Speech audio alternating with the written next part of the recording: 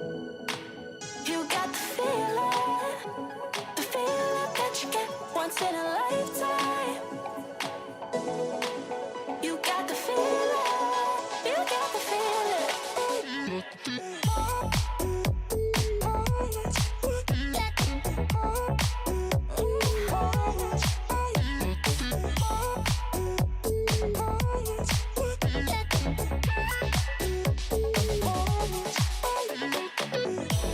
When you're looking in the bright lights, and you're lost in the lights, I remember in your eyes.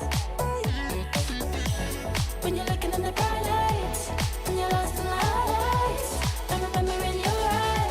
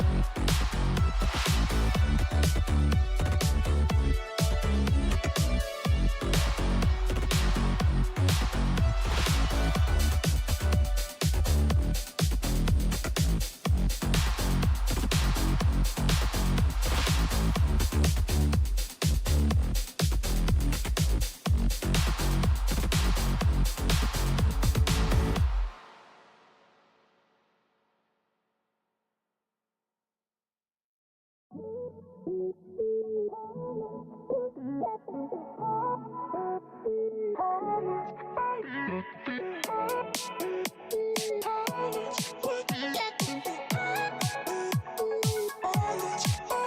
got the feeling. You got the feeling. The feeling that you get once in a lifetime. You got the feeling. You got the feeling.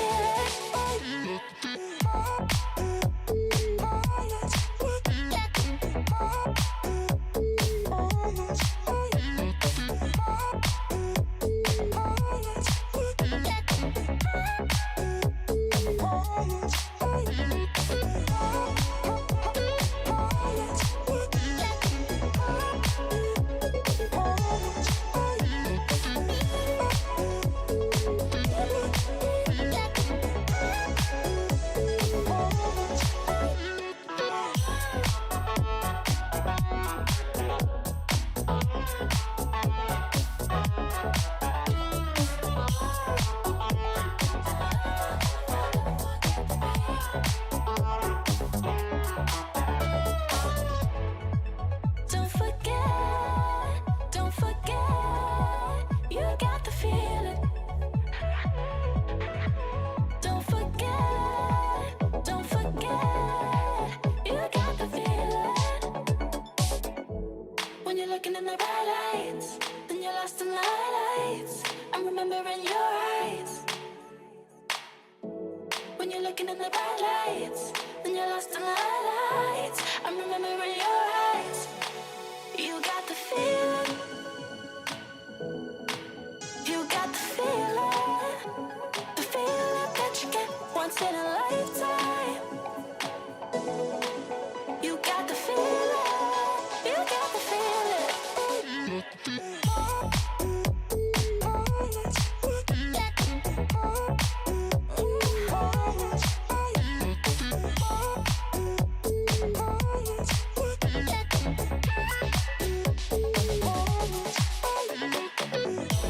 When you're looking in the bright lights, then you're lost in the lights. I remember in your eyes.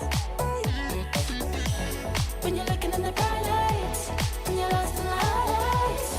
I remember in your eyes. You got the feeling. You got the feeling.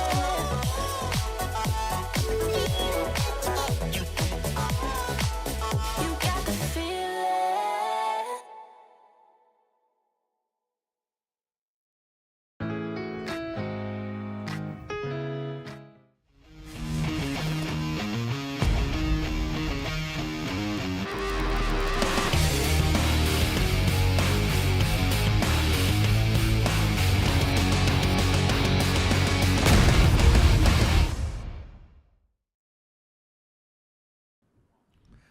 Good morning, good evening, good afternoon, wherever you're watching around the world. Welcome, my friends. It is time for day 2 of the PUBG Race. This is the EMEA Qualifiers.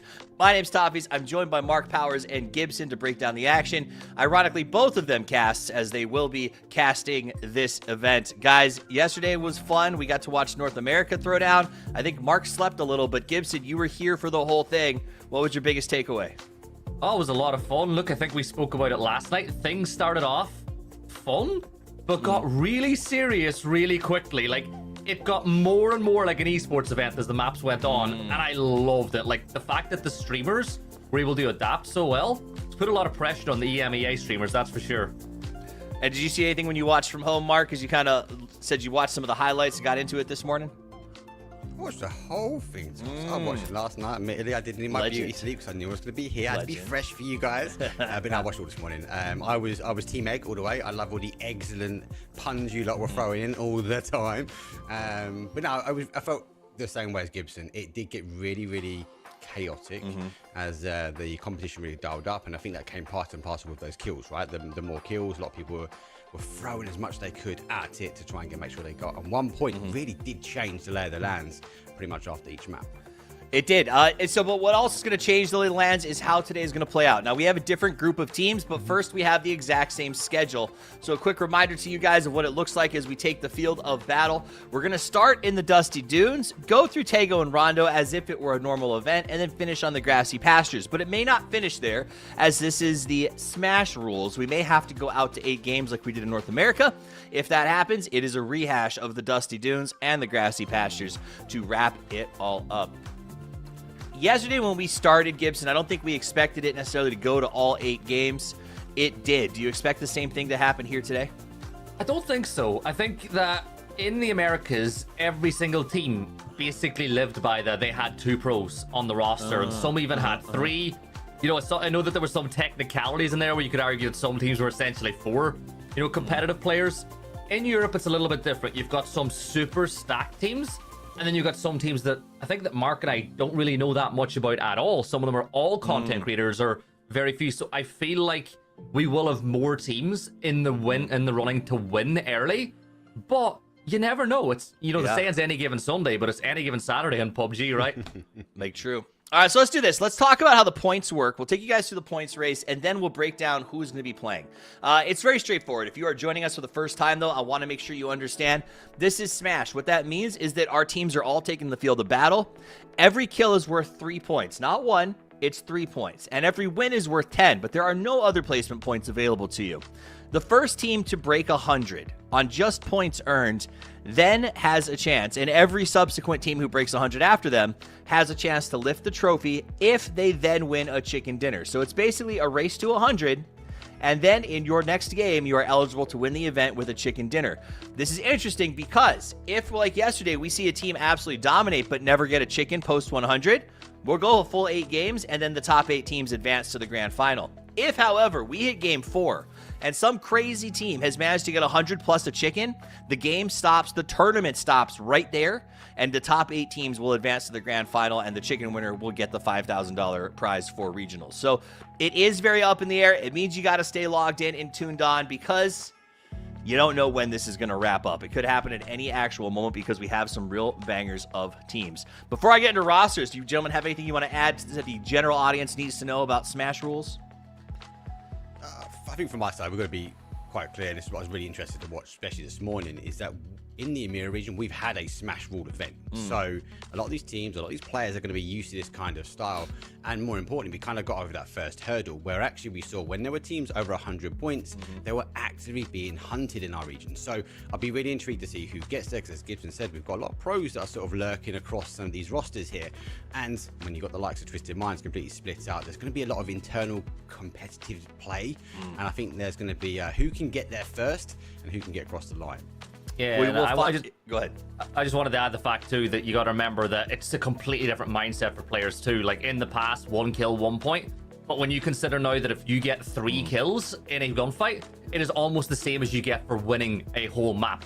So it really does change players' mindsets when it comes to taking on gunfights or third partying compared to what they would do in a normal lobby. And of course, the last thing that we want to reiterate, and then we'll probably do throughout the day, is you want to get those points early, because starting with game 6, 7, and 8, points are doubled. So if you have that 100-point crest and you have a chance to win, doing that before 6 when everyone else hits 100 is a very good time to do it. Let's talk about the roster, the teams who will be taking the field to play today. These are the stream captains, but I know you guys have had a little bit of time with the rosters. So tell me, are there any teams that you are excited to watch? I'll go. It's a difficult one, though, Gibson. You go first, because we've had a conversation about this before we got on stream, didn't we? So I'll let you go first, and I'll wrap up with the same. Yeah, first off, I'm gonna go with a shout that Toffee's went for last night. Toffee said Elisa's team is absolutely stacked. Like when you've got Boostic and Batulins in there, it is nuts. I know that, but the Boostic doesn't play alongside Batulins in the competitive scene, but anyone following Europe will know that for a long, long time, Boostic was the 5th player for Twisted Minds and Scrims. If somebody couldn't play, Boostic filled in, so they have tons of experience together.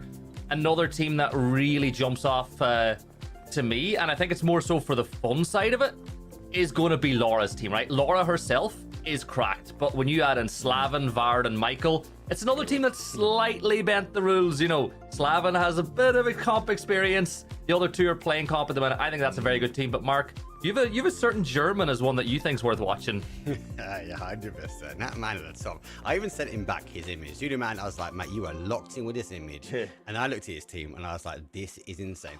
I felt like when everyone was picking an EMEA, it was kind of like who could pick Twisted Minds first, because as I said, they are spread across, so we have all of them here to show. And then I feel like who then adds in, who makes the benefit. And as Gibson's just alluded to, we have seen, especially in scrims and before, relationships driven, where actually people have played together. So I'm intrigued to see the threes working. And obviously with Zuliman, obviously you've got Perfectix, you've got Example, Swift is great, and obviously he's an outstanding streamer anyway. I'm also really intrigued. I know this is an outside bet, but Fuzzface is too. I've got a lot of time for Fuzzface. Marcelik's in there as well. We know it's going to be chaotic, especially on the stream when it comes down to comms. Gaxido is a big one, and obviously Bad Free. So again, for me, I think that'll be an interesting one to watch. A team that will be either very, very strong or be driving the chaos and trying to get the kills. Yep. I mean, I think Fuzzface teams will be fascinating because, again, that's one of those teams where, due to retirements or off rotations, you know, maybe slipped in an extra ringer there. That said, though, like you brought up, that roster with Batulin and Boostic is incredibly interesting, and I think going to be fun to watch. We've seen him in scrims, but I'm excited to see him in a comp environment a little more so, as well as sort of like seeing Boostic free to play his pub style, right? Like for me, if you guys are one way and you just join us for these sort of fun one-offs, we're glad to have you here. They brought in 3 knuckleheads who do the comp scene, and one of the things that we watch regularly is sort of these developing talents. Boostic is phenomenal, but until last year, guys, he was basically just a pub star legally, right? So in a way, for me, this is a return to Boostic's roots with the backing of Batulin saying, I got your back. Let's go play some pub stomp. And I think that could be a blast to watch, Gibson. 100%. And like, I've been banging on the drum of Boostic being the next one up in Europe for a long time. It's kind of funny, right? Because he was in the similar situation to a lot of players in the Americas have been, where he was under 18, couldn't compete officially, was Twisted Mind sub for scrims, and you're going, this kid is the next up. But the problem was, he was Example the Twisted. He was the Twisted Mind sub. Like, if you look at it, who are you going to replace in that team? They are the juggernaut. They're the best team we've ever seen inside. I don't even think it's a conversation anymore. I think it's definitely the best team we've ever seen. And you're going, well, then where else is he going to go? He had a chance to go to Navi. Things didn't work out for him there, and I think they've regretted that decision ever since. But man, Boostic is nuts. And as you said, in the pub style, it's like, just, if I'm IGL, Boostic, go kill. That's my strat. Go kill. Yep. Yep. I mean, But that's the big thing, though. Sorry, Tom. No, go. Is that Boostic has the ability to go get so many kills. And yes, with the backing of Batulins, with the ability to kind of joystick him into areas, 3 points a kill. Boostic and your team, you've got to have them on your fantasy because they are going to go get the kills as long as you can stay alive. now here's the problem. So we talk about Boostic and Batulin being this great little 1-2 punch out there, but Zuliman's team with Example and Perfectix is the other half of that 1-2 punch. Example and Perfectix are these two players that it doesn't matter what event you have them in. If one's having a bad day, the other one is absolutely dominating the entire region. So to see the two of them in a low pressure game where they can play from home or wherever they're most comfortable, to see these two kind of just let loose is also something I'm excited about, because I think for a lot of us, especially with our players who've been around a long time, and it's been 8-9 years at this point, Mark, we get to see him in scrims, we get to see him in the occasional sort of stream having fun, but it's not the same as it used to be 8 years ago, or we get to see him in comp, and comp is a totally different ballgame, right? So the chance to see these players who have been doing this high-level comp grind for 8 years kind of take their hats off, put on their comfy pants, and just go crazy in what is still competitive, but without the sort of restrictions that we get in comp, is always exciting for me, because I think that they, as much as they'll grumble and be like, no, you know, I gotta get ready for PGC, like, this is a fun chance to sort of let your hair down and have a good time. And I think we're gonna see that, maybe not from Example, but probably from Perfectix. I don't know that Example's ever let his hair down and had a good time, but the man is serious and is a serious fragger. Is there anybody else here that you're like, man, I'm excited about seeing this person take the field? Or is there a stream team roster that you've noticed that maybe I've missed that is someone we should all get to know? Because you guys at home, you're watching the Twitch streams if you want to. Every single player is out there on the stream, and we want you to check them out just as much as you watch us. Get that second monitor up and running. It's a good time. So have you guys found any dark horses or fun off picks? I don't think we can start a pre-show without having a conversation with Bad Boy 2K, in an outstanding streamer, one of the best backgrounds I've ever known. I'm still baffled. How did he get that big crate in the back of his camera? But then when you got the likes of James, I was in the stream a minute ago. He's already got a couple of wins from streaming, so he's going to be pumped. He's going to be hyped. James wanted to rename himself as Bad Boy 3K. So I'm intrigued to see how that team goes, because when you guys look at what you guys delivered last night and we look at the languages you guys spoke about, actually it's quite easy in America. Actually, you've got a clear divide right away where this team is split up. Obviously, when it comes down to language, is that going to be an issue, or has these guys got enough experience that they're just going to be able to gel together and perform? So definitely for me, that's one of the teams that's going to be an outside bet. Could perform, might not. Sorry, I was responding to production. Which team was it again that you say has language barrier between them? Was it Bad Boy and James's crew? Bad Boy, yeah, Bad Boy 2K, yeah. I guess it never really crossed my mind. It's something that we don't run into in the Americas as often, to be candid. And it sounds like we're on a short delay for you guys at home. One of our players did not download the client, so we're waiting for them to do that. I'm just going to call a spade, and we're going to fill with our yaps. So trust me, guys, if we could start, we would. We want to make sure the players have a fair playing field. So that's something we don't see in the Americas very often, gentlemen, and that is this idea. It has sort of crested the the discussion, because we added South America 2 years ago. And so we've started to see some crossover from occasionally sparking. We saw Mime sort of go down and play with our Brazilian teams. It had a bit of a language barrier issue there, but it's still very new. For you guys, and I say you guys because as much as we make fun of Gibson for being part of PAS, he has still cut his teeth pretty aggressively in the EMEA in the past. If I'm not wrong, you know your stuff. Yeah. It seems like that has been a problem a lot longer, and that EMEA has adjusted to it better, because even all the way back to the early days, GLL, Star Ladder, etc., we saw mixes very early on. Well, you can draw a line, I think, down the middle of EMEA, right? You've got everything that's kind of east of Germany, where they, the teams from that, they kind of stick together. Like the Turkish teams will usually stick together. You won't see a lot of cross-pollination there. Same with the Russian teams and the teams from Ukraine. Whereas I think most teams kind of west of Germany, they all have at least a basic level of English, so they can common English if needs be. But I think it's very different than the Americas, right? Like we said, every team can basically speak some degree of English. Even most teams from South America, I'd say 80% of the teams can common English if necessary. Maybe they're not going to give an interview. But in Europe, it does really feel like there is a divide between East and West, and when it comes to cross-pollination. But I will say this. Teams from East, the eastern side, have been dominating a little bit more in the EMEA scene than teams from the West in the last 2 years. And I know that Mark, would have something to say about that, but it is true. You cannot argue with those stats. It's pure numbers though, Gibson. There are so many CIS players out there, and yes, they do stick together, and I think that might be part. We've got to have that conversation around that language piece, right? But I like that actually we see some of these guys that are now split across. I think that we're going to see some competition. Let's just take Twisted Minds. They've split themselves across quite a few of these streamers. I think it's going to be a little bit of internal competition. Yes, this is a fun event, Toffees, but I feel like they're going to try and do one up on each other before they get on the flight to PGC, because then when they get there, they'll be like, that event we done last week. Well, and I think it goes even past that, right? So like we've got pros that want to be, kind of jump on pros, but there's also that aspect of, and we talked about this in NA yesterday, I still brag about every game I've ever had where I destroy a professional player, right? Like, let's go back to the time that I smoked McCoy, Define Legit, and the entire Ghost squad, in a 2v4. That said, I think the streamers have the same vibe. Yes, they play with them regularly. Yes, they see these guys in their ranked matches sometimes. But here's a chance to go up one-on-one with some of the best players in the world. I mean, literally in this lobby stands Example, stands Perfectix, stands Boostic, and I'm naming all Twisted Minds. Well, not all Twisted Minds, but Twisted and future Twisted Minds players, I think. And they are phenomenal to see, right? You get to test your skill against them when they're not just screwing around. Like, they're out here trying to win money. They're out here playing the real game. And to me, that's the hardest part. When I beat someone who is good, to know whether or not they were really on their game, right? Like, if I beat a kid at the park and pick up basketball, he might have just been bumming around for the afternoon. That's not bragging rights. But if I take Jordan on in Game 7 of the NBA Finals and dunk on him, well, I'm awesome. But also, like, that means that I did it at the pinnacle. So while this isn't Game 7, this is still a chance, I think, to really test your skill and, more importantly, get highlight reels if you're some of these players. And some of them are relatively small streamers who would love that kind of press, Gibson. Yeah, I think so. And it's not like the Americas where you boot up a game and you know every single player inside the lobby, or you've got comp players. Like in the EMEA, there's such a high player base that you're not going to run into these pros as often. Like, it's just straight up facts. And I think you spoke about killing pro players. I had my 1v4 against Ascend and Castle once upon a time on a hot drop. Never gonna let that one go.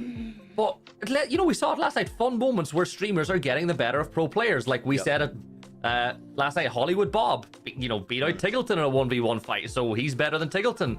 But even teammates fighting against each other. Like we saw Gunnar the coach take down Tiggleton.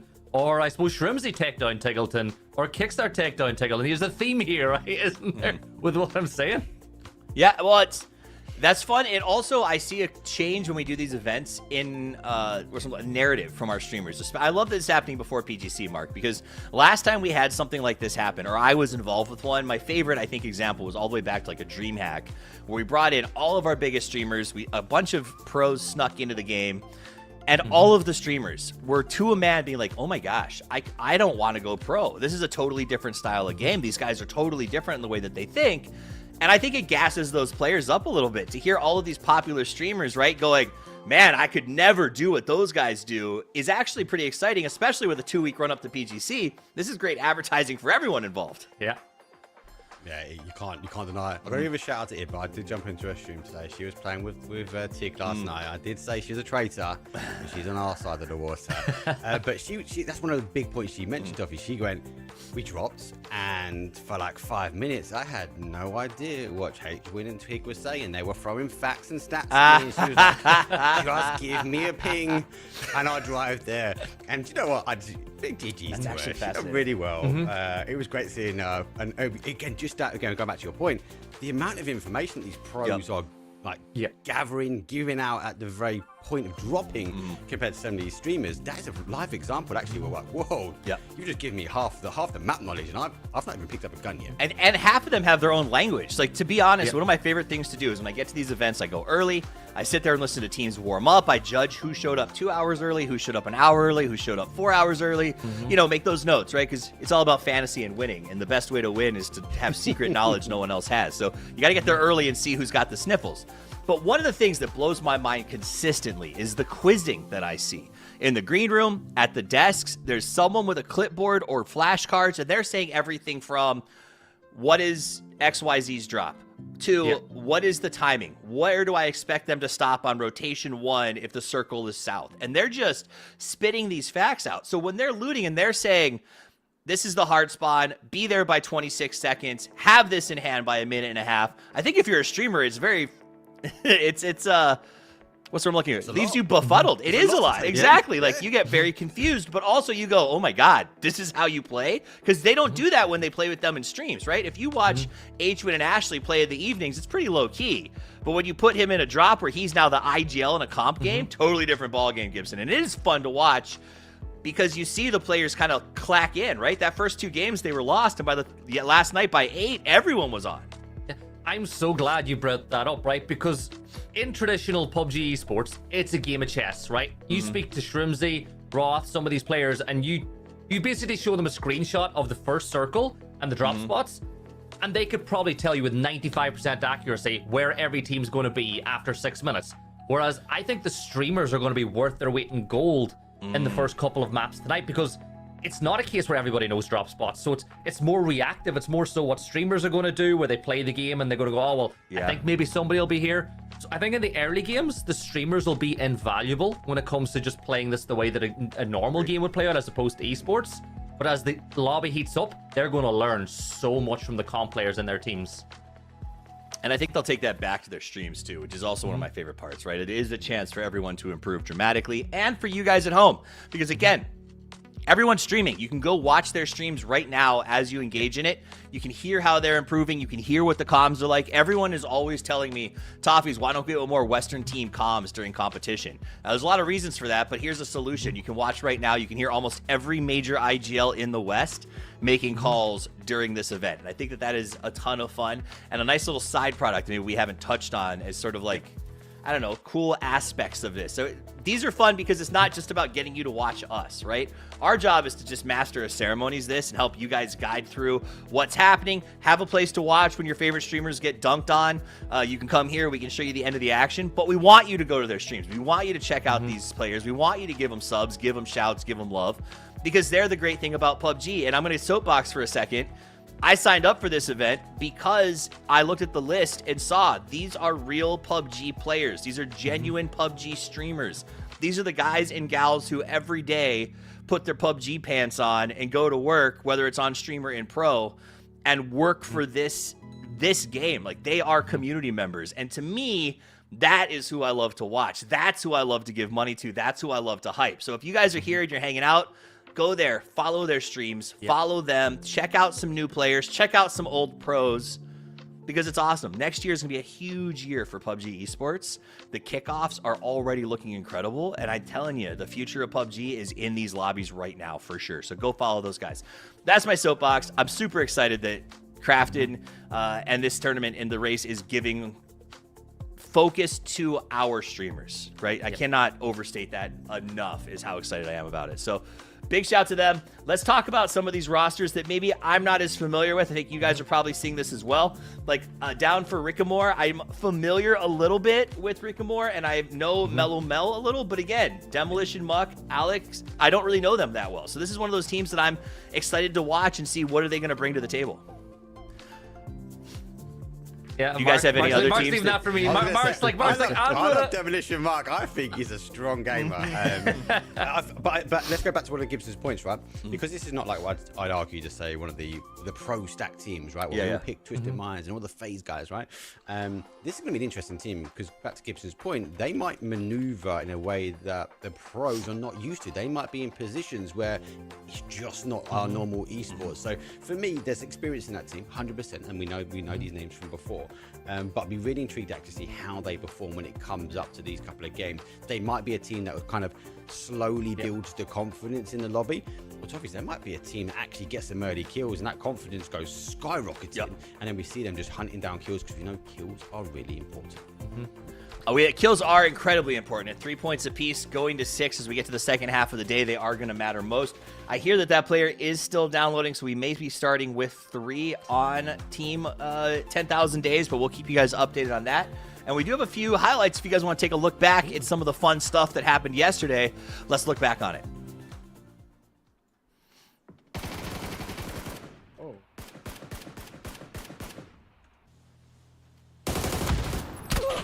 Vem cá, Loche, vem fazer nade aqui, Loche. Nossa, ele tá igual a carro de vovó, mano. Aqui, ó. Vai, bunda. Bora, bora. Pegar tudo, velho. Tem mais um. Boa. Boa, velho, Muro. Peguei outro. Vamos! Vamos!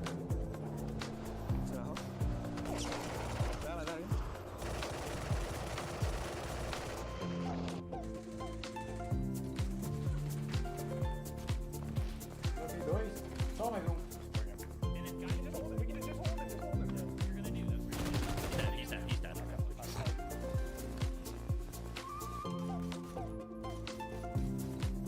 Make it 30. Caiu ainda, tá? Noquei um aqui no 1.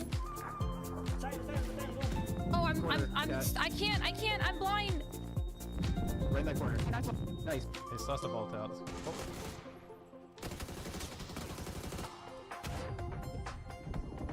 And stuff.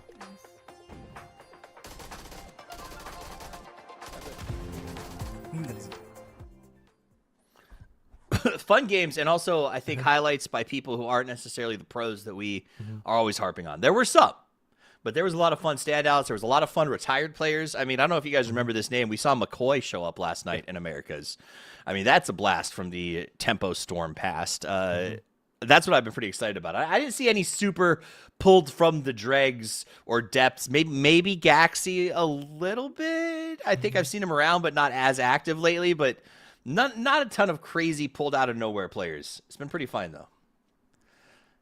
Yeah, I don't know. We don't go retired in the EMEA region. We're constantly trying to chase yeah, you are. perfection stuff. That's what it is. That checks out. But no, we've always known it's been quite hard because there's limited spots in both our regions, right? So there's a lot of names that we might see, especially from the scrims and some of our local circuits, and the streamers more importantly. But because we have limited spots, we don't see the likes of Gaxi making it, who is an outstanding player, sometimes making it to the big events. Yep. yeah.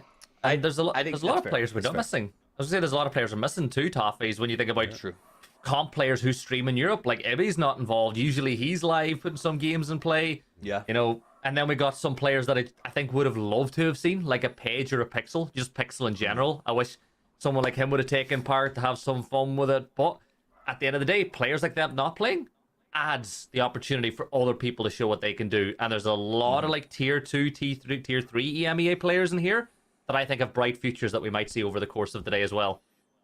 Well, it sounds like we are about to get ready to see them start over the course of the day. We're about 10 seconds from map number 1 kicking off. If you are just joining us, this is the Race for the West EMEA Qualifiers. We are using Smash rules. Every kill is worth 3. Every win is worth 10. Whoever the top 8 are at the end of the day will advance to the grand final to play for $30,000 in the Best of EMEA versus Best of NA Throwdown. And I believe that it is going to be an exciting day. Points double starting at game 5, or 6, sorry, so you need to make sure that you are in a very, very good spot going into that. Gentlemen, are you ready to kick off game number 1 here? Oh, yeah, always. All right, let's do it. I'm going to turn it over to you two to get this thing underway. It is going to be a long, exciting day of PUBG. We're starting in the Dusty Dunes. Let's do it. Yeah, cheers, Toffees. And it's got to say, Mark, poor Toffees, every single time he goes on a desk, it seems like he's surrounded by Europeans, right? It happens at international events. It happens tonight as well. And now he's here for a European-only match day as well. But I'm excited, right? This is Smash format. You said that they've done something similar to this in EMEA before. But the big thing is, theoretically, a team could win this in Game 3. Theoretically. Because 2 15-kill wins would get you over that 100-point barrier. But, thankfully, Twisted Minds aren't playing together, so it's very unlikely. But I think there's still some teams that I think will be up over the 70 points after 2 games. I've been intriguing, again, watching the NA stuff this morning, catching up with the action. Again, there was a little bit of a slower start. We saw some teams sort of work their way through, and yes, definitely it felt like for me, the game 4, game 5, they were definitely settled into that format. Is it going to be different here? There's a lot more pros spread about. We might see a little bit more, as we said before, competition between teams. So I'm intrigued. I wouldn't be surprised we see a bit of earlier action. I wouldn't be surprised we see some teams sort of drive up as close as they can and take advantage. But the one thing I think will be different for me personally, Gibson, is I think we'll see a change of game style here. I think some of these guys and girls might go, actually, we're not going to make it to the late game. And because there's 10 points for a win only, there's none of this above 8 teams remaining. You're starting to rack up some of those additional points. I think we're going to see some teams go a little bit more aggressive around that mid game. Try and make sure they can maximize the amount of kills they can get, because they might be making the assumption that they're not going to get the win, and therefore they need to get everything out they can. Oh, we spoke about it. A squad wipe is worth more than a win in this format. If you get 4 kills, that's 12 points. And we saw multiple occasions yesterday. I think Rusty was a great one playing inside a shack where there's old ingrained habits that players have. It's like, oh, I'm a solo, I'm the last alive, I'm going to hide in a shack and get plus points. No, that doesn't work. If you're a solo player, yes, you can hide for a little while, but if you see the opportunity to get any kills at all, you've got to full send and go for it. But it's definitely worth an eye keeping on what the teams do. We had hot drops in the Americas yesterday. I'm pretty surprised that we've not had any in EMEA, considering we don't have a drop spot map. Teams are just dropping randomly. But one thing is for sure, you are seeing a lot of those comp-driven teams already making early moves. Like I'm seeing SoSed and Extends already moving towards the center of the circle. I think Habako and his team are completely in the middle inside Impala as well. Like, they're going to use these positions to great advantage. I love Batorn's also remains the this is my drop spot and power grid. So Boostic is there with him as well. Flight path though for this one, as we did see, was in a east, pushing towards the southeast, up towards the northwest, and the zone did recall back to where it started. So we do have the islands in play. They are very much on the outside edge, so expectations are not to see anyone rotate around there. Impala, I think, is going to be one of those critical areas. Who rotates there holds out. We see a bit of a 2-2 split at the moment, but the opportunity of these holds to these sort of transitional points, because there are a few bottlenecks in this east side of the map that if these teams leave it a little bit too late to rotate in, they might get caught out. I want to talk more with some of the teams too, right? Because we're speaking about all these like alliances where teams are split, but you've got 2 players still playing together. You know, you could even make an argument that on Laura's team, Michael and Vard, they play together quite frequently at PNCs. But what about some of the old relationships being rekindled? Like, how long is it since you've seen Lou and Spyro play together? Like, that's an old combination from a blast from the past. You know, I see a couple of teams where you've got former teammates coming back together, and there's bound to be good vibes there as well. It comes back to what Toffees was saying. It is a fun event, but it's a very community-driven event, right? And this is, I think, part and parcel. They're playing with people they know, friends that they might have played with in the past. There's going to be a connection there, so they're going to have a kind of gel. And we know some of these still play together as well, so especially when we watch some of the streams out there. Depends on what platform, because we have streamers across multiple platforms, Twitch, YouTube, and Kick. Where if it depends on what your platform is you prefer. You will see a lot of these guys and girls that do play together. Now we're going to sprinkle a little bit of intensity. We're going to put a bit of money on the top spot only for this part of it. So I'm intrigued to see how they kind of unpiece the puzzle. So far, a slower start. No hot drops. But it's the EMEA way. Typically EMEA, right? But we might be about to see our first 3 points as Rasmus may just be about to lose one. Leon will step up over and Leon will get the opening 3 points for that kill on the Becker. But you're speaking about streamer teams as well. Like, you know, you look at Reikamor's team. Obviously, a lot of people know her. She's always there watching esports events, whether it is, you know, tier 1 global internationals or whether it's like the Norwegian leagues. She's always there showing support. But her team, I know them from streams. Like, it's just like from watching people like Ibba, from watching other content creators inside of Europe. I know these players only from seeing them in stacks and having fun with other players. So that's kind of cool too, that they're getting the chance to play in lobbies like this and show what they can do. And speaking of, look, there's Mellow Mel from Reikamor's side, who might be about to get in a battle early on. Let's see it. The Balti. I'm going to try and hold off the reposition, bow in hand though. Let's take the opportunity to use the cover. We'll back away. Obviously the reinforcements you can see on the bottom side of your screen there. Alex backing away again, coming down the mountain in a buggy. It's a bit dangerous to, if potentially looking to jump on the back of this one, but I suppose the cover will be there. And it is. It's going to be on the danger seat, the hot seat, but it's an evacuation down the south. Yeah, I call it the meat seat because you are at risk when you sit on it. But I think Mellow Mel definitely be able to get some shots off. Danu, she's going to get the E pickup, smoking it off, taking no risks inside of Picata. What do you think of this team? Because obviously Mika is an incredibly talented player. Himon as well, another player who's played on LAN before. Her team is not one to be laughed at either. Like, she's a really good chance of getting top 8 and maybe even winning. Yeah, a strong team. We obviously going through their streams earlier, having a look. They weren't playing together, so is there going to be a little bit of a synergy issue? Will they gel? Do they need to rely on actually the gun skills, which we know that team has very, very strong gun skills, but in at the moment. The boat with the rotation. Going to try and get those shots. Doesn't quite go for the tires. The car does pass by, but the car pulls up here, Gibson. Yeah, they want the fight. They've already got 1 point. Why not try add another? As Saint will begin stepping up over. Leosh is still pulling in, but the M4 going to have to do some serious work here on the side. This will find one knock, but instantly trade it back by Saint, who'll smoke it off, go for the res, and at the moment now, the only real player with comp experience for Rasmus's side, he's stuck off in the distance inside Oasis. Not really much the Colrex can do right now, but PWD is holding him out nonetheless. Yeah, Saint saw the run as well, though, from Kick. So, knows got the information. PWD now has to hold, has to experience it, has to try and be disciplined here and not try and get across the road just yet. But you've got to remember those additional points. 3 points per kill. That'd be driving them to get this confirmation. There's no one on the board, though. Driving these guys up now for their second.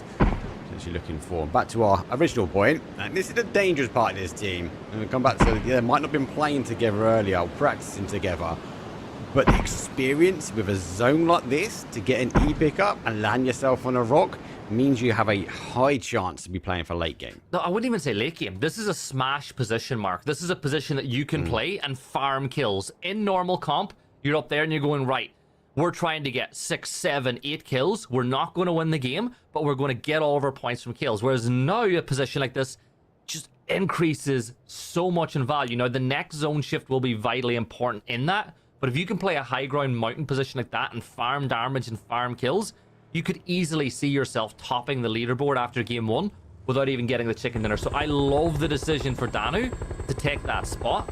And I think we'll see other teams look for something similar, but in a section like this, I think all those good spots have already been taken.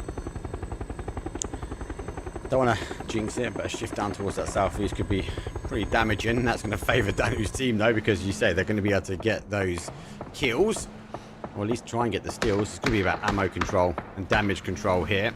It's like Batalions and Sunflower driving to look for a position, but already been taken now, so they will divert back towards the other side of the road. Again, a position which could potentially hold out a rotation, which for these teams, if it does pull back this way, will be looking to come to some high ground. For now, Fuzzface, a little bit on the south, as he look off his high peak now to find some cars arriving in his neighbouring compound. What do we call them? Twisted mines? You know, with the TWIX tag? Twisted mines? Maybe, but the shift is going to be twixting their way out of it. It has gone northeast. The island will remain in, but there's a hell of a lot of water here, Gibson. Yeah. Teams are going to have to get shifting. We already see them getting back in their cars. BRDM, though, at the north point of this zone. They have no need to move, and that tank, though, could be a bit of a destroyer if they can keep it out of danger. Yeah, which team tag is your favorite? Obviously, we had Egg last night, but do you like Rim? Do you like a bit of Rim in your life, or is there any other tags that you like? I'm going for Boom, mate. I'm going for Boom. So you're not a fan of Rimmin, then? Okay. No.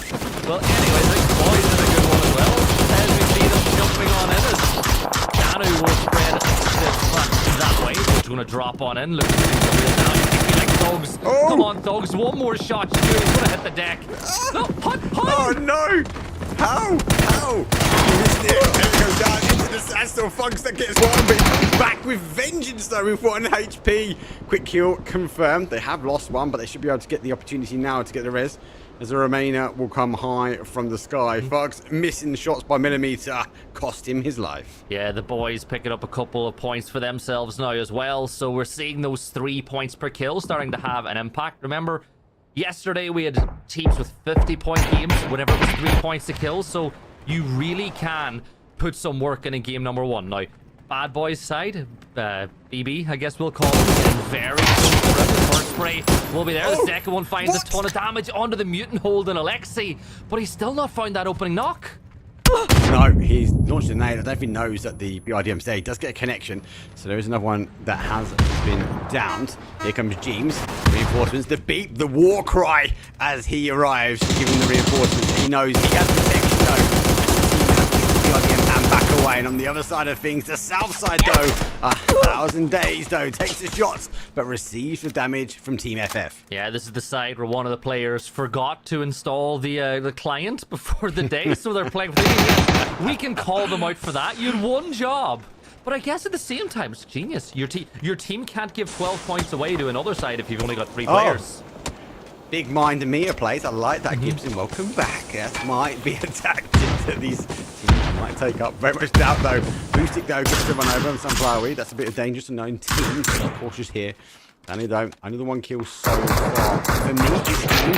And there's a perfect example. We've got to watch the ammo. Bolt in hand, 25 in the back pocket. Not too bad. But we're only phase 2 at the moment. Yeah, remember, you've got to farm this position. You've got to get as many kills as you possibly can when you've got a dominant high ground spot like that. But now the Twisted Mines, Elisa moving up, looking to get a kill on the board. They've already got 1 for themselves.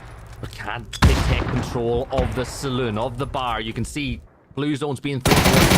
This is a very experienced side as well, but Batu makes easy work of it. Revanche getting torn apart at the seams. 1 player left standing. Baron peak.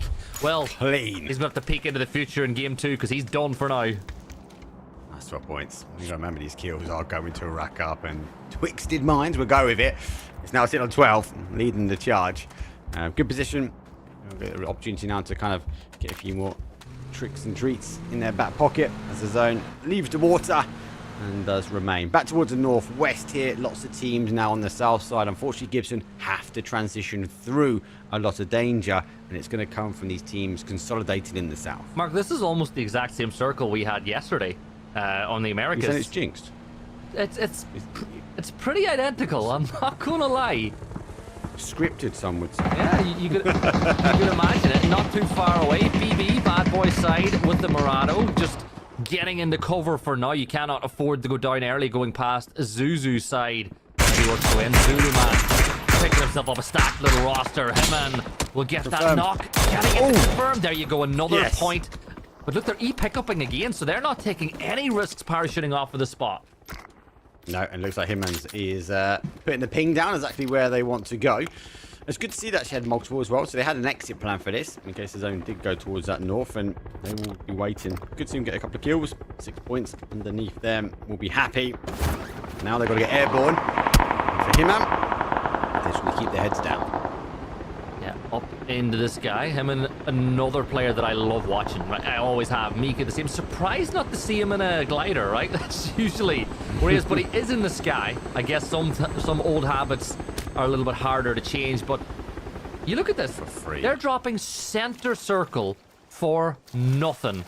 Saipo's in a bit of bother here by the looks of things.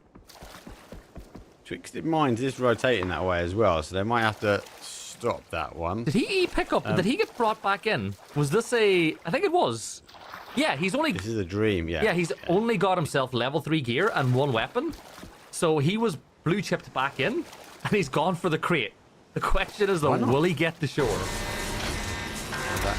He has the option to jump on, maybe get a couple of jumper heads, but yeah, very difficult from there, especially being held out. Hopefully with the teams rotating, like FF now going across that coastal road, take some of the eyesights off him. Could be dangerous though. The rest of his team is in the north side of the zone, so he might be playing this one out.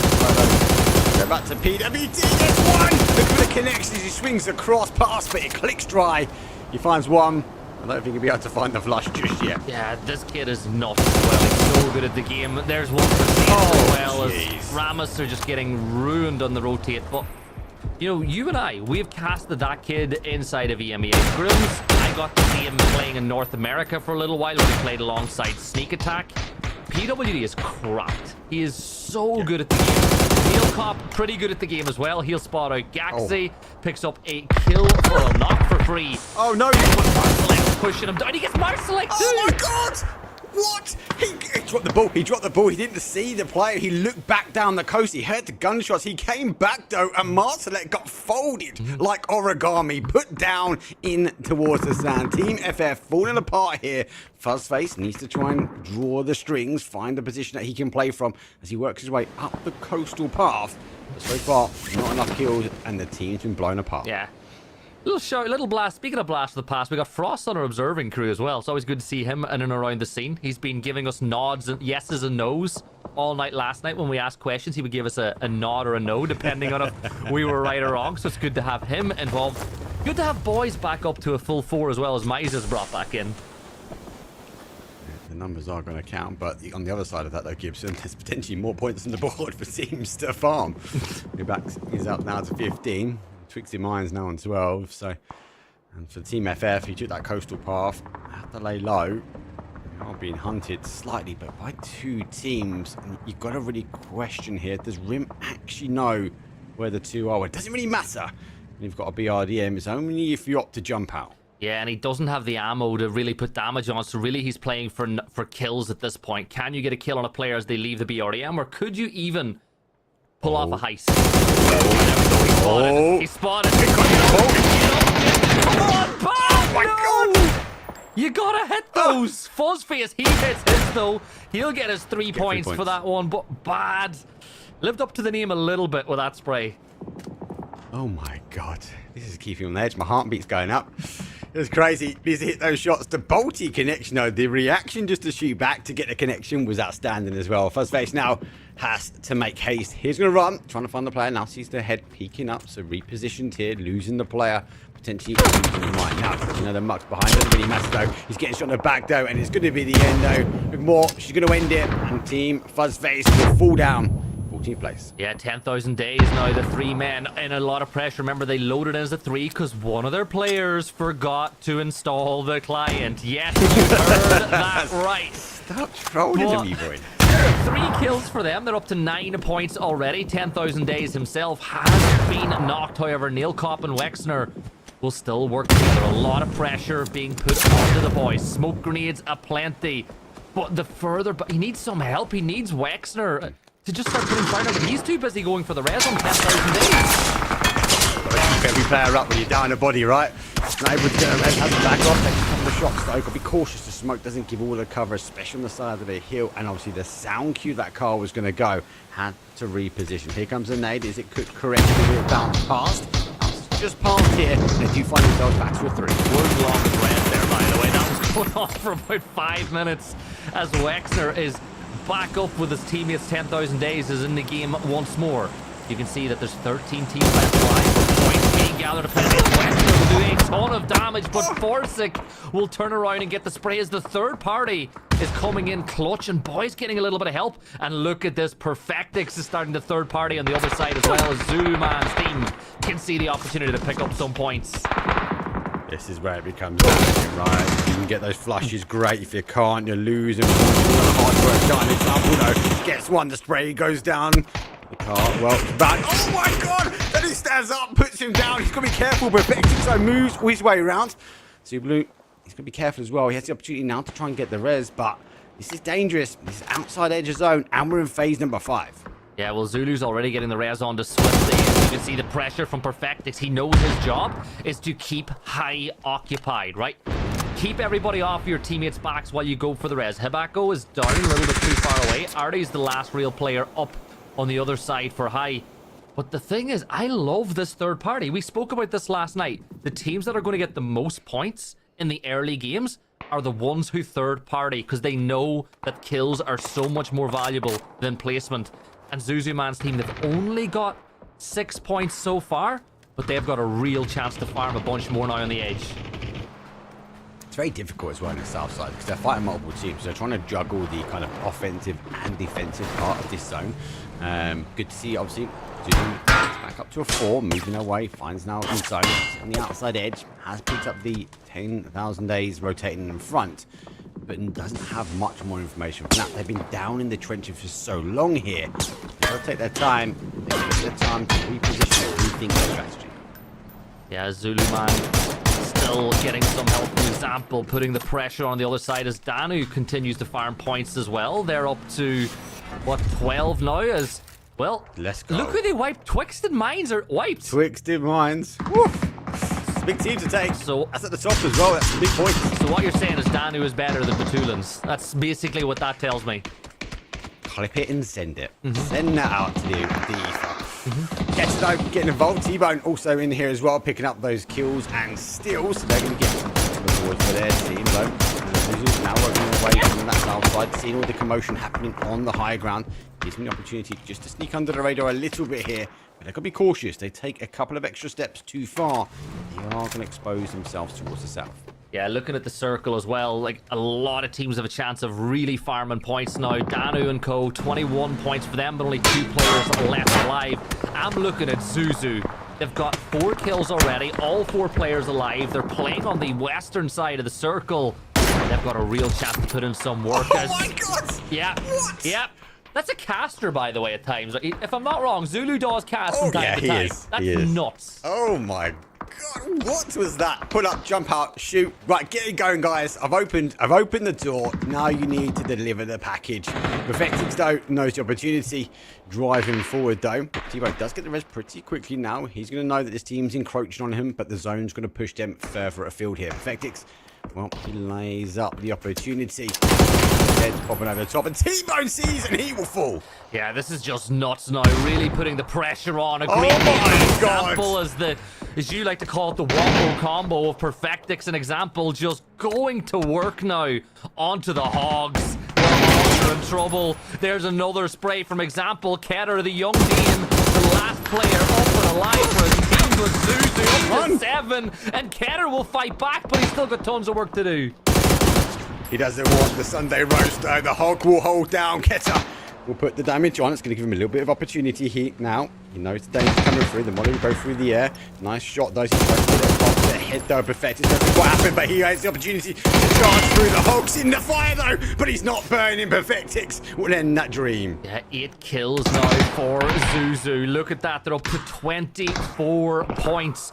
And they're going to get everybody back alive and on their feet. But Drogue are on the move. So said and extends another 2 of our top comp players inside of EMEA. looking to control the section, but look how much traffic there is. Sparrow's here. You've got Laosh not too far away. Boom are right beside them. Another team stacked with talent and Zuzu. So it's getting really hot here in the northwest. It is getting a bit heated. It's part and parcel of that. Hold the high ground, right? That advantage to be able to look down, but sometimes it comes at a disadvantage. You poke your heads over the top and you see huge amounts of damage, then can you survive it out? For now, boom, lay the trenches down. Do you see our team will fall? Remember, with 6 teams remaining here, Gibson, it's only the first place that is going to get a placement point. So we're looking for that first place. And this is where I said, this is where the point of the game for me, where these teams might change things up. We're a solo. Historically, let's try and hide out and try and get ourselves to a second. But it's not going to bag you any additional points. So I think teams like this will be looking for the opportunity. Is there any kills? Is there any steals? Because there's no point me laying down in the dirt. Well, he's just playing for the third party at this point. Like, he's not really a favorite to get a win. It is PUBG, so I can't say he won't. We've seen it in the past. But as of right now for Sparrow, it's all about, as you said, third partying. If someone gets knocked nearby, get up, get the kill, get those 3 points, get your team a little bit closer to being up at the top. You're sitting on 21 points. Look at Reikamor's team, by the way. They've still got 3 players alive. They've got this lovely ridge on the south side of the circle. The problem is the compound on the other side of the road is taken. But as you can see, that BRDM is their perfect key to taking this compound and getting across that road when the time comes. So even though they've now been removed by the circle, they've got the BRDM, which will give them at least relatively safe passage. Be interesting to see what their plan is. Is it a crash to the compound? The BRDM's not going to have a lot of momentum, right? It's got to come out the dip, or potentially trying to look to maybe go round it into the trenches. Kind of obviously Axel just sort of pop up and have a look forward. So intrigued to see how they play this part of the chess game. They haven't got much time though. 23 seconds left to go. Demo has got the opportunity and has seen players above, so Boom holding the angle, so it might draw their hand, play their cards a certain way. Demo, of course. Well, I'm gonna enjoy saying Demo Muck, by the way, as a team name. Well, you know, it's a fun name to say. James, though, he's got himself a nade at the ready. He's gonna toss that one over. But it's a BRDM, James. Yes, you've got a Groza, and that thing is an absolute shredding machine. But the BRDM will take as much of that fire as you can. Yeah, James, save your ammo. Conserve, protect. Be ready for when these players actually make a breach. Yeah, utility will fall short now. And they're trying to find any kind of opening knock here. Bad Boy, though, has the higher ground. You can't see the bodies. Molly's coming through. Gets the window ledge. A little bit higher would have caused him to fall here. But James and Bad Boy 2K, it's a dangerous duo. We find ourselves in a top 4 as James, well, he takes the approach and he's taking it head on. Yeah, a couple more kills there for Boom as well on the north side of the circles. They're putting in the work, but with 4 teams left alive, not a lot of points left. James, though, is creeping his way through the smoke. The Gilly in the mist with the Groza. Once the smoke dissipates, this is going to be deadly. Bad Boy will get an extra knock onto Alexei. But I love it. I love it. Step on in. Check for another player going for the res. James knows this kill is there to be had, but he wants to make sure his corners are safe first. That there was why content creators are creative. That was a Bad Boy 2K special. Gas Can says goodnight, says goodbye, and they find themselves some additional kills. Up to 4 here. The BRDM now is in the blue, claimed by the PUBG gods. As Boom tries to get the high grounds. Zuzu, 4 versus 3 versus 2 versus no more 1. As Vard will say goodnight.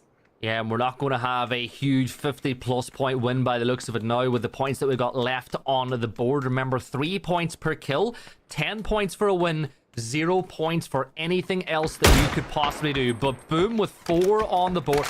Of course it's Michael that's dead, by the way. Like, of course. Like, he needs you and I to carry him in rank. Like, Michael needs us 2 to carry him in rank. He's got Laura to carry him here inside this raw lobby as well.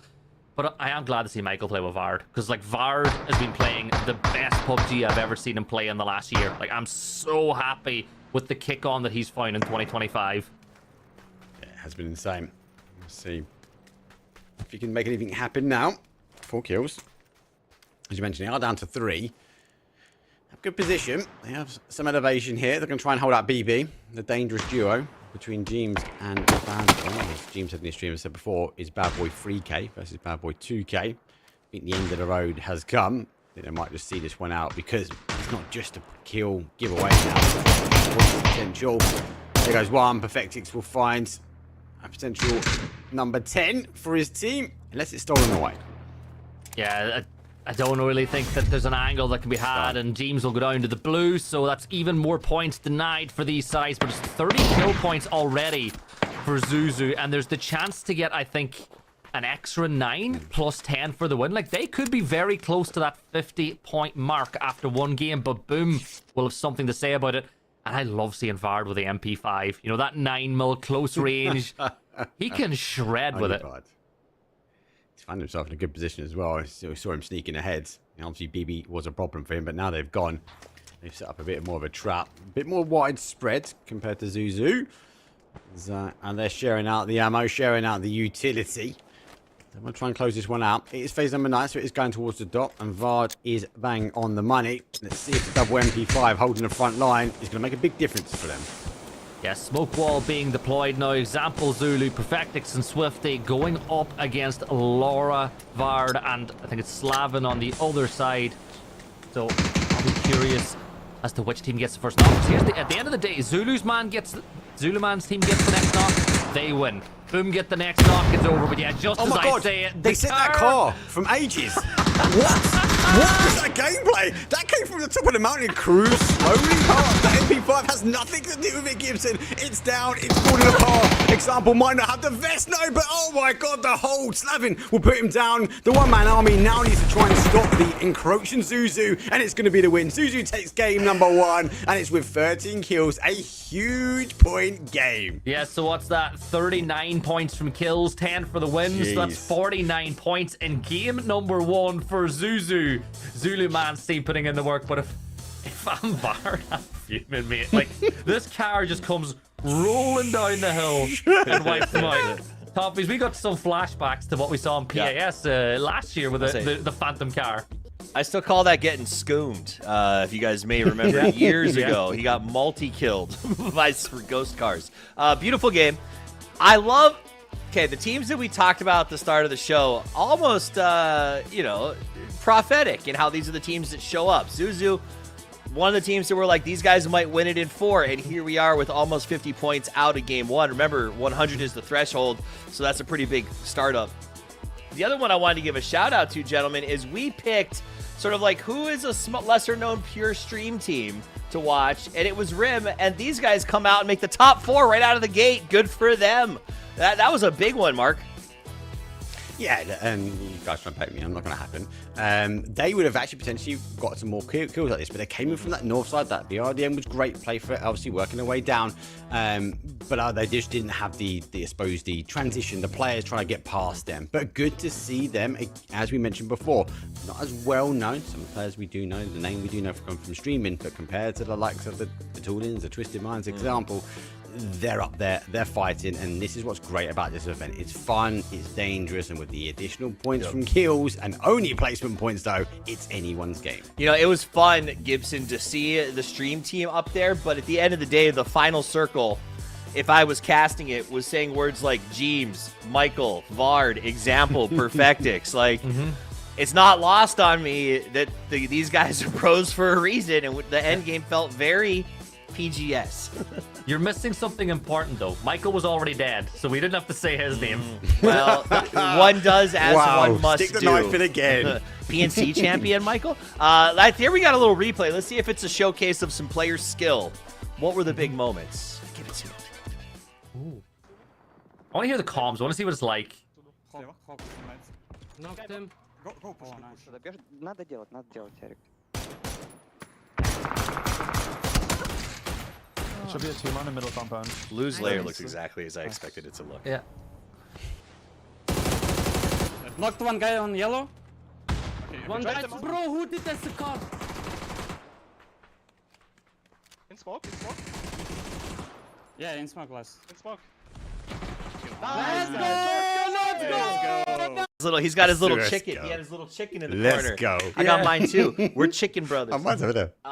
Yeah, we got good chickens. Where's your chicken, Gibson? Well, I'm wearing my PUBG turtleneck, so it's not a chicken, but it's a PUBG turtleneck. So I remember that mock turtleneck. I wore it for a lecture last week. It was hilarious. It's a fun one. Okay, so what did we just watch? Super cool highlights. Oh, the relaxing thing. Okay, they say that you should play the way that you train, right? So I think that maybe is why the pros look stressed, because they live their entire life stressed 24/7 in PUBG. So when they sit in their chairs, it's already leaning forward, has the sweat stains on the back, like their necks are already bent into the monitor, and they're ready to make the play. They can't help looking like they're under pressure, because you're right, those players were just dominating out there, and they seemed like it was still the most important moment of their life to play for $5,000 in a top 8, which is exciting to see.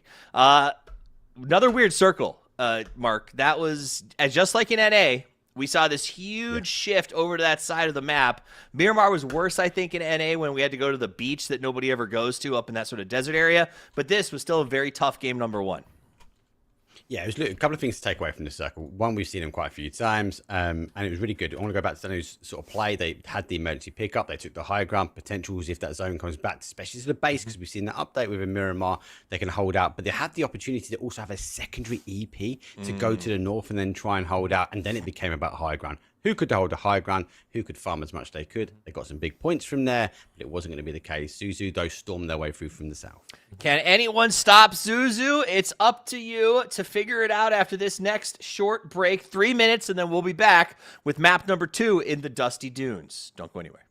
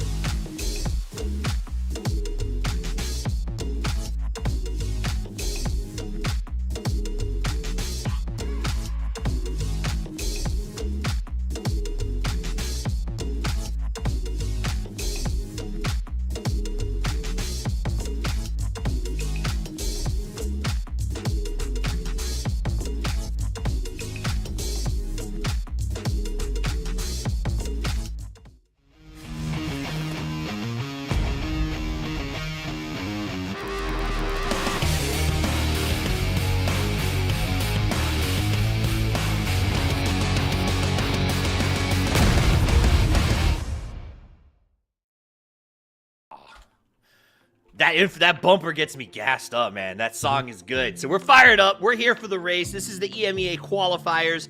Yesterday, we saw the top 8 teams advance from North America. It was a mess until Game 8, and then a bigger mess as we figured out who got to go the distance. The team who was the favorite, over 100 points ahead, didn't win first place.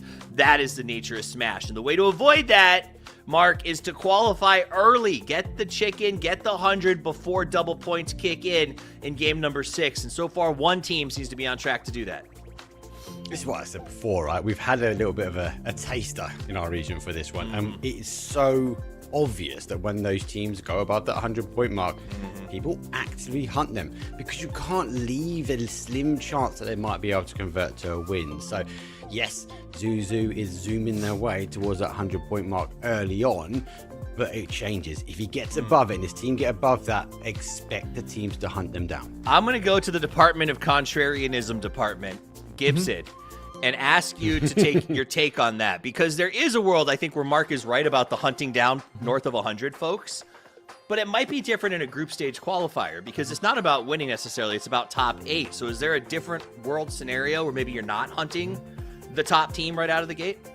As the head of the Department of Contrarianism, as you said, for me, it's a completely different mindset, right? You've got 2 or 3 teams that may hunt them down and try to get the win. But you're going to have 3 or 4 teams like, hey, don't really care too much about winning. I just want to be playing tomorrow and get a chunk of that 30K as opposed to getting a chunk of the, getting that 5K. So it all depends on the mindset, right? Like there are going to be some teams that just getting into the top 8 for them is all they could want. They just want to get in the top 8, wrap up their day, be fresh for tomorrow. Yeah. Get their brains off for a little while. I can get that, especially because tomorrow is a much bigger prize pool, split up way more ways. That said, though, these players have a hunger in them, Mark, whenever I watch them play. Like, that last game felt like I was watching a pro game until even the very end. It was balanced. The points were spread across everybody. There was not a crazy early hot drop aggression. It seemed like the game was very straightforward. Was that just a symptom of Game 1, or do you think that's a symptom of EMEA, this is how we esports? You can't bait me into that, Toss. It's EMEA. This is how we play. Top tier PUBG. And to be fair, my statement, I should have caveated to you guys because you're both North American. Chaos and this hunting teams down equals hot drops. We don't do hot drops like you guys do, right? We do calculated hot drops. We talk about mid-game action. So yes, so obviously it is going to continue. We are going to see aggression. And I wouldn't be too surprised to see that aggression dial up earlier and earlier every game we go into. I'm trying to go back, Mark, through, let's see, Na'Vi at PGS they don't do hot drops. Oh, wait, they do hot drops. Twisted Minds doesn't do hot. Oh, wait, no, they do hot drops. They're internal fighting toughies. That's different. That's internal politics. Okay. And they're CIS. That's not even EMEA. So that sort of makes sense as well. I get what you're saying. You guys. It's one rule for the EMEAans, isn't it? And then it's another rule for everybody else. I'm just saying, for years, I've been living with the desk telling me EMEA wins everything. And I'm like, they're all CIS, man. They're all CIS. Except VP. VP deserved and dominated at that last PGS. And I was glad to see that win. That said, I'm glad to see you guys taking over. Game number 2, Dusty Dunes. Let's get into it. I like how you pick and choose when to call me North American, Mark. Sometimes I'm European, you're always North American to me. That is stating a fact. You moved over. You're a traitor. Iba's gone as well. She's over there. Michael, all a lot of you. I was doing EMEA scrims back when you were on console, mate. I've been at EMEA for years. Do you know, I left because the Americans showed me love. They were the first region. That made me feel wanted. No. You, Iba, Michael, all gone now. Dead to me. You left our region. Take it, but you're always welcome back. Wow. No, you are still an advocate of EMEA. I can't take it, but I do like taking the fun because it is good politics between the two of us. So I still think I'm in the best one, despite Toffee's might disagree. Well, all I'm going to say is I get to play both sides. It's great. I get to play both sides. Isn't it great when us Europeans win an event? And boy, those Falcons are kind of nuts, aren't they? But Road to Glory is Gibson Cast. That's what you've heard it here first. Honestly, I've done some APAC as well, so I've kind of got nearly all the regions covered. Well, it's all about getting things covered. Flight path this one is different. We do come in from a west, push northwest down towards a southeast. The zone does come back down towards that southeast, but in the heart, the soul is Los Leones, where we have Team FF, the Fuzzface team, hopefully not getting caught out on rotation this time, but they could potentially, especially if they move towards the west side of Los Leones, have the opportunity to try and catch these teams rotating their way in. Mark, I need to have words. Is EMEA, are they colluding in a Discord? Do they have a drop Discord that we don't know about? Like, it's 2 games in a row. I thought everyone knows about it. 2 games in a row without a hot drop. It is a thing. It is a thing, mate. There is a Discord. Yeah. And what is a kill? Basically a kill race. And then, what is this? We had hot drops every map. We are the gentlemen and lady version of PUBG. We do things proper in our region. I know why. We let everyone get looted and move in slowly. It's the mid and late game action. That's what we want to see from here. None of this chaos though off the drop. I know why Eva went to America now. I know why Eva went to America. Like, genuinely.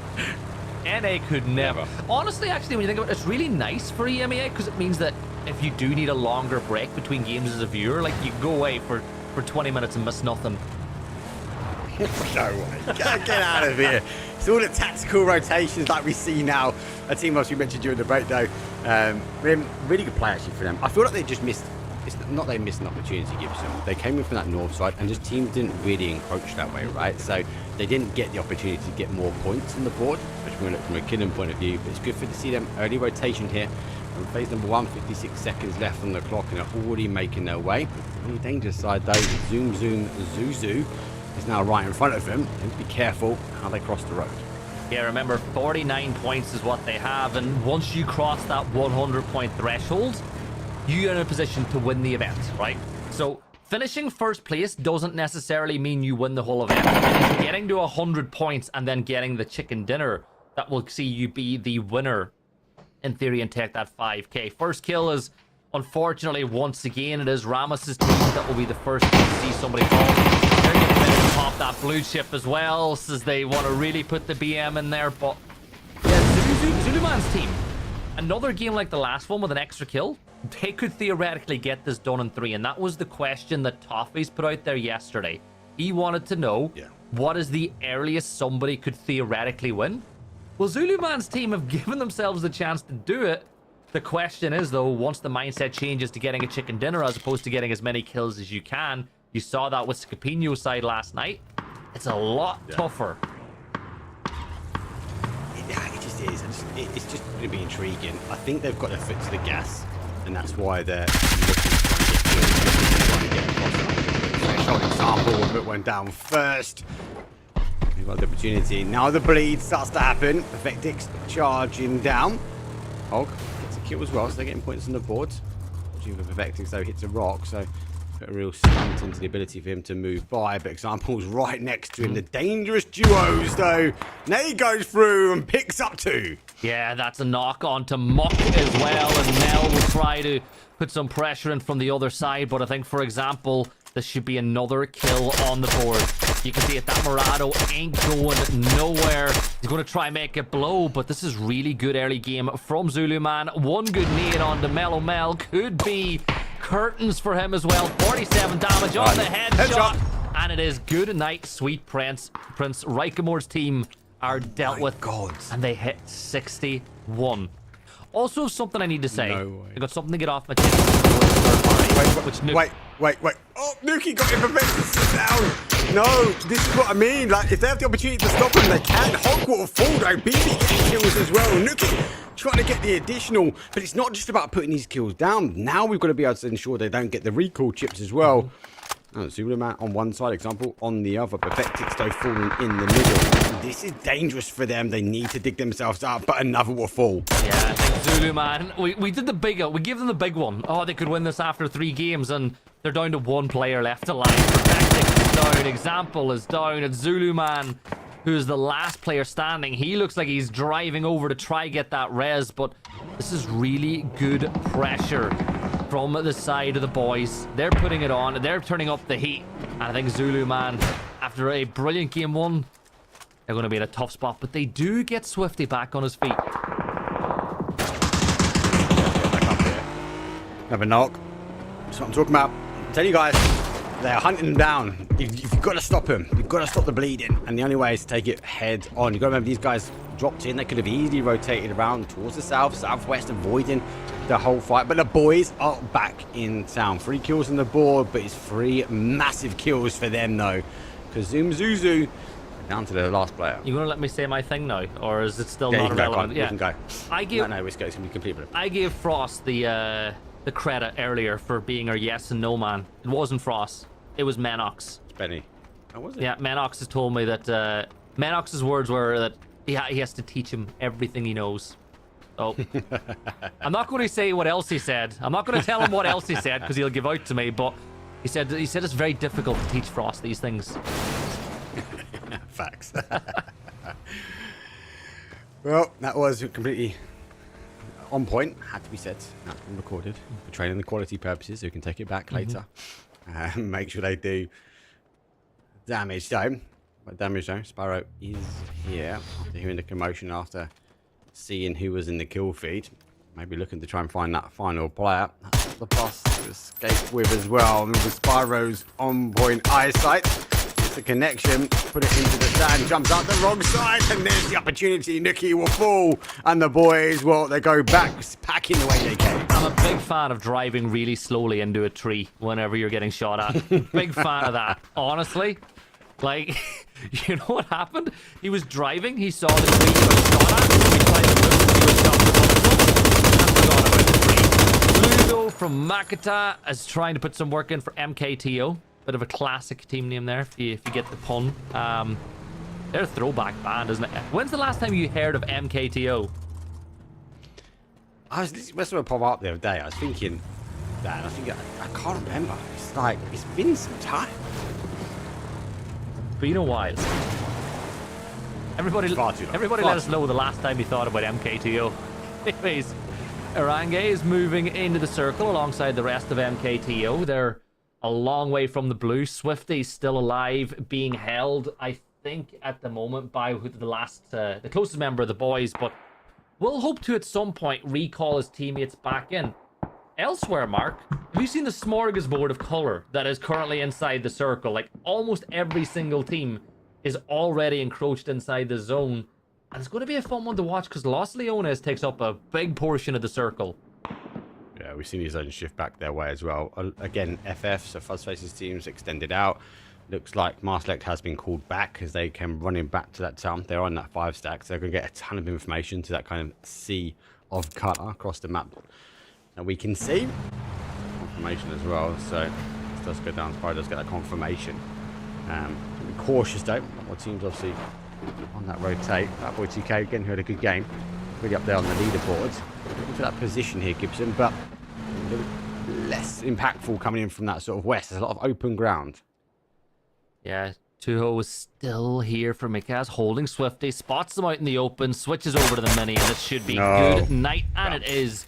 Swifty dealt with boys will wipe out Zulu Man, and they only add a few more points to their tally in this one. I think they got 5 kills though, so it's not as if they had a bad game, but there's not going to be any game 3 heroics for them to try to get the win. Elsewhere though, Mark, anyone's position you're really liking? Well, look, as you mentioned before, Lost Lands obviously has a big part of this zone. It's going to be interesting to see how far back to the east do we go, very much into the depths, the soul that is going to be Miramar of Lost Leones. Do we go to an urban ending, or does it play back out towards that kind of west side? If it goes back towards that west, Danu's team in a 2-2 split, I think is really, really strong. We've had a lot of endings in that field as well, but I think all eyes will be waiting and watching for this next zone shift, because if it plays back outside of the town, this is going to be critical. What does the team do? What does Danu's team do? Do they hold here, or do they hold on the adjacent side there with a big 2-2 split? Yeah, and you can see a lot of the power positions are being held as Marselek will hit a lovely headshot on the revanche with that M24. So Danu's team are kind of holding the main vein of a road that runs into Los Leones from Monte Nuevo. And then on the other side, Fuzzface and Gaxi are holding Camper Stack and the actual entry to Los Leones itself as they look to hold down Revanche and Co. playing inside those Leones warehouses. Global Army, a player that I really love watching, is under a lot of pressure but should be able to dip out of this position, or at least stay alive unless Gaxy's got something to say about it. See him free best.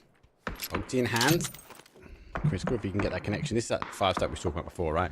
We have to farm so much information for the teams that are coming this way. They should have a plan. About 24 seconds away from seeing where we need to shift.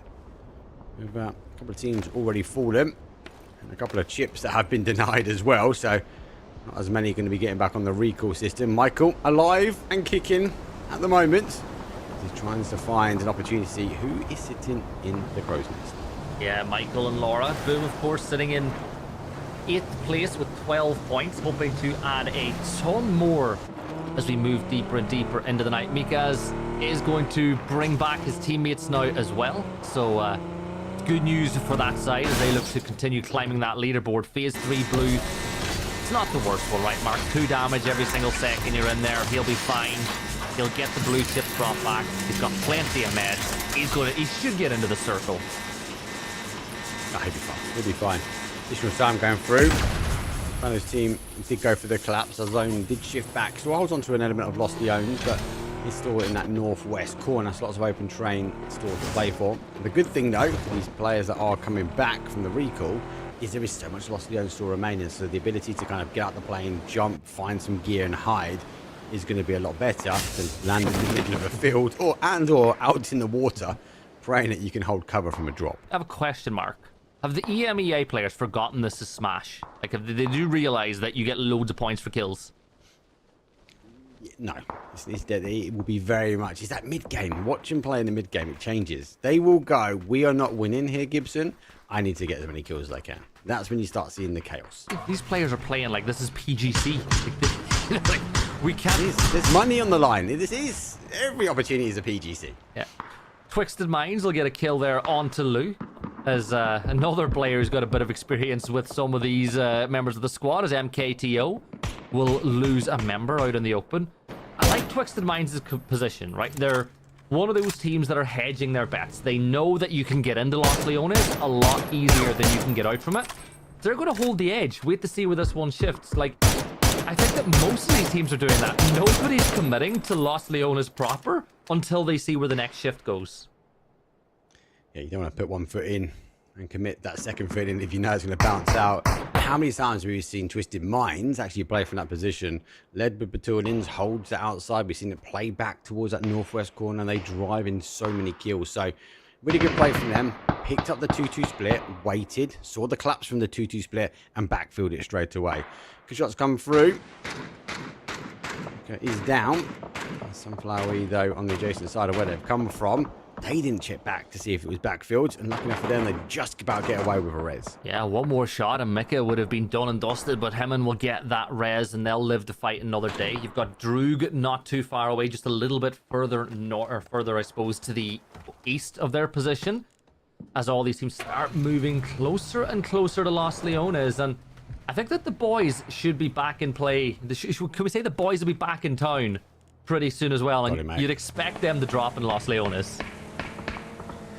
Whereas it triggers a song in the head, and no, it's not going to happen. Here comes the rotation though, and good to see some of these teams now on the rotation path and moving. So it does shift on the outside of Los Leones, and that's why there might be 1 foot in, but they didn't all commit to going in.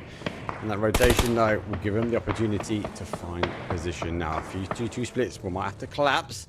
They find the ball. This is dangerous here, Gibson. Anyone though on the higher ground, one well placed, let's say nade, maybe followed up with some blue zones. Going to cause, unfortunately though, MKTO to go out. Yeah, UMP M16 combo, 4x spray. Neil Kopp is going to just obliterate SoSaid, filling him up with lead, and now the shrapnel will hope to get the flush. A bit of damage dealt there as well. Neil Kopp with the nade, perfectly reading it, and Droog are down to 2. And MKTO, hearing the nades, hearing the noise, well, they're going to start extending up because they know there's some points up and running, or potentially able to grab for them as well. As the circle does not go to Los Leones here, Mark. It stays on the periphery, it stays on the edge, and teams like Twisted Minds got to force their way in now. Yeah, Twisted Minds were making the run, thinking it's completely clear. Laura's team now for Boom. Really good play. Varg find himself on the outside edge. Good kill and confirm, but they've got to be careful. Here's the duo. Vard holding the line, stopping the entry from the west. They've got to rethink they do. Oh no, Extends pulls up and he flings himself to a world of trouble. Yeah, this is rough now. Hexacular is the last player alive inside the bus, and he's going towards the shack. Then boom. Gotta get in there. No! No. There you go. That's where you gotta get in, but I think it's going to be a long wait for Hexacular now, and hope that a team crashes. They can get a kill or two out of the back of this. He's got to try and get the third party though. Obviously, Willow's team now holding out. Twisted Minds, they've got to now commit. Danu's team's going to know this as well. Here comes the initial shot. Tiska gets boosted down. Already down players, already down to a dangerous duo. Bad Boy gets the confirmation, so that's a steal away. That's going to be beneficial for them. They're a little bit on the south side here. Smokes will go out. Money just a bit too short. And unfortunately for them, the hard cover of the car says, I want nothing to do with this one. You guys are on your own. Remember, it was Danu's team last time that wiped out Twisted Minds as well, so they're hoping to get 2 for 2. As Sunflowy and Eliza will be the last two players up. That BZ is actually bang on the money. The Jammer pack doing a lot of favors there for Sunflowy, but Twisted Minds ain't looking good if you're a fan of them. They're in a rough spot now with Danu looking over them. But Mark, they're in the circle.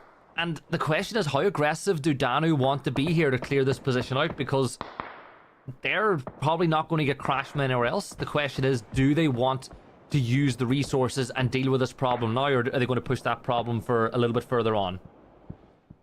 It's difficult. I'm with you. Like, you want to get rid of danger. But danger close sometimes are safe, because teams from the south, if we see a play to the north, we set for the zone, let's go across now back towards the east. So again, all these teams now are out. They've all got to try and work their way in. Sometimes leaving people close actually isn't too bad. Well, you don't want to be stuck in the trench, though, when you've got mortar fire potentially coming in. It is laid to waste in the sort of southeast corner, the final holds, though, of Los Leones. But careful. A lot of teams on the south here. It's going to be consolidated pretty quickly. Gotta be careful that he lines that up right, because he's pretty close to the wall. And if he tries to go for a long-range mortar strike, he is going to wipe himself out. So just make sure you're lining that one up right whenever you go to fire. MKTO, they're still living their best life in that bowl in the very center of the circle. This is a weird one, right? Because when you find yourself in a bowl like that, in a regular... Oh my god. Yeah, perfect, yeah. That's a different mortar. It's a different one. I was about to say it's a different one. You can hear it. Yeah. Ping away. Michael knows that's that bowl that we were talking about. One nade, one blue zone. I didn't even factor in the mortar, but they are getting stolen. It's a barrage though, as MKTO deleted from the game as their heavens of rain fire. 2 different teams are mortaring them there. They are look at this. It's a red zone as MKTO. That's why you don't go there. Like, I wouldn't go there in this format anyway. Like, playing center of the circle in a bowl, in TPP, in a format where it's all about getting kills is not the play. Play on the edge, play for kills, which is exactly what Twisted Minds are being forced to do as they make their move on to Danu.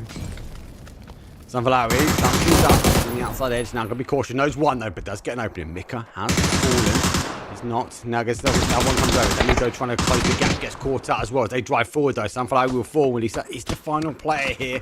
He's constantly on the move, constantly taking the third party shots, but using the train to the advantage. So you can dig up the final 2. Yeah, he's starting to step up over the ridgeline. Bad Boy gets knocked out in a minute. They're really putting the pressure on, but Twisted Minds are dealt with. Danu's team wiping them out once more. But the Bad Boy squad, 6 kills on the board already. Want to push over, but Fuzzface's team holding the very edge, holding camper stack in Los Leones. Just making this very difficult to push into. But James is already danger close. The nade's going to get tossed in towards the shack. Tiska will get out of there with just a second to spare. And he's going to grab himself a little bit more util to prepare for this fight. Yeah, sort of transition in. Gets what he can out the back of the cars. Smoke will go, try and stop it, try and reposition. He's got that game later. So FF getting involved as well. Michael's all confirmed out. Rev going down also. With FS obviously landing in Los Leones, they got prior position, but only 2 kills at the moment. Can they stop any more teams now making their way in and onto their train? Yeah, if Bad had a nade other than the blue zone, he's got a great angle. Artie gets a knock onto Slavin as he's spraying from above Habako's team. Hail Mary. Throws that nade. Is it good enough? I don't think it's going to be bang on the money.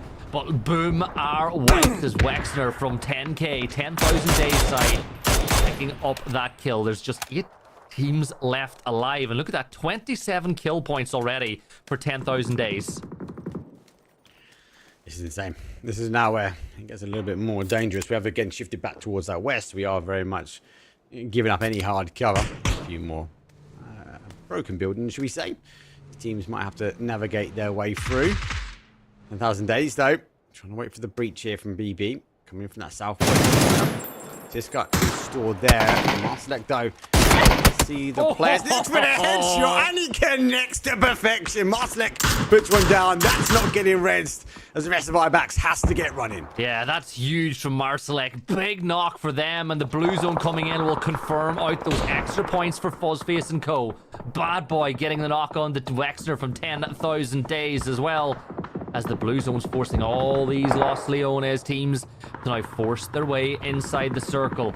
But you gotta say, at Fuzzface's team, if they can get that next knock onto the boys who, yes, are back in town, can give them a real good chance. But look at the backstab from Thugs. There's a backstab. It's been cleared. Don't think he's going to get time to get the res, though. Marselek up to 3. FF on 4. Bad, I think, says goodnight. Oh, he's going for the res. He's got the jammer pack. He might get away with it. It's phase 6, though. Time, so take it. Take it. At least then you're not going to deny a point. It'll give away 3 points to another team, right? That's true. Get him up, get the... and then just go straight back down again, but you will not give points to anybody else. Nuki will fall as Play is able to get another kill on the board. Mark, what's the last player on that team called?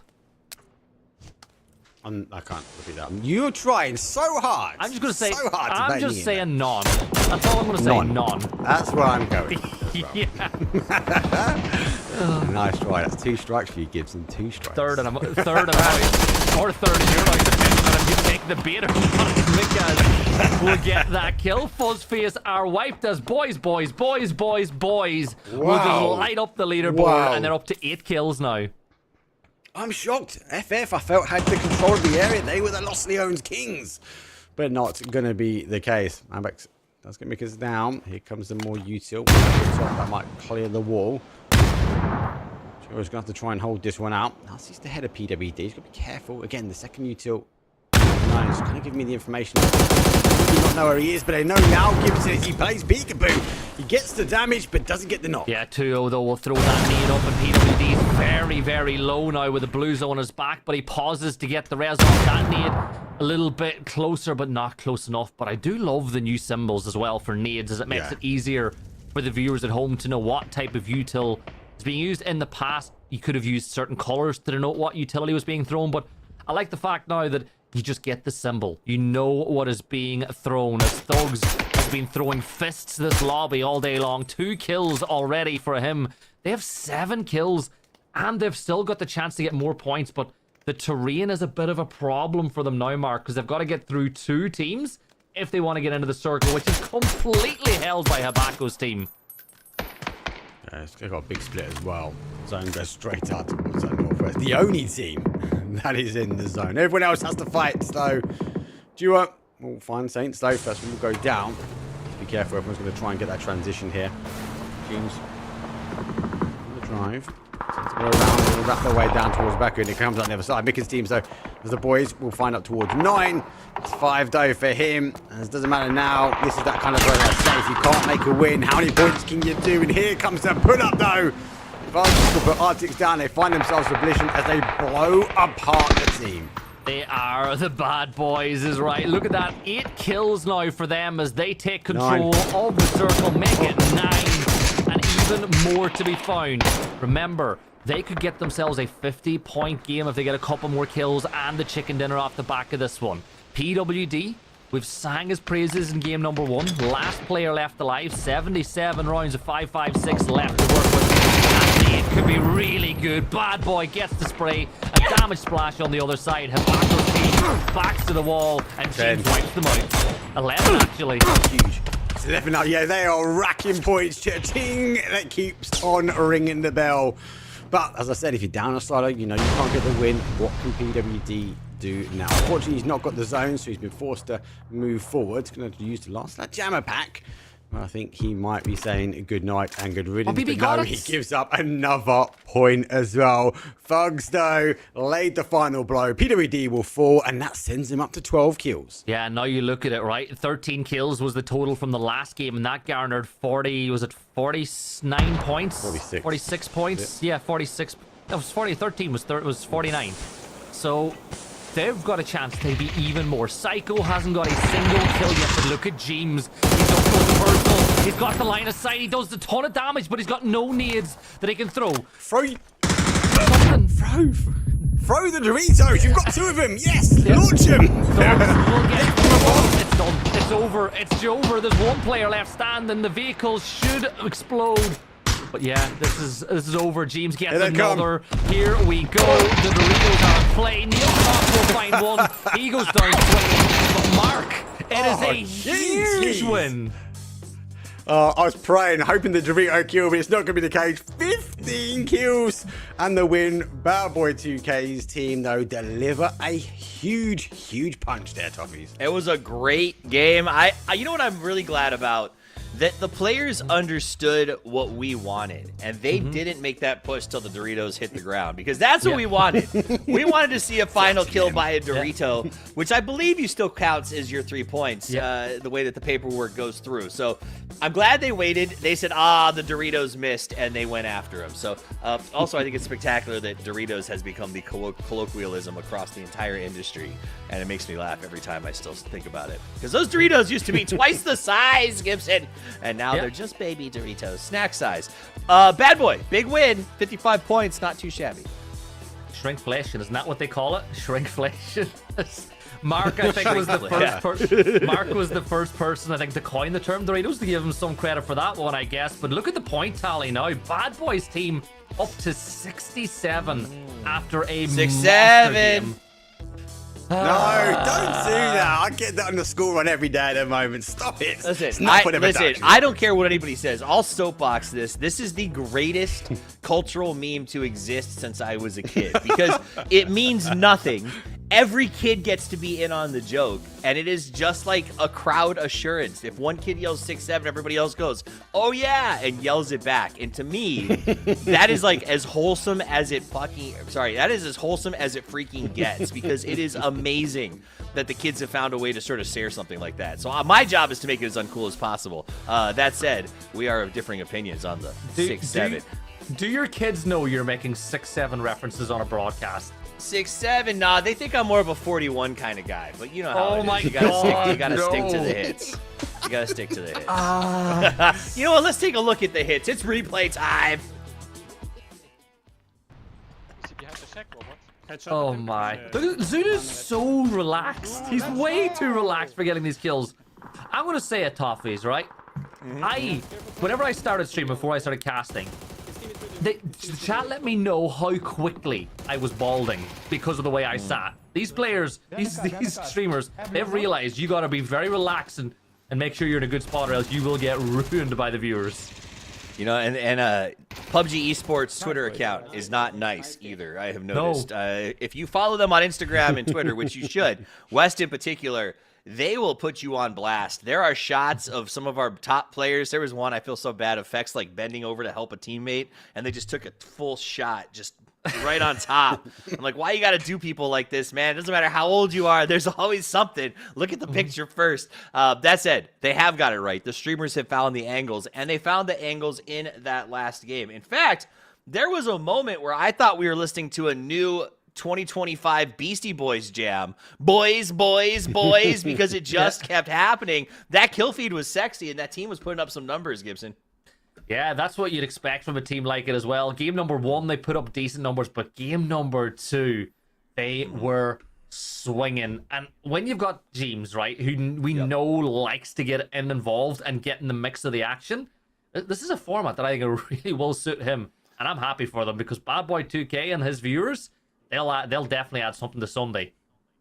I was going to give you a chance to talk, Mark, but I'm going to be honest. You just talked for the last 25 minutes, and we have a quick break, and I want to get back into the matches as soon as possible. So let's take a quick 3-minuter, give our players the break they need, and get Game 3 up and running right after this.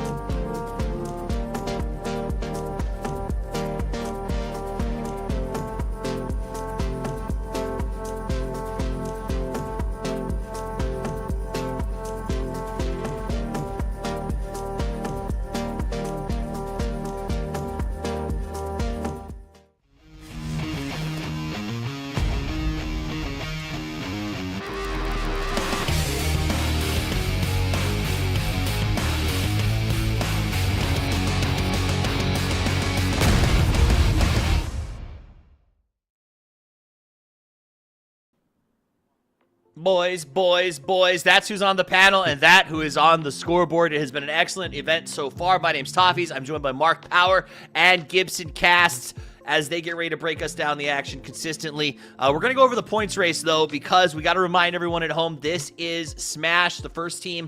You got to break 100 and then get a chicken dinner. And you cannot, to clarify, break it and win it in the same game. If you win the chicken dinner and are north of 100 while in that game, it does not count towards your chicken. The next one has to be a win. So as of right now, Bad Boy and Zulu are on the cusp of the rise up. We could be joined by a few others there.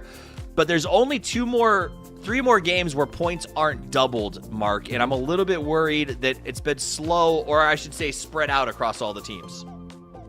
Yeah, I think as expected, potentially our region, a lot more, especially if you can get to that mid-game, you're going to try and farm as many kills. That's where we see that sort of spread across actively. We saw Zuzu, man, and the guys get hunted down very early on. Teams repositioned to get rid of him quite early. Is that going to be the case now for Bad Boy? Are there too many teams that are going to try and hunt these guys down? We'll have to wait and see. But a good game from either one of them, though. Potentially put them, as you guys said, it could be done on 3. Not going to be the case this time, but potentially there's a world that if they get above 100 in this one, they could come back with Rondo swinging. Yep, 100%. I will also say that as that middle pack starts to sort of differentiate itself, we might see less hunting sort of going on, right? Because that is that side. Right now, you want to hunt the top team because 12 is not a guaranteed qualification number when 12 points has you in 15th, but I think it's 19 points has you in the top 7. So that's a little too wonky for me to be like, I'm going to let you guys win. But I think once we get to a point where that board is differentiated and I look at it and I go, well, I probably can't catch you and get first,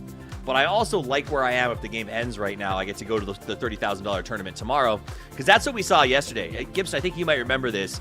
Giga broke the 100-point threshold before Game 5. Then they started to play very smart PUBG. Passive, go to the end game, look for chicken. And by the time that we got to Game 8, because they hadn't found chickens, they were within about 10 points of being knocked out of that top 8 because everyone else was gaining so fast. And you have to remember, too, that had they have known that they weren't going to win in Game 5, they could have just denied and given that victory away and ended it after 5 maps, which I saw Laura say later on she was actually pretty annoyed about because she didn't even realize. But you got to think to yourself, like, you've got to think these games. Like, the long con is if you're not going to win, the longer it goes, the less your chances of winning go. So keep an eye on what happens. But I do want to say this. I think that unlike the Americas where we had 2 teams that could win after Game 6, I think in EMEA, it's looking like we might have more of a chance to win in the Smash format because more teams will be over that 100-point threshold by the time we get to Game 6. I'll also say as we get into game number 3, I'll turn it over to you guys in a second, but I think what you brought up is smart. You got to think around corners. The teams that do that thrive. PUBG is a game about non-linear thinking. That's why a lot of us were attracted to it from things like the MOBA scene, from Extraction, because this is like a chess version of a shooter. And so I do think that EMEA, as much as this kills me to say, Mark, has been very good. Record it, clip it. Well, it's about have always been very strong about building overarching macro strategies and thinking around corners initially. So I'm curious to see if that does continue. You guys have been great at it. I'm excited to see them continue to do it at PGC, but more importantly, I'm excited to see how teams think around corners as we see who can break the 100-point threshold and set themselves up to possibly win starting in game 4 and 5. I'll turn it over to you guys. Take it away. Yeah, cheers, Mark. Yeah, EMEA getting their flowers, which I think they deserve, but it is still, you know, PGC's around the corner, and I'm sure we'll see which teams put their foot forward first. And I think Toffees will be pretty happy if Falcons or one of the other Americas teams get the job done internationally. But we've got this to sort out first, and Drogamu will need to get inside quickly, because let's be real, on the side of Ramu, they've been the team that have lost players first every single time. They are tonight's version of the eggs. And yes, they're going to lose a player early again. It's Droog this time. Saipo's going to try to pick him up and get him inside, but you don't have the time. No, what are you doing? Oh my god! No. What just happened? Toffee's just picked up EMEA. He just picked him up. And now we do this. I saw that happening in slow motion. You were like, just let him be. No. Just leave him alone. Let him die. He's dead to us. He's dead to us. Let him go. Remember, when you're getting chased by a bear, you don't need to be faster than the bear. You just have to be faster than the other person beside you. Just let him be. Only the strongest survive in the wolf pack, according to Gibson. And there's a lot of hot drops though on this one, and that's mainly part and parcel because of the flight path. We do have a north down towards the south, but it was more a northeast down towards a very much a southeast as well. So we do fly over shipyard down towards the hospital now, ex-studio. So a lot of teams fighting for these cars. So no surprise. The teams are hunting for vehicles and trying to get to the loot spots because the zone is back on the main, that northwest island. So we do go all the way up towards Godok, obviously, and Yungchung is in. Yeah, and BB, of course, we got their first 67 points. They're just 33 away from that threshold, and that's 11 kills for those of you who want to keep an eye or, you know, are just joining us now. Remember, this is the Smash format. So it's pretty simple. 3 points a kill, 10 points for a win, no points for any other placement. Once you cross the mark of 100 points, it gains you entry to be able to win. So once you get 100 points, you're playing for the chicken dinner to win the tournament. It doesn't matter if you finish 8th place in the leaderboard. If you're over the 100 point mark and you get the chicken dinner, you win the tournament. In reality, the leaderboard is just your access, your ticket to play. Winning the chicken dinner is what it's all about. TP cuts the transition. Nade does go out, but he does the damage though with the org. So he's TPP bone. Some numbers here. TPP bone. On his way in. Playing with Keta quite a bit actually recently. So again, a bit more of a dangerous duo that these guys will be tuned in. Major pickup has gone. I think it's more of a bait to try and bring the team in, and it seems to be working out. 2 kills confirmed, but now we wait. T-Bone. You know what would be nice? Remember the old Young Danes roster? Man, you getting T-Bone in there and bringing Pixel back. Yeah. That'd be a tidy little roster, that. Yeah, Pixel's insane. This is how Pixel breaks apart. That'd be a really good. Smash rules and TPP would be perfect for Pixel. I'm not gonna lie. What the chaos? He loves it. T-Bone gathering the information at the moment. Hasn't quite seen the transition across the road though. So he's trying to look for the cross, the more aggressive stance. He definitely knows he's got someone below him. So has to weigh up where does he take the fight. I worry though. Trying light here at the top though. We bounce across towards the other side. Bad boy 2K finds one.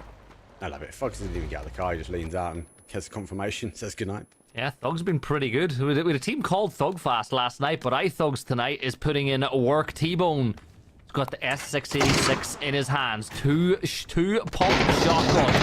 It is a dangerous gun. Indeed, nade underhand. T-Bone baits it out. I love how he's using the noise and the audio just to get as much utility as he can out of the back pocket. Lines up the shot, hits the first, misses the second, and Baron Peak will get traded back by Keter. And Keter, will he go for the instant res? Yes, he does. Does go for this res. He has to try and get the numbers up. T-Bone, he says his shotgun doesn't work, but doesn't matter though when Ketter's got the M249.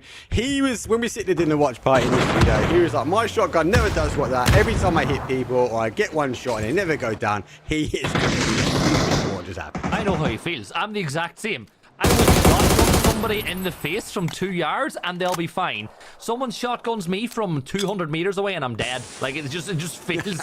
That's how it feels sometimes. And T-Bone, you don't have to suffer in silence. And I'm pretty sure there's lots of people in chat who feel the exact same way. Twisted Minds, Boostic is going to fall. Looks like time it will be the enemy. Remember, you get 2 minutes whenever you bleed, but a lot of damage has been dealt already. So back to Hardy's going to get one, but Sunfloy will get the trade. And thankfully for Twisted Minds, you get the res off, you pick up the blue chip, you take a little dander north back in the shipyard, and you bring your young gunner back. Yeah, they're not far away, are they? They literally have the recall center in stone's throwing distance, and they actually have open path in towards the zone. No one else really is in that northeast corner. Everyone is sort of congregating around Yungchung, and that potential crossing here as well. No surprise, we see a lot of action with that side of the bridge, but still an alarming amount of teams on the south side not taking the emergency pickup, not taking the early rotation where they can. So a few more bottlenecks maybe to come into effect, but a game like this could be make or break here. Zuzu had a bad game number 2 after an outstanding start. They need to keep the bodies up and they need to pack the points. Yeah, look at Fuzzface's squad. They've set themselves up a nice little bridge camp here, just a little bit south of Palace, looking to catch, the likes of Droog. But you can just tell that the teams, they've been in this rodeo. It doesn't matter if it's comp, it doesn't matter if it's pubs, it doesn't matter if it's ranked. You don't cross that bridge unless you have to. You always go west or go east. And I think Fuzzface, I like the theory, I like the plan. I don't expect them to get any rewards for it, despite how good it is on paper. Nah, it's like we saw from game number 1, right? Wiggins, her team on that north side, they were holding out, hoping, praying for teams to rotate their way, but just didn't really get the appetite as the teams sort of all worked their way on the south. And unfortunately for Dago, there's a lot of space, a lot of opportunities, but the bottlenecks and the bridges, people have been stung multiple times. So early rotations are a surprise. We haven't got as many. Some of these teams are going a lot wider now and taking some of the north or the south. Yeah. Oh, right. Yeah. Easy. Bad boy, another kill for them. And you are fuming if you're Reikamore, but if you're bad boy, you're 27 points away now from crossing the 100-point threshold. That is just 9 kills, which a team like this could manage in their sleep. James, Bad Boy, Thugs, and Psycho putting in the work. Psycho 93. Same year as me. Us oldies. Doing it for the oldies. Doing it for the oldies, mate. I've got more salt than pepper on top of my head, mate. There's no way someone outdoes me. Here comes that rotation. Now we're talking about PB team as they rotate their way around. They've already picked up the additional kill. They are farming as much as they can. Again, a team that might want to try and keep out the chaos of the early game, but they are encroaching towards the bridge. Is open for now, and here's that recall. Straight instant back towards the shipyard. Team will be back. They are still on that bridge as well, so even has the opportunity to go back to the body, but more importantly, gaining the information that that next bridge over is being held out. Yeah, Boostic back in the game, back in action, and back in with a chance of getting lots of loot as he makes his way back down to the ground, because there's nobody in this postcode whatsoever. Yes, the blue zone will tickle and do a little bit of damage, but it's phase 1. Like, it's barely a damage, 1 damage per second that you spend inside it. Look at elsewhere. There was a E-pickup called in by the boys, which is going to land when the circle pops, just in case something crazy happens where it goes towards the south, but I think they're going to stay put. I think they're happy enough where they're at. Gibson, it wouldn't be the first time that we've seen it bounce about around the water. Young Chung story in. It's been interesting for me. As I was watching Bad Boy's stream earlier, and he got a win from here, so exactly the same circle. But here comes the opportunity here. FF, Fuzzface's team, has to pray as it works its way slowly over. Lou's telling everyone that it's clear, safe to come on over. No one here. Fuzzface takes a step out though. The Dragunov will ring though, but they have reinforcements from a distance, and it backfires on Fuzzface. The theory was good, but the action hasn't really been great so far. Fuzzface is going to fall, and even more damage is being dealt onto Gaxi as he's being forced back. And well, I don't know if the Dragunov was the right weapon, but it looks like MKTO have read that novel, they read that book, and Fuzzface, they'll go for the res, but while the res is going on, it allows the other members to begin their crossing. Really good knock by Ranga on the other side for MKTO. That's why you sometimes hold a player back, the anchor player to Overwatch insight, and the shots were to perfection. No, that pan's not really damage bad. Spin around, sees the player, though, gets the connection. No, Aspiro will fall down, though. Bad refusing to get moved, and they do get the res back on here. Edges the smoke and just sees the player and gets the connection, though. MKTO looking strong, but now falling apart. Maybe the first chapter of that book was meant to get everybody involved and get them going, because Fuzzface has got everybody back on their feet, and they've gotten 2 kills on the back of it. Gaxi and Fuzz picking up 1 kill each, and that's 9 points for FF as they're 6 points outside the top 8 as things stand. E pick up, another one was called, but nobody looks like they really utilized it here. But Mark, the circle, it's definitely a fun one, right? Because you can really cut off everything on that main island, because this is going to the other island, the northern island. Yes, we've sort of played back towards that northwest though. We still have an element just outside of terminal, obviously with the broken bridge, the ability to jump over though. Days will get the final player though, as Demo Muck will fall. So we still have a team, obviously Danny's team's drawn that sort of south side, but they are being held out. Zuzu man on the other side, they will try and wait for them to cross over. Boom, trying to hit the explosive punch, so down to 1 HP, but somehow got through. Yeah, a lot of damage dealt between them. Will tag here as well as Elisa from Twisted Minds will find a knock on the back net. They'll work to pick up that point as Twisted Minds. Good start to the day. Second map didn't go to plan, but they are up and running here in game 3. 5 kills for them already as they are making things happen, and they've got a really good position to just rotate into the circle. They're in on the north side. They've essentially got nobody else that they need to worry about for now, but something to keep an eye on is just further north of them, rotating from the same angle, is going to be Hogs going from Shipyard. So at some point they could backfill Twisted Minds, and that's something that they could be worried about. Yeah, gotta be careful. They're literally just following the same path as Stupid says. So we want to keep an eye on, one to watch, especially with the zone, as we are 5 seconds away from phase number 3. Does it play back towards the east? Does it go back towards the south? Do we see it play down towards that bridge crossing? We do. Let's go down towards the south. So Danu's team has the opportunity to try and hold that south side though. Izzy Stowe will run over their own. And so for the boys, we use this emergency pickup a second time round, but a little bit more of a scout. You can see him now looking for all the information that any teams that are north of us now, because they've been in this position for so long, Gibson, they just haven't got the information. They're going to know people are rotating their way around, but that's a really good use though of that EP. Yeah, get a little bit more information, get up into the sky once more, but look at everybody moving in now in this phase 3, phase 4 circle. James from Bad Boy, they have 2 kills.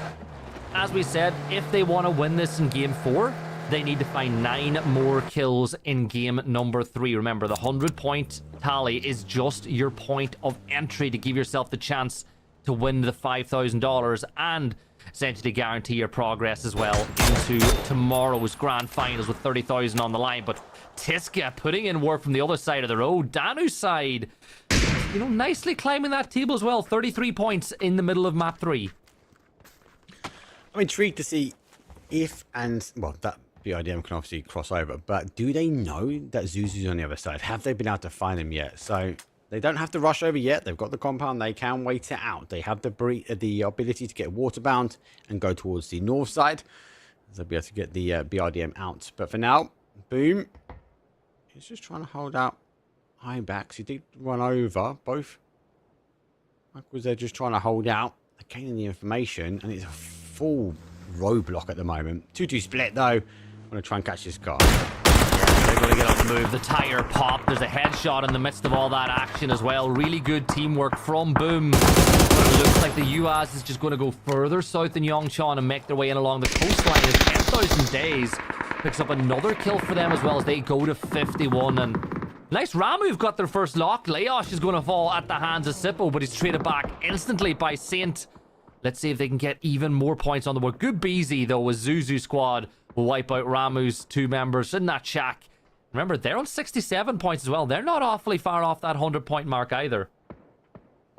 No, we are seeing a little bit of a divide now in this game number 3. So 2 teams, potentially 3. 1,000 Days, 10k, looking to also try and ensure they're in that conversation here. Bad Boy has James down. There's a factor that he needs to figure out. The rest of the guys are moving up. Gaxi on the charge. Wait up. Fuzzface driving forward. There's another kill on the board. That's it. Put another one down there. Falling apart. And BB now up to 4 kills. Now they can try and get the res here. As FF trying to hold these teams out. Trying to be sneaky police on the bridge. Bad Boys team. BB wrapped their way around. And now they hold them out. Yeah, the gatekeepers became the gate kept as they were held out there. MKTO have been wiped from the map as we see 12 kill points for BB team as they move to 79. 21 points and now 7 kills away from the threshold. Zuzu's team gatekeeping on the other bridge. Bad will eventually move this way, coming in from the south. Swifty's going to pop the tires. It's not looking good if you're a Fuzzface fan right now. Yeah, you are. Be careful. Zuzu obviously now identifying where BB are. Again, a potential if they can stop the bucket, they can stop those points being gained on that team. grateful for them. Zone does shift now towards that north side. A smidgen of water will remain. The RG though. I'll get eyes on the hole because they rotated very much on that north side now towards the northwest though. Conti does go down, so Sidito repositions. Don't know if he's got a neighbour of T-Bone right above him. Down to the blue. Taking a couple of shots and Keta gets caught and he don't think he can get the connection though, so that's going to be another one down to blue if he can't get the connection. He doesn't to charge over towards T-Bone and T-Bone will fall. At least he will try and pick something up from this. Yeah, so said we'll get that kill onto Keter as well, but you got to think it's a case of what could have been for Drew. They could have gotten even more kills off the back of it, as Danny's team and the pink BRDM eventually make the crossing. And they'll be able to build their game from this point now as well. It's 12 teams, 35 players left alive. That is a absolute bunch of points that can still be gathered for everybody. But let's keep an eye on Boom's next move. Remember, they're in 12th place, 18 points. And Laura and Co are moving towards Danu, but Danu's side do have that BRDM that is cover and movement for them. Might be covering movement, but Boom looking to close the fist. So they will leapfrog ahead. Seeing them come across. No, they've not got the momentum to try and drive their way up. And Panzer, beneficial now. Oh, so might be going back here. Back and shots though from Twisted Minds. Very careful themselves. Michael will deploy the smoke.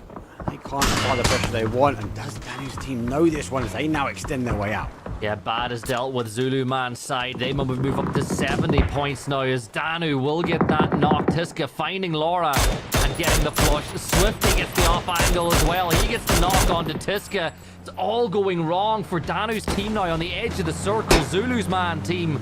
Can they get a couple more points? Perfecting. Realizing that these points are so valuable. He's closing the gap, Mark. He's got a damage on the Danu herself and does a ton of damage with the spray. This is looking really bad for Danu. Yeah, shots coming in from the other side. Actually, third party is going to be interesting. Boom can get involved as well. Zuzu want these points. They want the kills. They want to make sure they're in the conversation as well. Yes, the target is 100 points, but they want to try and be one of the first teams to do it and try and get the conversion. The RDM now comes back. Perfectix pushes the grenade forward. Doesn't quite get the connection that he wants, though. They do find that Panzer in the back of their vehicle. The RDM, sensing the danger, Gibson opts to move further afield. 8 teams left alive now, 25 players up and running, and 10,000 days. They've found 5 kills as their climb is continuing. 57 points for them on the south side of the circle. Looking up to the north, though, what a position the boys find themselves in, Mark. They've got control of the north. Yes, Batu is not too far away, but they could be in for a big point game here, too, if they play their cards right. Yeah, you can't take anything away. It's the additional points for the kills, right? It makes such a big difference. And you can jump up the leaderboard. But again, what Toffees was talking about during that last break, like, these teams have to be thinking about this now, right? There's a couple of teams that could potentially breach 100 points on this game 3, if not in the game 4. Where are me and my team positioned up at the moment, right? Do we want to be on the cutoff line, on the bubble? Is the 33 enough? No, we need to try and get as much as we can out of this game, if not a win. So I think we're going to see a slight change of tactics at the moment. It's bad boys, though. All they need to keep doing is finding kills. Yeah, they've got to rotate in, and that's tough when a headshot is going to get landed by 10,000 days. So Thugs will pull up to the shack, get himself meted up, hopefully find a helmet. Yeah, a little fresh level 1 to help them out. And, you know, they do say some people like a bad boy. Mark, well, you got to like bad boys' chances of getting over the 100-point threshold in the next map or 2 as well. Yeah, I think their target at the moment is to convert here. He mentioned this stream, it was all about kills, it was all about early engagement. So looks like the plan is working, so I wouldn't be too surprised for them just to find someone to lay low, use these cars as cover, but more importantly, where is the next target? Where am I going to get these next kills from? In the circle, but I don't know how much I like their spot. The only positive is the fact that 10k might deliver a couple more kills, but Droog are being a problem up on those hills to the north. Look at the angles, so set spot right, James. Oh, those are great shots. I always say you don't need... Nail Cop's going to get that knock on the Soset, which helps, but sometimes shots are not about getting kills. It's about buying space. Landing those shots bought his team a little bit of, release the pressure valves just a little bit. It's allowed them to pop the first aids, and it's given them the chance to move closer. Really good shots despite not finding a knock. Yeah, James obviously repositioned as well, so they can cover each other now. 10K opt to come over that ridge line, come into the field. And I'm with you, this is a dangerous place to hold, but I think they had nothing else to play, really. But they are fighting to finish space. They're going to go out. 10K are in a position where Bad Boy did see that car, so the call and the comm would be we're looking to try and defend behind this 10K. Starts to breach into the field, and there's an opening. James will fall. Yeah, James gets knocked, and Bad Boy, we spoke with them potentially crossing that 100-point threshold, but they are in a world of trouble now. 10,000 days, got that knock. U.S. is going to go for the drive-by. Bad Boy was ready, but Neil Kopp's nade is perfect on the Psycho. No one's going the other way, and Bad Boy wiped, dealt with, delivered into game number 4. And that opens up the door for other teams to get closer and closer, but 10,000 days, 9 kills already, and they'll just take that spot, but it's still outside the circle. That's huge. That's huge for them. We're going to fall. 10K on number 10 now. As Perfectix will fall down. So BB team going to tab out. Zuzu going to tab out as well. So now the opportunity for 10K. The 2 teams that are ahead of them now sitting and waiting. Opportunity potentially now to put yourself not just in the conversation with that group, but actually well ahead. Yeah, Batsu. 8 kills for them. They're on 45 points as things stand. Remember, in the Americas, there was a team that could win it in game 5. I feel like in EMEA, we might have 2 teams, maybe even 3 that are fighting for that as we get to game number 5. But still 3 and 4 before we can even worry about that. Twisted Minds with a good spot. We spoke about the boys having a great position up on the north side of the circle. We had a call mark who's going to take this win. It's difficult. I think it's because of that zone, right? The zone's played its way back and moved into a position. Boom, trying to fight their way out. They're going to be cautious. Twisted Minds in a 2-2 split. Going to try and hold out that side. Chaos made their push go towards BBT and Zuzu. They're going to be cautious as well because they are fighting next to no terrain, but at the moment they're still racking points. Every point is not, or every kill is 3 points, not that single one, and that is huge for this team. 10 kills, sorry, 11 kills for 10K as Non is going to get really close to Mika and him, and who are playing by that shack. The P90 doesn't want to use those bullets on the BRDM, save those rounds for something a little bit more valuable. But Mika will get that knock, and now they're going to push towards 10,000 days. 2 players down, Wexner and Neil.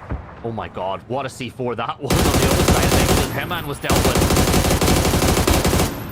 Again, they've got to come off this high ground. Yes, it's deceiving, right? And covers the trees, but it's not going to be the case. Extends the phase of the Groza. It's now got 10K will go down. It's difficult. This south side you mentioned was so hard to play. From BB, 10K made the play in there. C4 is now going off. Here comes a util dump though. But players now on the hold as they do look to dances the dance around the tree. He stays alive. Boostic helps out those who will hide himself into the smoke. He's under fire. Yeah, and then another angle from Sunflowy as well. Badu does go down, but look at the shots from Sunflowy through the smoke, finding damage. 9 kills for Twisted Minds as Boostic will move a little bit closer. Wants to wipe out the rest of the boys before he can go for that res, but Heman, it's all kicking off in the circle. 2 different fights going on. One over on the edge. This one here in the center of the circle is Boostic on 758 damage, and it's a third party. Wexner from 10,000 days gets the off angle, finds the knock on the Sunflowy, and all of a sudden it's down to Boy Wonder. No. You saw the cars come in. 10K needs to try and stay alive. They opt to leave here. They know the fight and the zone's come this way. P90 now going to round the car to try and get the kill. Gets another one down. That sends them up to 13. Unfortunately for them, top 4, they drive their way forward. The gun falls down as well. And he's still getting kills though with that P90. 10,000 days caught on out, but there's a big chance now for a third party. Boys are going to go for the consolidation. Both reses happening at the same time.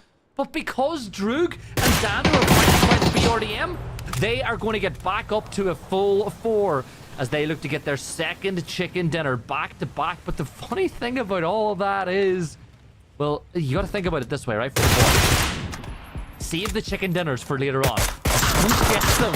Don't get them when they don't get you win. You're thinking the guys are going to be full on chicken. Never enough though. Things does get Mika down. And unfortunately, Heman is there to exchange out though. The boys, 5 kills. Obviously now be looking to try for that conversion. I think Danu's team will actually tab out towards blue, the EMEA away. And you get 1 more kill. Let's extend his way forward though, 5 kills. For them, yeah, tapped out. Well played. Winner, chicken dinner. Boys go back to back because the boys are back in town. Yeah, good news for the other teams, though, because only 25 points for getting that win, as opposed to some of the bigger tallies we've seen on the night. But 10,000 Days team, they played a map with 3, right? They have not had a big day, you know, a full squad Toffees all day long, but look where they are on the leaderboard. Yep. If only they had had 4 from the jump. But again, it's all about the boys. Take home another big win. No one's broken 100 yet as far as I'm concerned with the math that I was trying to do mentally. We'll double check that. So that means we got at least 2 more games, which puts us in double point Jeopardy territory. Because after game 5, everything doubles. And that means the points can be as big as Mark's hair. And I think that that is going to be stressful for a lot of these teams. As you had some height, but as a member of the NPL team for years, I respect height when it comes to hair. Let's talk about match results. 10,000 Days, 4 players now instead of 3, and 39 points is a big walkaway, Mark. It is big walkway. They're going to take it as well. They're in that third place, right? So they had the opportunity. Obviously, the guys for Zuzu went down, BB went down, and then they had the opportunity. Yes, boys did go back to back, but it wasn't the kills that were going to make the difference. But good to see Lisa and DRG also get up here with some big point games. Yep, not too bad. Let's look at the overall leaderboard here and see where everyone stands. 10,000 Days will take over the lead position at 81. Not shocking when you got 2 chickens. Wait, never mind. They don't have 2. No I thought somebody had double chicks. No, the boys. No, the boys have won, I think, but they came second as well, right? Ah, I see. They won because of points, not because of chicken valuation. That makes more sense. Okay. Whew. I thought I was losing my mind for a second. Bad Boy at 79, Zulu at 73. I will be hard pressed to believe we're not cresting the 100 point with at least one of these teams in the next one, Gibson. Yeah, I think 1, maybe even 2 should cross that mark, which, after all we were saying earlier, kind of puts us in a very similar position to where we were in the Americas, where 1 team could win it in game 5, but I think we'll have 2, maybe even 3 with the way those top 3 teams have been finding kills. Well, let's take a look at some of the kills that our teams found in the last match. It's replay time. Or highlights. Highlights. What's in the loot crate, by the way, Toffee's? Like, do you ever ask what he has in that box? Nah, man. Last time I asked what was in the box, it was the movie 7, and I regretted the question. That's the film I've not seen. Wait, there was a bike kit? There was a triple bike kit in that game? Almost as fun as the Technosh VSSs. Yeah. Well,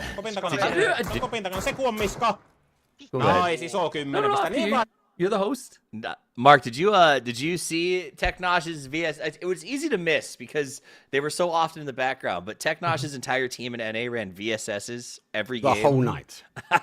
yeah. I was gutted they didn't make it through. But they were so good with it as well. Right? And I think they were so sneaky as well. I think you're right. They weren't always at the forefront of the fight, but they were just there.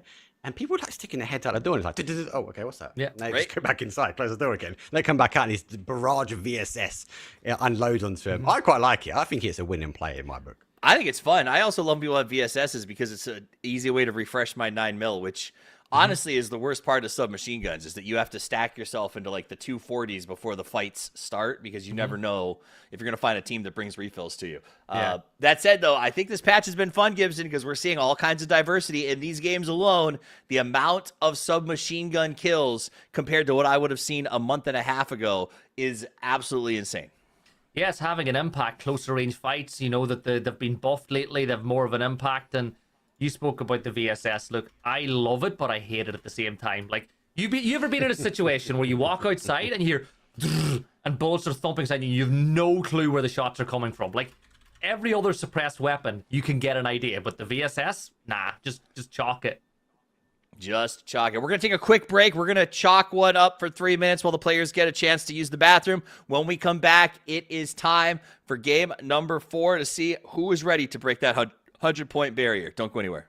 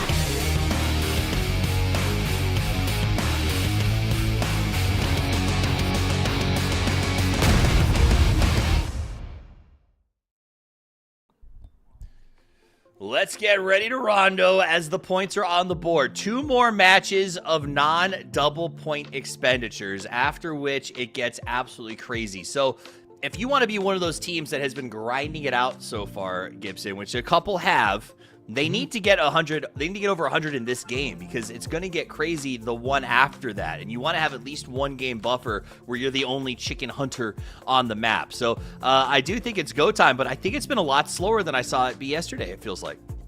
Yeah, we've not had any teams really have that huge game, like 56, 50 plus point games. But I do think for the Smash format, this is better. Having 3 teams going into game 5 potentially that could win it there and then means there's a higher chance. I think if you're one of the teams in the top 8 but not up into the 70 or 80 points, it adds a layer of security for you too. Because remember what happened last night? Teams that were in the bottom 3, bottom 4, once the points began to double, saw themselves rocket up that leaderboard. Yeah. So some of these teams will want this to end a lot quicker than have it go all the way to 8. I mean, if my memory serves me correctly, and it may not, because, it was a late night and I'm old. Egg had no points until game 4. And in game 4, they got like 3 points. And then they still only missed the cutoff for the grand finals by like 8 points total because they made so much back in those 3 wildcard games. And that's right? My history is correct here, you guys? Yeah. Okay. You're right. You're not going crazy. That is an example of why these first 3 games, I don't want to say don't matter, but if you don't use those first couple of games to secure a victory position, they don't, right? We saw our top team yesterday with almost 200 plus, I forgot what the total number was, not win because they set themselves up with a win scenario and then did not execute it on the games where it mattered. Once the chaos begins, once our streamer teams go, oh, well, 2 games left, let's have some fun. Like, it's insane what you have to deal with. So you got to move early if you want to guarantee that 5K off a consistency-style team, and now is the time to do it. So Rondo looks like the plane is about to take to the air. The players are about ready to drop. I'm going to turn it over to the 2 of you because I think this is where the game really kicks off. Take it away, gentlemen. Yeah, this is it, Mark. This is the game where we will expect to see at least 1, potentially even 2 or 3 teams cross that 100-point mark. And there are 3 teams leading the way. But do you see some of the sleeper teams? Teams that haven't really got going yet, kicking things off on Rondo. Because Rondo is the map at the, that feels like it's the most in all of PUBG right now. You see big movement from teams that haven't got their day going yet. It's the unknown. It's the unknown. You look at the esports world, we are still not used to how we rotate. We're getting better and better, right? But the wild card maps, you play one of, right? So there's still an element of everyone's kind of learning how to underpin the condos of Rondo, right? But it is the opportunity for some of these teams to get big point games. And as we say again, we're only getting 10 points for a win, and you're only getting 3 points for every single kill. This could be huge for these teams. I just worry. I worry, especially if we go back to sort of Duffy's point, right? The teams that are lower down the leaderboards, they're building momentum, and yes, we might see some more explosive when we get to the double points, but you're rolling the dice. Like, you're relying on some of these top teams not to get over 100 points at the moment. I think for me, you've got to take the ball by the horns, drive it forward, make sure you're in a top 8 scenario, and you should have done that the game before. So this could be a game where actually these teams that are mid-pack or lower pack have the opportunity to make sure they're in a top 8 and at least try and secure and lock in that top 8. The double points just goes crazy, right? When you consider the fact that we had teams that got 70, 80 points in one game yesterday. So if you're a lobby leader, if you're one of the teams out in front, do not let it get that far, because whatever advantage you had is wiped once you get to gate 6. 10,000 days team, we spoke about it. They're into the high 70s. They're only a few kills away from crossing that threshold. They're 81 points, was it? Sorry, that they had. They're thereabouts. So they're right on the cusp now of getting over that 100-point mark. Nobody can win this in game 4, but they can give themselves a chance. I'm not going to lie, though. I'm really enjoying Smash format. Like, I love the increased value on kills. It is giving teams a little bit more of a reason to fight. It's getting us more action. But at the same time, the fact that you still get a nice big chunk for winning it, you still get those 10 points, it's a really nice balance that we have in this format. It's a nice change, and I'm enjoying it. It's like Smash 2.0, right? Because obviously the Smash rule that we had before wasn't quite this. It's normal point system, but obviously Smash, right? So this is, I feel like, taking out of the circuit, the Players Tour, where we changed up the point system to see how things would react and how early game would adapt, etc., by increasing kills. So I feel like we've taken all of the great data that PUBG grasped from that and how the players react to that. Then we've put a splash of all the streamers, the unknowns, the fun, the community side, because they are the people that, as Tommy says, drives the community forward. And then we put on, actually, no, I'm with you. I like the Smash format, right? Especially when we look compared to a Super. I like the one thing about it. It comes back to a win means something, right? The ability, and for the Battle Royale, we all drop in. We all try and get our loot. We all try and make sure we land, loot, survive, and we're the last team remaining. That is at the core of a Smash rule, and that's what I really love. Yeah, imagine, though, having a Smash rule event over a full weekend and being like, the only day I can go is the Sunday, and because the Smash format is over on the Saturday. Like, that's what I love about it too. It brings so much, you know, yes, because of this event, it's 3 separate days, 3 separate events, but the Smash rule does bring something a little bit different. A team that kicked things off brilliantly was Zulu Man, right? They got that big win in game 1. I think they had 49 points in the first game of the day. I think they'll be a tad disappointed in how things have gone so far, but I love what they're doing. Get someone up in the sky, get yourself on top of one of those spires, a glass tower, feed information to the rest of the team, and farm damage. Like, last night, Rock was brought up a lot yesterday because it's Scapino and the fact that Rock core was there. But I think back to a map that they had here on Rondo where they took one of these towers and got, I think, 15, 16, 17 kills because of the circle, because of the angles it gives you. It's gone up ammo up here. Effective definitely does. Shone away. Daniel's team. They're on a bit of a split. Gliders, I think, are going to be a big impact here as well, because you can get up here. But Bad Boy will kick things off, though. Skyrex will go down. Half 83. Second two will fall, so early kill for them. Up to 3 points already just from that one, so that's going to be good. So play path today for this one, guys. We're coming from a north down towards a south, through the heart, through the soul. That is going to be Rondo, so a lot of these teams will be stretching out for things like this, like the gliders that we are seeing Jeems in, because they have the ability. So no crazy hot drops, but everyone's got to kind of get what they can pretty quickly, because I think this is a make or break map. Yeah, 2 teams into the 80s, one not too far away, but that team has the high ground in the circle. I think that seeing players like Jeems up in the sky is going to be so valuable for Bad Boy as well. You know, get that information, especially when you're hunting kills, right? You can scout it out, go, this compound looks weak, but we know there's a team there, there's a third party. But Mark, we've got a gunfight now that's going to kick off. Danu and Zulu Man sharing a compound. This is about taking the game. They don't want to be in the risk. They don't want to get above the 100 points and just drop down and be on the cutoff, on the bubble for 8. They want to be the first team over. They want to get the points here.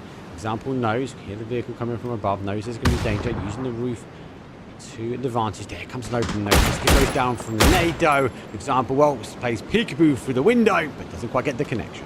Yeah, still keep an eye on this fight, because remember, the other member of Zulu Man is up in the high ground, protecting, being affected. Swifty spots out him, and he's going to go the other way. Tisk gets down, but Example's going to be the first one to fall. Bad Boy gets their second kill. Psycho picking up that knock and should be an instant flush as well.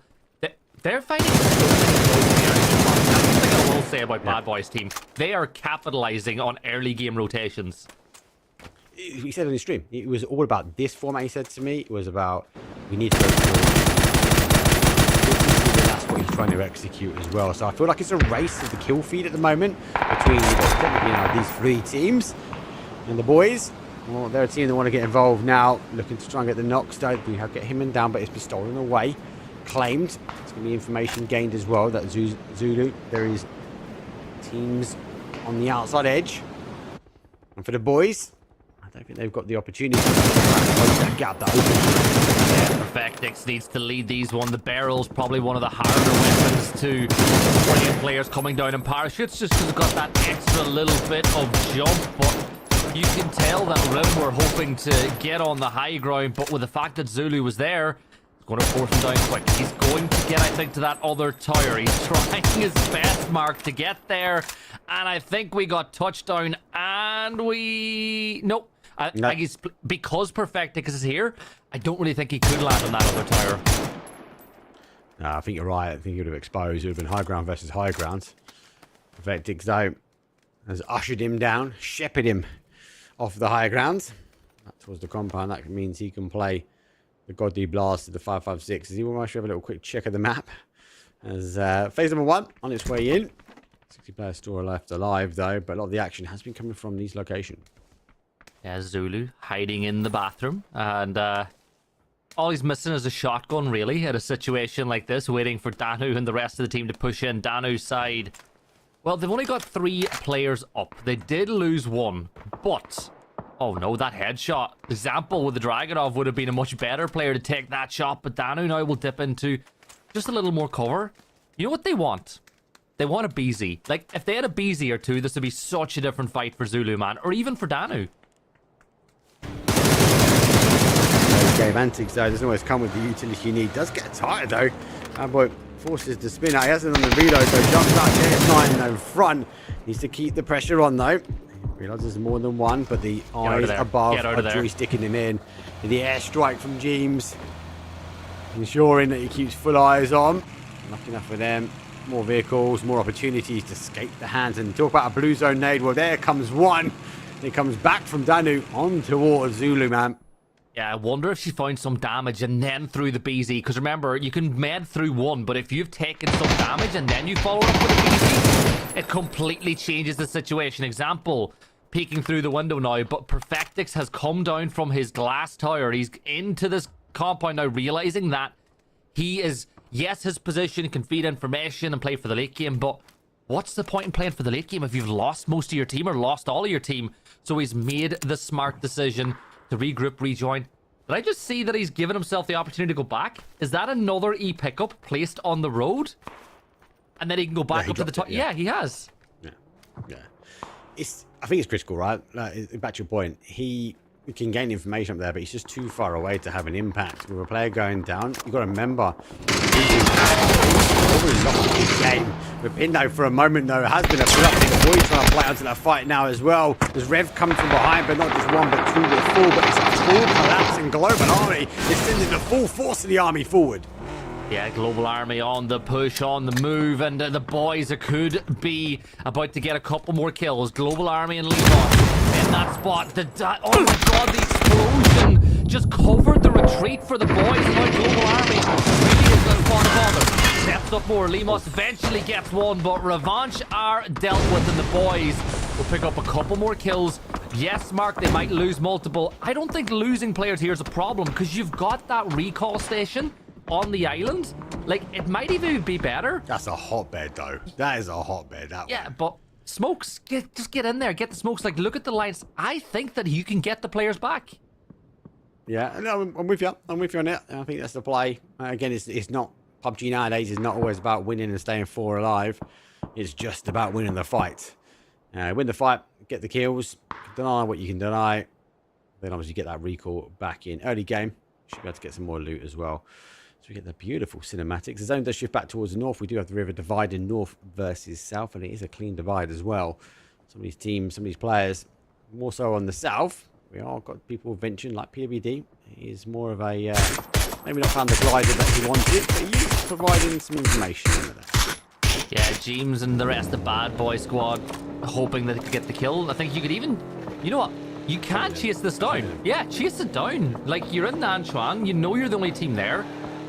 You know, you should have good information about what's ahead of you. I see no reason why you shouldn't try to get this kill. Do they have a guessing that there's going to be more than one over this top side? Looks like the call is to come back, is to return. Maybe that won't be the same when there's double points for those kills later on. But for now, handbrakes are pulled and back to the town they go. Boom. In 13th place. Looking to climb that leaderboard. Marvel finds Perfectix just standing there behind the rock. Not a notion of the danger that was closing on in. And now Zulu Man, well, they have just 2 players left alive. It's a hit and run, right? They know that Danu's team are in the area as well. But take your point, 3 points, get out of there. That's the opportunism that you really like to see from teams, particularly ones that need points like Boom. Yeah, Boom. He's closed that gap, don't they? Current cutoff is 39. Obviously, we know we've got this game plus another one anyway. And that's only another one if we get one team above that 100-point threshold. So again, they need to try and take every game they can to ensure they're in and around that cutoff line. And as that zone shift goes, the cutoff line goes towards the south, the southwest. We're going back towards outside the stadium. And all these teams have rolled the dice, took the risk for the north. It's not going to pay off. Yeah, and just for the viewers at home, we went all 8 maps in the Americas last night, and 123 points was the 8th place cutoff. So quite a high tally to get to. And remember, that cutoff could be significantly lower if we end in 5 maps, depending on how things go. But one of the teams that could get into position to win in 5 is 10,000 Days. Neil Kopp, who is a player that I've always admired. I think he's incredibly talented. Really close now to the members of EBAX, and they have to cross the water, so they're in a great position to gatekeep all these players pushing through, and they're getting backfilled by Bad Boy. They are getting backfilled here. The boys, though, airborne recall did happen. They've gone to the north, expecting it to be maybe a little bit more easier. It's not the case. Here comes James. He peeks over the top, though. Does get one. Looking for that confirmation, instant confirmation, up to 3 kills at the moment. Nade will go through, gets another one down, and right back goes, falling apart. And now they got the information that the team's parachuting behind. They will be able to clear this fight, though, and draw attention back to the north. Yeah, really, they're just 2 kills away now from crossing that threshold as Danu's team will wipe out Zulu Man's squad. So Saint should fall. 91. You should get Bad Boy back. They'll have 94, right? They'll have 94 because Saint is down. I can't see that res occurring. Chat, I'm not happy. Toffees has just put a picture of a nice chicken dinner. This is why you wanted to get off. This is why I didn't want to talk through the playing path. That makes perfect sense. Oh, I'm jealous. I'm jealous. He's got basically what Shrimzy's superpower is. When Shrimzy has this, I don't know if we can say the brand name, but when Shrimzy has this type of chicken, he wins. It's a part and parcel of PUBG. PUBG chicken, that's what it is. Yeah. Only chicken dinner that matters right now is Toffees. That's true. At the moment, so we're above 100 points. Maybe Toffees is above the 100-point threshold, though. He has been the victor of the hosting. James, though, trying to hunt down these additional kills. Knows there's been emergency pickups this way. Trying to find out exactly where the players are. So use the bonnet just to play peekaboo over the top. But time will be ticking. It's phase number 3. Yes, you can get away for a little bit, Gibson, but not too long. I'd be worried, though. James is here to bring back Bad Boy. And I don't know if he he's got enough one, though. He's realized that this is not the play, right? There's just something suspicious about it. He knew the boys weren't far away. I'm okay with James falling back from this position and living to fight another day. Now, Leosh is still alive up on top of the hills as we jump on over to Droog and the Hogs. Let's see if T-Bone can do some work from inside these witches. They're under a lot of pressure here, the Hogs. Yeah. T-Bone's, as much as that's helping him, I think it's hindering him as well. Now taking shots from 10k. New position now goes towards the other side, though. So Sadiq does get a connection across to him as T-Bone is the final player now. So take the opportunity, slight breather in the smoke. I can't see much more time left, though. There's 10k getting involved, and here comes the remainder as the nades will come rolling in. Oh my god, Leosh, he's completely behind enemy lines. Steps on up there. One's going to go for the instant rush, and he's going to get the second. So Leosh just putting the pin onto BB team, and we might not get the chance to see them going for the win in game number 5, and we won't because they have fallen. No. James goes down at the hands of Neil Kopp and 10,000 days. Well, they now could be the side that get the chance to win it in 5. Just 10 points away, but let's not rule out boys or Droogs making a big move as well as this game continues. I'm surprised. I thought we was going to have 2. I generally thought we was going to have 2 over the potential threshold. 10k being a real demon in this game. Let's see if they can try and convert some more. Up to 90 as well. Tactically parked gliders, though. There's an emergency get out of there for Fuzzface and Gaxi, as they will perish Maybe they can get the speed before they hit the ground. It'd be a bit more cinematic style. As 10K, though, are making the cinematic styles on the ground as they find another kill here. That's going to be launching them up to 93. Not many more left before they make that 100. 3 kills. They need 3 more kills to cross that threshold, and there is a chance to maybe find some more as they move in from this edge. All 4 players up with 5 kills on the board. As Mikaz will drop in the air. That is that other kill. So now they're just 2 away from crossing the line. And they're in a good spot. They're on the northeast side of the zone. No one's really here. There's got a couple of solos around. They're going to try and launch those nades down. Battalion zone, tracking the vehicles as they will rotate their way around. Boom. Explosive action from Michael. With the mortar fire. This one clearing out the BBT. There's another kill for Twix. Onto the 51 as well. So they're sort of trying to drive themselves up. They are close to the cutoff, so I've got to be careful at the moment. Yeah, get in the Blanco and get on the move here if you're the side of Boom. Remember, yes, you're in 13th place, but a couple of kills and a win can change your position very, very quickly. As you start just silent rolling in. You've got Rim not too far away, just a little bit further north. Fuzzface and Co. sitting in 10th place. They've got Danu's side rotating by as well. And the blue zone and extends, putting in some work onto Twisted Minds. Yeah, Battulion's confirmed out. He's going to have to try and find a way in towards zone. Thought it might not have had fuel, but it does have fuel. Just trying to zeke the way around, lose the line of sight. I'm going to find exactly where they are. Go back towards MKTO though, as the boys were sneaking underneath the radar, but on the road they are fully exposed here. Loop pops up over the top. The knock. Very hard position though for the boys of Boom to defend. Here comes the usual dump. Yeah, big nades coming in as Demo is able to do the work on Devara's rim play right on the edge, throwing these nades into the circle. Is going to do even more damage. Splash doesn't quite get the knock. 3 more damage will be dealt, and this time it's not. Keep an eye on what 10,000 Days are doing. Vehicles exploding, and Boom are in a world of trouble from MKTO as Evacs are right, and they're on 99. 1 point away now from getting over the line. But MKTO putting in big work onto Boom. They've got another knock as well. We're about to go over the 100-point threshold. It won't be a matter of time. They've got to get those conversions. They're getting stolen away. DR fighting back as well. Looking to try and get their confirmed. Oh, that's known. Is going to take, unfortunately, a face full of bullets. Looks back for some reinforcements. Look back for some help. We'll pop the meds. But again, they're looking for 1 kill.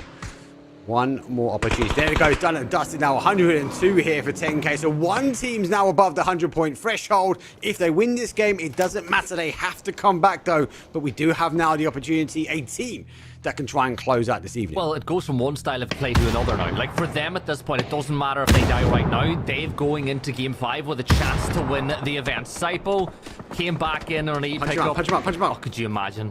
He's going to get a goal. He's going to get something out of this blue. That he picks it up. What did he get? He got nothing. Nothing. He got absolutely nothing but meds. Oh no, now he's going to get a potential double kill though for 10K. Oh, it's not going to happen. Fuzzface though will find that one.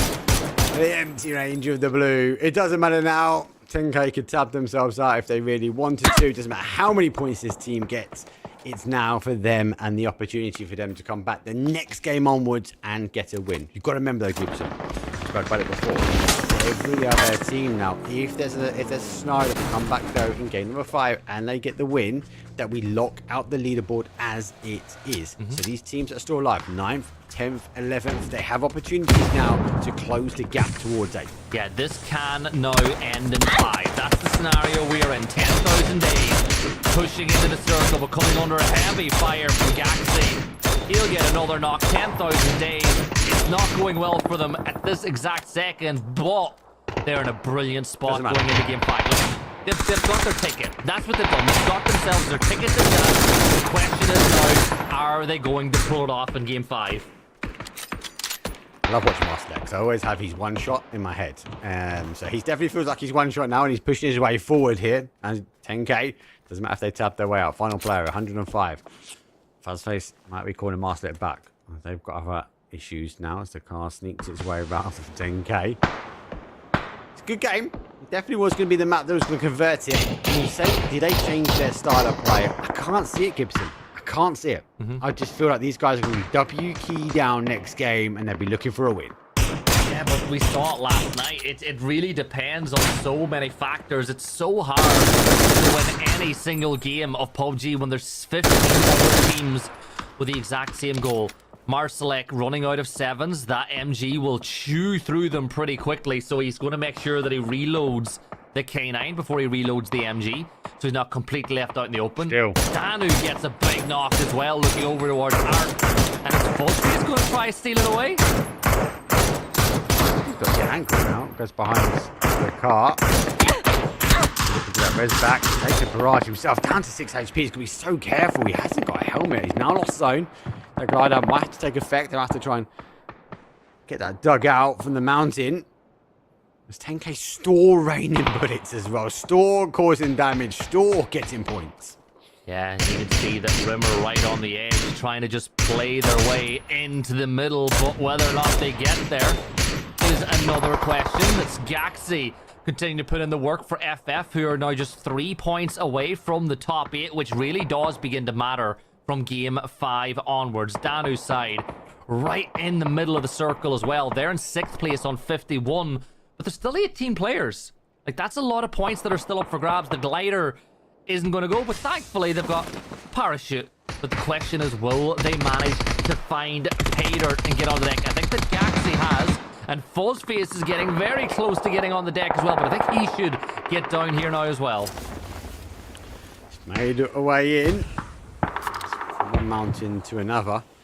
Again, he hasn't got the helmet. He's going to be careful. He's limited on the 5.56 as well. You can see he's got 16 in his back pocket and he's sharing it over 2. He really needs to find himself a loot box. So again, teams collapsing their way in, but could be a big game here from Team FF. Sparrow on the 9 kills for MKTO, so it's really their first big game. I expect a little bit more with Sparrow and Lou on the same side, but better late than never. As Marsalek, you can hear that bark of the MG3 as it roars its way out and finds the knock onto Rickamore. 6 kills for FF now. Remember, Marsalek's ammo was big. He almost hits the headshot there. Fires another one, but does eventually get the flush because Sparrow was able to find the knock, stealing that kill away. And well, for Rim, looks like it's over. They're deleted by Rickamore. Or FF. Desperate to try and get to loot box here. We're in the top 4. FF have got 4. 9 kills. Big game for them. They're going to charge forwards. They really need to get backed up though. Uses the shield, but it's going to be to waste though. The full charge will go through. Bad gets that confirmation. They're up to 11 kills. A huge game now. Not just a big game from Team FF though, as they will launch their way. They're up this leaderboard. Nice kill spread as well when you look at it. 3, 3, 3, and 2. Bad's got 2 of his own. Marsalek will get tagged, but FF, it is their game to lose against MKTO. They've got the numbers, they've got the circle, but as you pointed out, the only thing that they didn't really have was ammo, but now they do as they're able to loot it up. But Marsalek on nearly 1,000 damage. But the problem is, after that spray with the MG earlier, how many bullets does he actually have, Mark, in the MG, or are they all in reserve now for the K9? It's Marsalek, doesn't need bullets, mate. You know what it's like. Big brain. Charge forward. He's going to go back, get his original gun. See, swap it back, be fine. Well, here we see he's got 47 in the chamber, and whatever he went back for, it might not have been there. Reposition, 4 versus 2, doesn't matter. The bullets might not be enough. The JS9 charges forward here. Fuzzface taking initial position though. MKTO, well, they hold a ridge line. They need to find a couple of opening knocks though if they want to convert this game. Yeah, they know where MKTO are as well, so just smoke off angles. Make sure that you've got a position to play. Fuzzface is smoking everything off this direction so he can focus towards the rest of MKTO. So they clearly don't know where one of the members are, but now they do. So you've got eyes, or at least a good sense of where both players are. Marsalek bunny hopping his way over. He's got the MG3 Mark. DJ, play that track again. Here we go. Oh my god, I thought he's going to whip. He did it. He's going to get on the fadeaway. Spyro goes down. He's run out of ammo. He has to do the K9. The clippable moment's been taken away from him. It's a win for Fuzzface though. FS convert. 13 kills. Marsalek still standing at the end though. But we've got our first team here, Toffees though, above 100 points. above 100 points. Very excited to see another team get a chicken dinner. And the race is on. So that's 4 games down. Now we're in the go time. Game 5 on the way. Only one more before we don't hit double points. And only one team can win a chicken in the normal round. So that does mean that 7 and 8 are probably coming, and they're probably going to be absolutely crazy. So I'm excited about that. The last game was a fun one. What was your big takeaway? I know that you guys maybe were hard on Marsalek earlier in the broadcast, but here he was, endgame. Putting in work, Gibson. I'm never hard on Marsalek. I think it was some of the viewers. Somebody in chat was yapping. I'm a Marsalek fan, and I always will be. He brings the charisma, he brings the fun, and he brought the action. 49 points for Fuzzface and co as they put themselves right up that leaderboard as well. But I have an even more important question. Whose chicken dinner was better? Fuzzface's in that map or your chicken sandwich? I mean, it's a spicy chicken sandwich. Like, it's the best. So you win. You win. I went for the good stuff. Yeah, I went Chick-fil-A. I mean, it's the place where whenever people travel here from Europe to visit me, they're like, can we stop there? Like, right away. And I'm always like, oh, sorry, it's Sunday. But today's Saturday, and we got away with it. So, I'm not mad. Let's take a look at the overall leaderboard, as it stands right now. 10,000 days looking very, very good at 105 points, where they broke that number. Bad Boy going to be pretty frustrated. They got knocked out at 94. Zulu, Fuzzface, and on down from there. Our teams, I've been talking to some of them, getting knocked out, and a lot of them are like, this format is tough, man. Getting to that lead position before we get to double points is very, very difficult. And so if a 10,000 days comes away with this win, Mark, I think that is a huge upset for them, and really all the other players looking at it going, it just doesn't even seem possible to get in 5. Yeah, look, they just fall short. 94 is a bit of a pinch of salt, right? They would have liked to have been over the line, because it does mean that even if they come back and get over 100 points, then they've got to win in the next game for BB team. This ain't going to stop the event. It's all eyes on 10,000 days. 10K had the opportunity now to try and convert it. You guys say they might change about how they will play. I just can't see it. I just think these guys are going to continue that level of pressure. I'll be intrigued to see. You remember, look at the amount of placement points these guys. They haven't got any wins, right? It is all being kills, and I feel like they're going to continue that methodology into the next map. Yep. And it has been a fun day to watch. Let's take a look back at some of those big moments from the last game. It's time for highlights.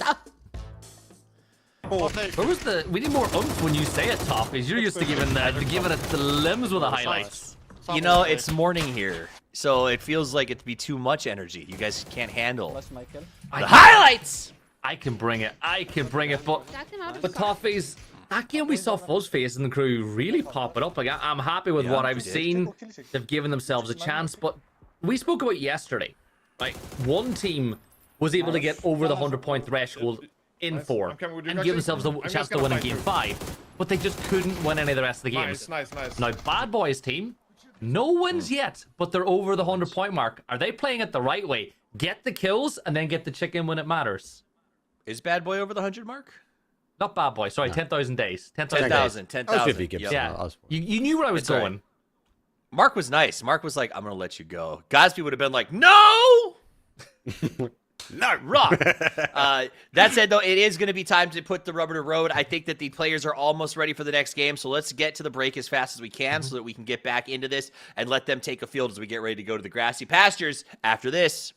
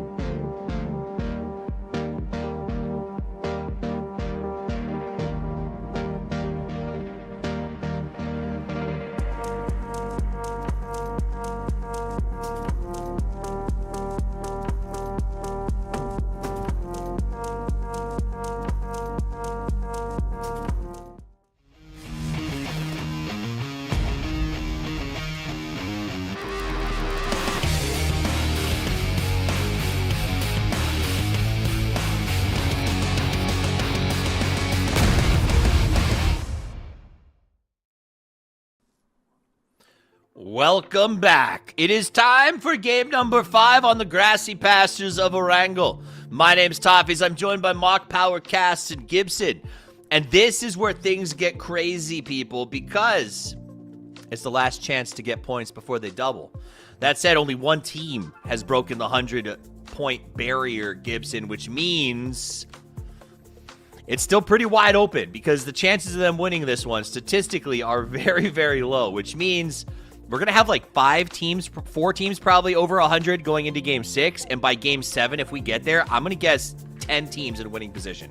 Wouldn't be surprised at all, but they do have the chance. They're the only team that can win it in game 5, and they've not won a game yet either. So I always feel like if you haven't won one yet, it kind of gives you more of a chance to win one, if you get what I mean.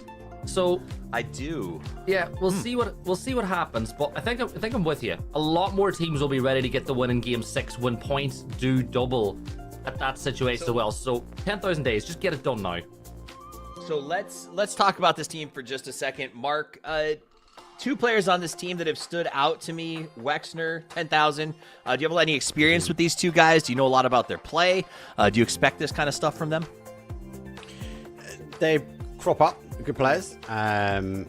The ability for these guys is strong. From what I've seen from the scrims, they are still the same. Like, they still aggressively stance forward, but it's not well known. So obviously 10,000 days and NONSTOP are your 2 majors. Now you'd look at that and go, well, Mark, they're not the only 2 holding the team up, because actually arguably the points have been pretty spread. Every time this team's been getting high kills, it's not just 1 or 2. It's not just the all-stars, right? The team is well rehearsed. So I just can't see him. I'm kind of with you guys as well in the context that the likelihood they're going to get a win is high now, right? Because they've not got one.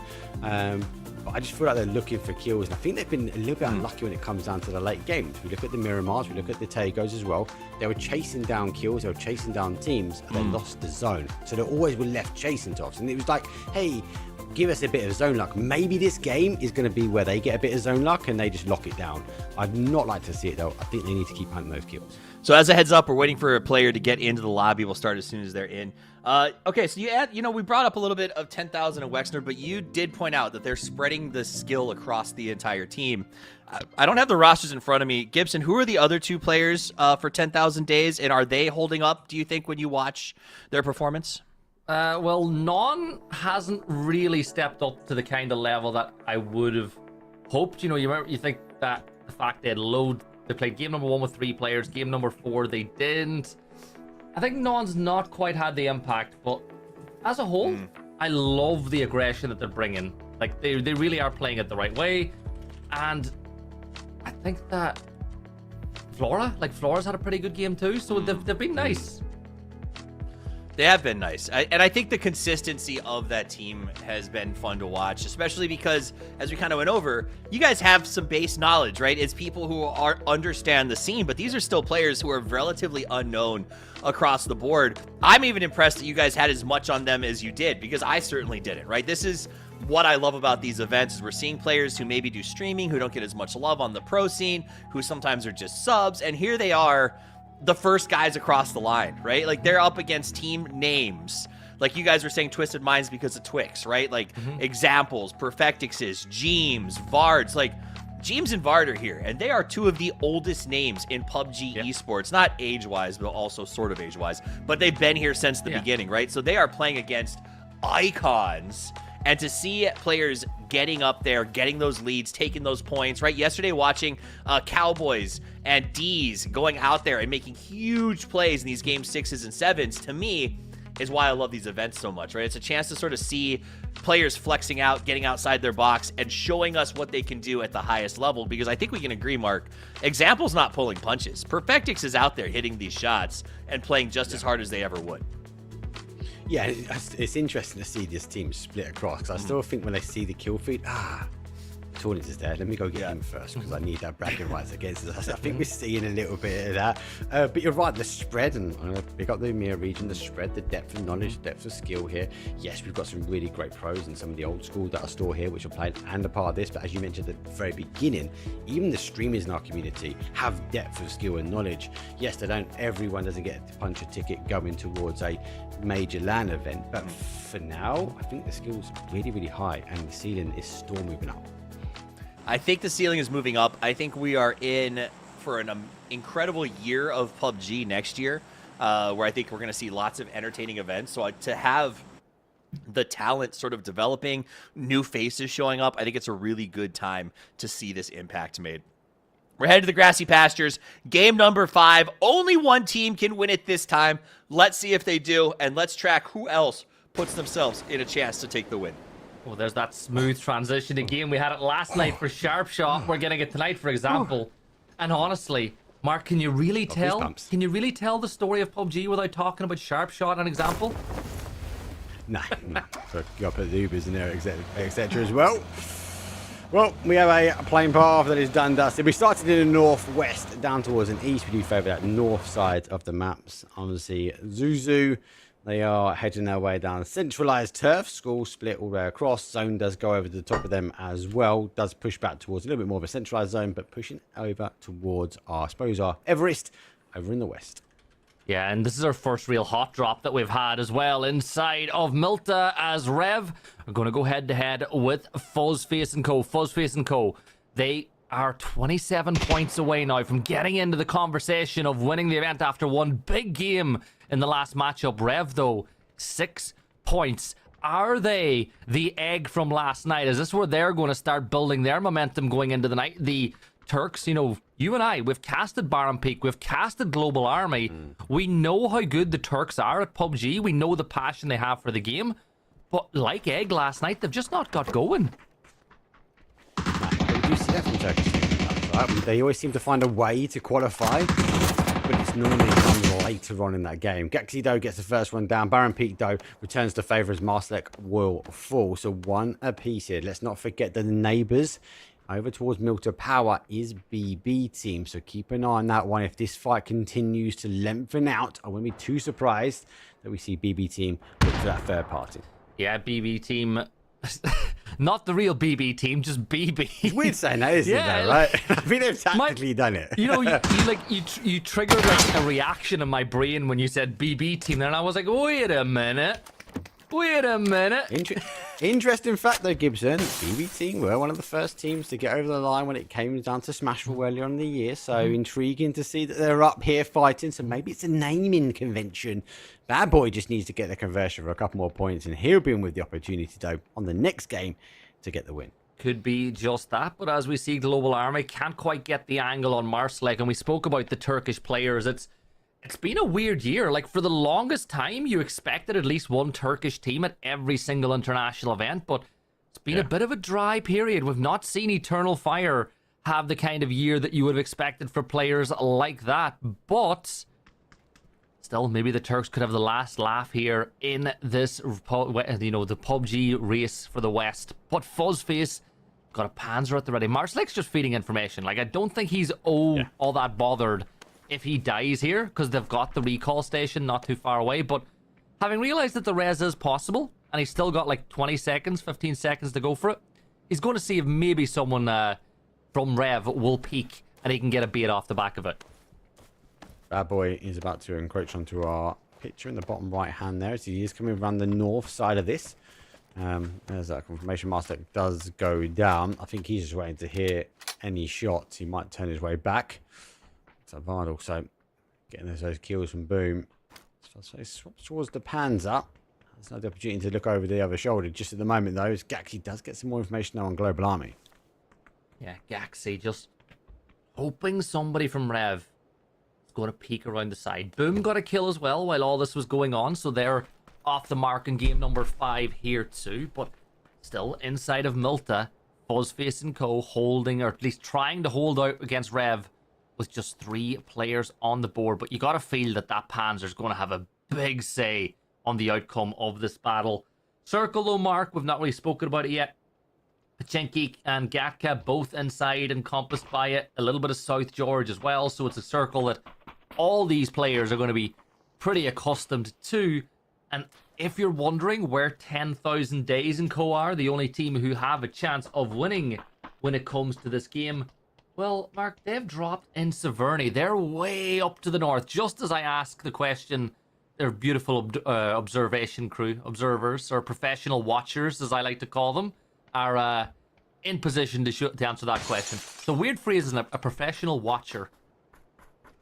Don't make it sound creepy. A little bit, a little bit. They are professional observers, and we love them. They've got the trigger, the figure, the ability to go straight across these guys, and it will be the team that we want to keep an eye on. Severny, obviously, drop spot for them. They're going to work their way down towards that north side. They have a bit of freedom before having to cross in towards the mainland, the main heart and soul. I wonder if they've got emergency pickups in their back pocket as well. So, most of these teams looking to rotate round. Twix, who kicked things off pretty strong of the evening, has drifted her way down and is now on that cutoff point now at 51. Will be coming by, I suppose, the standoff that we have between FF. Big question for you, though, Gibson. If you're a team like, I suppose, actually pin that, we're going to have the fight going off. I'll come back to mine, though. As Fuzzface, though, gets the initial spray with the ace. That's going to give a lot of information towards Bad Boy now, and I think he's going to look for the opportunity to go. Here's the swap over towards the Panther, and he get the connection. It's going to be short. Doesn't quite work out. Get it in the tank, but he will eventually get the knock on to Global Army, but traded instantly by Baron, and it leaves it down to Gaxi and Bad on the side of Fuzzface. There is a Bolty on the other side as well, as a Mosin is keeping an eye on what's going on, and here comes BB as Thugs puts himself in position to pile on the pressure, pile on the pain and the misery. And I feel like in that situation, if Fuzz had anything other than that ace with its, you know, let's be real, it's horrific iron sights. They're some of the worst iron sights that we have inside the game. I love the ace. No, I'm not a fan of its iron sights. I think he would have done better if he had a red dot or something. There we go. BB team now entering into the fight. Fugs puts Gaxi down. They're going to charge. There is a fourth fight coming in. Twix, though, we saw a minute ago. They will get involved. Here comes the opportunity to try and get some more, though. Fuzzface, though, springs across, though, with the ace. Doesn't quite get the knock that he wants. To take cover. Needs to figure out exactly where he goes. And Fuzzface swaps over towards the sawn-off shotgun. The shotgun Templar is enabled. Let's see if he can deliver a punch with this one. Yeah, got that shotgun ripped, primed, and ready for anybody from there who puts it in. But this is a lot better, and always Bad Boy and Co are able to find kills in the early stages. They're up to 97. T-Bone will tag damage, but Bad Boy just needs one more kill. Like, even if they go out in 16th place, it doesn't matter if they find those 3 extra points that give them answer. And Thug's got a big knock on the T-Bone, which might just be that. He lost, I think, another player with that. Boosting has gone down. Twisted Minds are involved as well. Because why the hell not? They just drove straight into the middle of the town. They went full ascend. They didn't care. Twix get the first kill, though. BB are going to be unfortunate for there. Looking to try and get across the line. 97, though, is the cutoff, though, as Hogs are trying to get the reses above. It means to go draw the connection in towards town. They lose another one now, though, as Twix causing huge problems as BB desperately trying to claw themselves above 100 points. Yeah, at this point now, just get 3 points. I don't care where they come from. Just give yourself a chance to win in Game 6. Provided 10,000 days. Don't win it here and now. They've got the north all to themselves. But Sunflowy just looking around the side. It's Sunflowy and Elisa, the 2 carries on this team. Batu and Bustik, not a single kill, but Sunflowy has got 2. Elisa might get some more, so it's... I think Twisted Minds are lucky to have 2 talented players like these 2 to carry Batu and Bustik.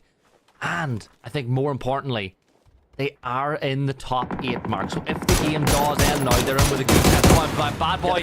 Get it confirmed. Confirm it. Bad Boy, get it done. Just confirm it. Your kill. Get it done. Done. And they've got their point of entry for Game 6 if they get there. Oh my. That's what they needed. They got across the line. That's what they need. They can tab out now. There's another one. Bad Boy looking to try and get some more on the board. Sees the back there as the Hogs are running.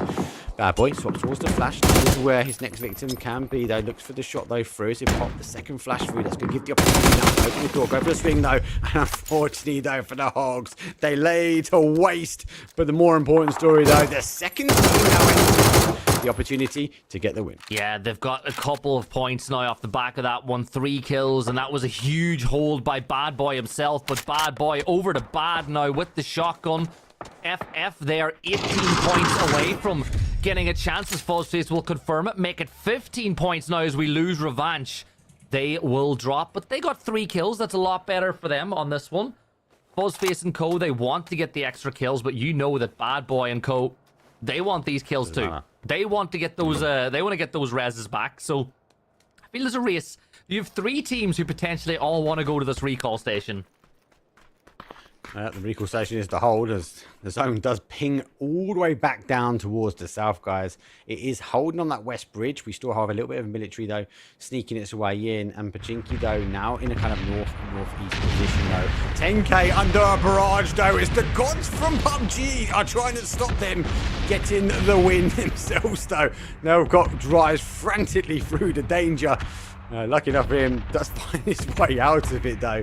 But does he find himself a way in towards the next zone? They've got a long rotation in, and south they go. Just remember what Godsby said last night. Don't fear the red zone, just respect it. Strive through calmly, and you'll be fine.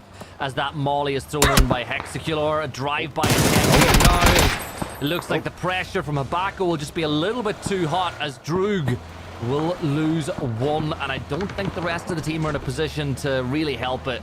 So they lose Hexacular, and they will just move on without him. It's been intriguing. I think I might get an option quickly to ask my question, though. If you're underneath the cutoff line here, Gibson, what would you do? Would you go fully aggressive here, or would you try and take some teams out? What would be the play, though? Because there's a question that the game could end at the end of this, so you need to put yourself in a position to make sure you're coming back tomorrow for the finals. It's funny, isn't it, though, because there's 15 teams right now playing one game of PUBG. And then BB team are playing a completely different one. Or sorry, 10k are playing a completely different one, I should say, right? So 15 teams are playing to get over the 100-point mark and stop 10k from winning. Whereas all 10k want to do, like, they don't care. They will take 1 kill and a chicken dinner because it's 5k and it's a win in the tournament. So it's, well, I did say 15. Really, it's 13 teams playing one game. Or 10k playing another as Zulu is coming under pressure here from Mika. Zulu, another team, obviously looking to try and get over the threshold. Came out swinging, though, game number 1. Drives his way around, sees perfected, though. Those are out in the grass. That confirmation going to be done. So another point on the board, though, for them. They are driving ever closer towards his 100 points. Cautious, place to hold. Zone obviously has shifted back here, so they are sitting now on the north side of zone. They can clear out Zuzu. Find them in a good position to try and take the fight towards the south. Yeah, Mika just holding the church now as the rest of Danu's squad will arrive. And as we know, Zulu squad, they kicked the days off in phenomenal fashion, but now there's just 1 player left alive. And I don't think there's going to be any recall coming anytime soon, barring a ridiculous play from Zulu, who is down in the basement. So yeah, they're all going to line it up. But Mark, all you got to do is play the trade. Like, send 1 player in knowing they're going to get downed. But the second and third player's job is to just get the kill. Looking for the Panzers. See, pick up the Panzer. Yep, Panzer first. Everyone else breach. There goes that south shift. We still have zone holding water. Let's get that now. Nico gets 1. It goes down for 1, and unfortunately 2 will fall, but it's not going to be enough. There goes the trade. The numbers will count, though. They'll be back to a 4, and Zuzu, though, it's another game that they are shy of 100 points. Another 2 left in the bag. That's what I spoke about, though. You send 3 players. Like, you know that 1, maybe 2 will get downed, but there's not enough ammo and hopefully not cracked enough aim to get all 3, and that's exactly what happened. Nuki whips out the MP5 and knocks out Slavin. Gets another 1 from Michael as the third to go past. And I think 2 out of 3 ain't bad, but we've lost. Boom, the boys get it done. Yeah, they do get it done. Launches them to 4th as well. I thought actually got run over. I'll be honest with you, I thought he generally got run over. Boom will fall, though. 12th place. So they will now be sitting, praying, watching that 10k don't get the win. Because, as you said, it's 1 game at a time from now. 10,000 days. They wrapped all the way down to the south side of the circle as they're looking to find somewhere to call home. And this is that field circle that we have seen oh so often. And it's such a classic. Yes, you've got the Dirty Dozen in play. Yes, you've got the compound just south of C9 Hill and a little bit of Potch Hill. But this one screams a field finish. And if you're trying to get a win, Mark. Like, if your goal is to get a chicken dinner to win a tournament, a field finish is not what you want. Yeah, I'm not hopeful. I'll be honest with you. Let's see if they can get converted in this one, though. PWD, can't see him in the air. He has been recalled back, looking to try and find some loot. Does find a compound that's not been taken, so he will be happy with this one. That is on the outside edge. The rest of the team, though, from Ibac's a little bit further afield, but too far away. So he could be happy. Find some loot. The rest of the team will be able to find a little bit of hard cover from here. 12 teams, 43 left alive. Phase number 3, but only one team that could potentially end it here. We'll have to wait and see, though. Expect the zone to go back to our field. Yeah, and Twisted Minds, they're currently sat in the top 8, just about 60 points for them. They're in a team, right? If you're not BB, right? Or sorry, if you're not 10K, it's so weird in my brain going to the team in second place and thinking they're the one that can win this game, not the one that's actually in first. But if you're not 10,000 days, your goal is to just make sure that you're at the very least in the top 8 for this game when this game ends, because it could end here and now. If it does, it will be the top 8 that qualify in that order. So for 10,000 days, win it. Everybody else, get into the top 8. There's about BB still here. Blue will fall. Remember, these teams like BB, the more damage they do to these other teams, the harder it's going to be for them. FF looking to try and cross the threshold now. 88 points for them. 5 kills as well. Zone obviously shifting down, but shifting away from the water as expected. Going back to Phil Gibson. It's going to be dangerous. Yeah, the bad boy now.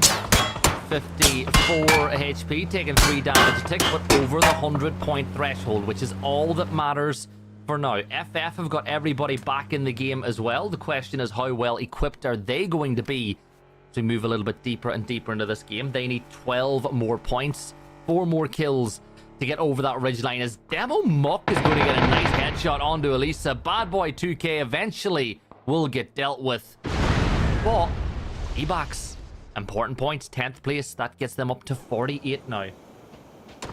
It's close as well, right? It's not like 2 games and you get yourself into a top 8. These teams that are in, below, or above the bubble have the opportunity to confirm here, and it is down to that point. Here comes the stack, though. Double blue zone there. That's really good, though. 1 you can heal through. 2 is a charm. If they've got any more, could cause some more damage. That second one is a little bit more short, but they get back into that BRDM. Here comes the nade, catching them as they run out. It does catch Sunflower. He last one out, though, but one of the first to fall, though, from the damage. And here comes more util dubs. It goes past, though. Confirmation as Boostic has to hide into the smoke. Yeah, great nade from Danu and co. They get up to 72 points now, and they'll use the BRDM to close the gap to the shack. Boostic, the only player left standing, and no Panzer, which would help him in this battle. All you got to do is keep one player inside the BRDM, feed the information to the other. There's not really much Boostic can do, and he is going to get dealt with. Nuki, by the way, is having a brilliant game. The members of Fuzzface, they've just been wiped. They're not going to get to the 100-point mark, but the boys now are just 12 points away, as all that happened on Potch Hill. But where, oh where, are 10,000 days? Mark, they are all 4 together on the edge of the circle. Oh, next to the BRDM, you do want to be there. Look, it's 1 squad now for the boys, right? Get another squad down. You get into that talking conversation of a top 8 here. FF will fall. It's going to be difficult now. It's going to be hard. They're praying for another hard shift back their way. And unfortunately for them, they have that BRDM right in front of them where you want to be. Here's a huge Kobe, though. It bounces, gets caught in the tree, though. Bounces towards the other side, though. As the charge now will come through. PWD back up and fighting. And the smoke wall is out. He might need to get underneath this, and that's the right way. He charges forward, though. The research nearly take him out. Yeah, but it's cover now. Another angle to get closer with these nades, throwing them up to MKTO. This one's going to bounce a little bit closer, but a great spray from Saint will find a Sparrow. Third party by the boys. Leosh will turn his attention up the hill over behind him. All of a sudden, Leosh is the sandwich between MKTO and those members of the boys who are hunting that 100-point total. And Leosh is in so much trouble now, Mark. Another volley. Tossed on down. It's going to hit Pater. Leosh is down they fall. But Mark, I have an important question. Have Danu's team wiped out Twisted Minds in 3 of the 5 games? Like, has Danu proven she's a better player than Batu? Oh, jeez Louise, you're trying to, you can't divide us. She has, Don't though. Danu Danu has had them in a headlock. Danu has had Twisted Minds in a Get out of headlock. here. You're not dividing us, mate. You're not dividing us. You're not going to put doubt in our She mind. put Boostic in a collar and walked him. Not going to happen. I'll tell you what's going to happen, though. That's 10,000 days having to work their way now in towards zone, but they got sneaky, though. As R53 find themselves now on the outside. Can they isolate? Can they find one? Will they even draw their attention? Now, there's one. There's two. The numbers are racking up, but I think they've been spotted themselves because the util all picked up, and it might be sneaky, but you're going to be fully exposed now as the cover has gone. Now, Cops will put down one. Has to take to the ground, but information now gained exactly where 10,000 days are. Oh, it's a field finish, though. Oh, my God. They're over. The boys are going to wipe out Makata. Are they over or are they on 97? Waiting for the leaderboard. I think they're on 97, but 10,000 days. They need to wipe out Ramos here. They've got 3 points. One more. Oh, this is so tense.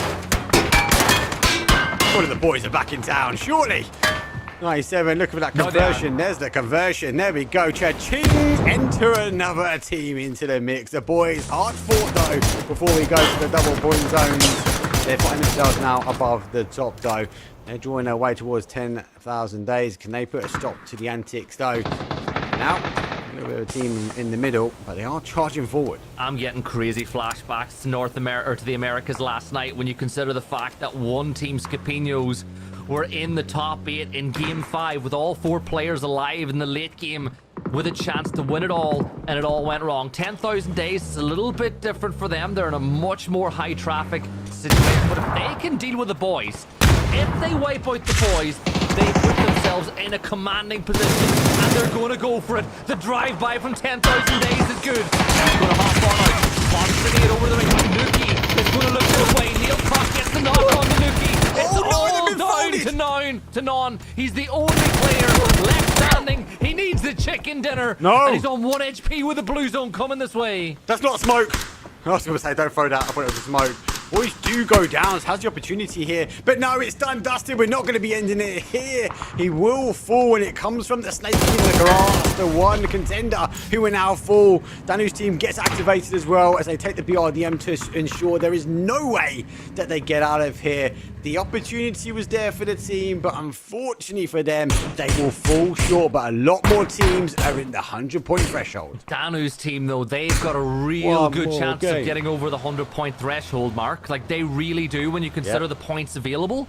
They can do it. And remember, it's double points from Game 6 on as well. So the more combatants that we have with the chance of winning going into Game 6, the more chance it is over sooner rather than later. But still, look at this for a circle, Mark. Like, this is just pure nastiness from PUBG. One more game. One more game. This always gets shiny. We can keep it going. Don't worry. Top 4 we go. It doesn't matter, though, if you're late in that to the party and find out what the hell is going on, Mark, because we normally have 6 games. We have a potential of max 8 only, as we are playing the smash rule. Every team that's above 100, the next game to get a win. The most important factor is we're doubling those kill points. 1 to 3. They're going up to 6. So we should see more teams flooded into that above 100-point mark. Yeah, Tiska getting another kill on the board for Pabago's side. Remember, every kill. This is the last game where a kill is worth 3 points. It is 6 points from this game on. DRG playing inside of the Shaka Droog center circle. They've got themselves a crate. They've got themselves level 3 gear, which will definitely help their chances. It looks like Drugamu will just run out, make sure he's got it, and get back inside. But that's a big knock from Demo. Yeah, that's huge. That is huge. Gives an opportunity to put a stop to this BRDM moving around because it's way up, come back in, jumps out, gets the shots, but no, misses out. What opportunity, but Diska's there to save the day. Roger Rim on the hold. Great nade though from Extends. Puts high down to a 2. And now Mika going to get back into the car or back into the tank now and finding the next target acquired. Just flatten the building. Yeah, just drive through it. I feel bad for poor Rightmore. Boom. Oh, he spots her though. Knows exactly where she is. So all you do, drive away for a second, get a bit more, go for the exact same trick. Oh, never mind. Mick is just going to throw a molly, force them out, then go for the. This is genius. The molly will force Rick and Moore away, and then you can drive over. Got the right connection though. Did get the right connection with the shots though with York. Great play. Sure fall. Unfortunately falling fourth. Remember, there's no other placement points up for grabs. So everyone here is desperate, eager to try and get the win. Yeah, Habako, 6 kills for this team that I was expecting a lot more from. I'm not going to lie. You know, Art and Habako, brilliant players. Forsyth I've seen a few times in the past as well. But only now, in the 5th out of potentially 8 games, are we seeing them become a real factor in the late game with 6 kills on the board as well. But you got to feel Danu's team are the favourite of that PRDM. Like, it just gives them so much ability to scout and get information. Yeah, they can move, right? They can work their way through the zone. I think there'd be a factor of actually we've got Mika's got one zone here. Here's the nade. Dodges away from it though. They could be itching to try and get some more. The team close enough to try and stack blue zones across that. That's going to force them out. One won't be enough. They can make their way through it. But high is going to cause them a big issue though. They can't get close enough just yet. Yeah, Mika will drive on back a little bit, realizing that his teammate might need a lift or even some just cover. There we go, there's the lift. Pick up Danu and bring Danu a little bit closer to the center of the circle. I like it. What better car share is there than a BRDM where you can sit back in luxury, air conditioning, a fridge, some drinks in it like Mark? The BRDM is the ultimate luxury vehicle. I feel like you're selling it to me like a flyer that I need to Now, it remains your luxury vehicle. Mika does get the final player though. He's in a good game. 8 kills, 15 kills in total. A huge game. Even if they don't get the conversion for this team. Yeah, block him in, send him out. That's what Mika's doing. You know he's got a big smile on his face as well. They're going to run. They've worked. Now they're trying to block him in. They have. He's repositioned. Now they run on the inside. There goes the Molly. Sees the player on the outside though. Has got the connection. Looking for the second flash. We'll go around the outside edge though. Molly does damage. Shots through the grouse. And it is done and dusted. Danu's team will do it. 17 kills, Gibson. But it's down to them. Lots more teams enter into that 100-point threshold. I love the way that graphic looked, Toff. It was Danu boys. Right? That's the way it went. But Toffees, we're going to a 6 at least. We're going to 6 at least, but there are now a lot of teams in the chase. And here's where it gets crazy. Points are doubled. So if you are a north of 100 team, this is your shot. Because starting in Game 7, I'm assuming we're going to have at least double, if not triple the amount of teams who could technically win this thing. As we look at those overall leaderboards in just a second.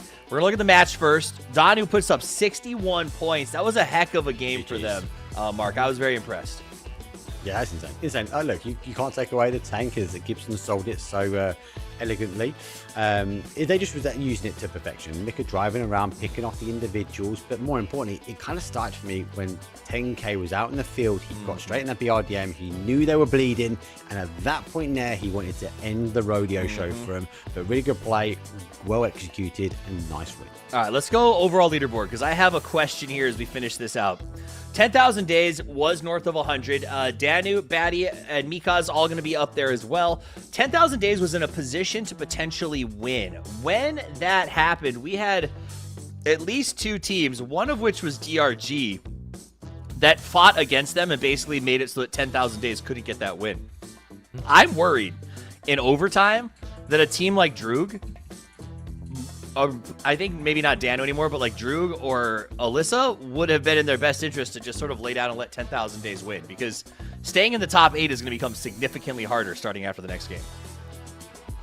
Yeah, this is the same situation we were in last night, right? With Scapino, you were thinking sometimes it's better to just give it up. You know, let another team win. It guarantees you top 8 and get a chance to play for 30K. But 4 teams with a chance in Game 6. Like, we got technically a 25% chance that Game 6 could be the final game of the night. Big true. All right, look, players are getting in the lobby. It sounds like we are getting ready to go into a break after a quick replay. We got to take a look at the amazing things that our teams have done. Do you know what time it is, Mark? Highlights! Driving to you, brother. It's time to take over. Oh, no, it's not. Wrong time. Wrong Look, time. this was critical, right?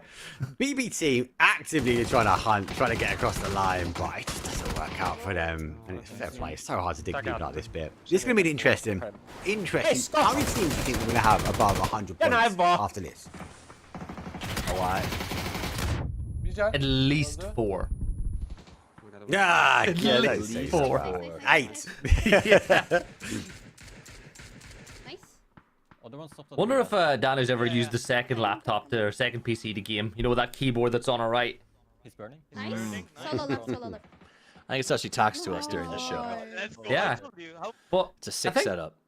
I think though that's a big game for them, right? We looked about it. You kind of felt like once they had the BRDM, they were going to take the win. Like a BRDM and a field finish, and you control the only real shack in the circle, they were going to get the win. All right, well, we're going to see who gets the win. It's cutting close as Game 6 is just around the corner on the grassy pastures. Don't go anywhere. You're not going to want to miss this.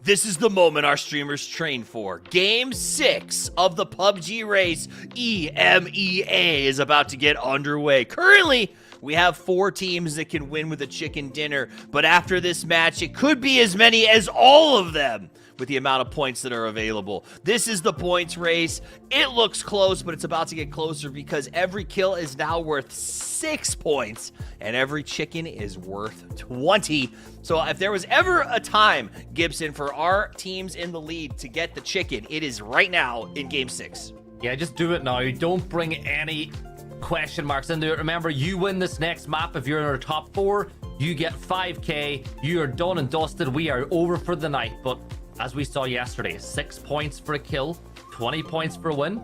Like, there's a world where Laura's team with a good game are over the 100-point threshold going into the next one. Even Revanche's team could get there. Yep. I mean, we saw it happen yesterday where a team with 3 points in 4 games almost qualified north of 100. So it is anybody's chase. And because of the fact that our top teams have let it drag on as long as they have, it really is anyone's game. They have left the door open. And at this point with this format, you can't be mad about that, right? That you had your chance. You could have closed it out. Do I feel bad for some of our top teams who are going to be now looking at that rope just like... Have you ever held a rope that you didn't have gloves on? It just like ripped out of your hands. Like that terrible feeling as you know that everything's falling apart. Like that's what it's going to feel like in this game if they don't get that chicken dinner. So I think now is the time to make the moves, make the plays, and take the risks. We saw yesterday, Giga just sat. They tried to play the 9. They tried to go for a straight up chicken dinner. It ended up almost getting them eliminated from the top 8. So it is a very tough balance to find here. Let me ask you, Mark, what would you do if you're the captain, you're the coach, you're the IGL? You guys are north of 100 with 4 teams qualified to make the move. You get a good drop in the center. Do you just camp it out? You just camp it out and play your 9? You can't, obviously. This is what I was a little bit disappointed with 10K, right? And we're not going to let you go yet, mate. We're going to keep you here. You've got to remember, they got to above 100 for doing what? Killing people. W key down, find everyone level of aggression. I feel like if you change your game style and game plan up halfway through an event or a qualification like we are now, you've lost all your momentum. Now, 10K have to build momentum. I look at some of these teams. Let's look at the boys that have just come into the 10K mix, mate. That last game was insane. Their momentum is huge. I would stake that they have better momentum to try and get a win in this game than unfortunately, our 10K team. Never go full David Moyes. Never switch to a defensive strategy in the third because you're winning by 2.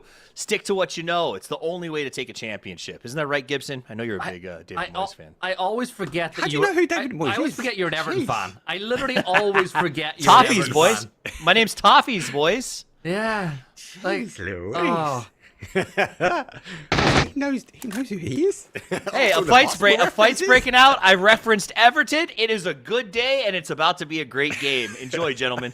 Yeah, you know what's even better for Toffees? Everton aren't playing today, so they can't lose. So it's a really good day for Toffees when you think about it that way. Wow. But we got a hot drop. We got a couple of them by the looks of it on our final game of the night. The Hogs are up and one way up on the north.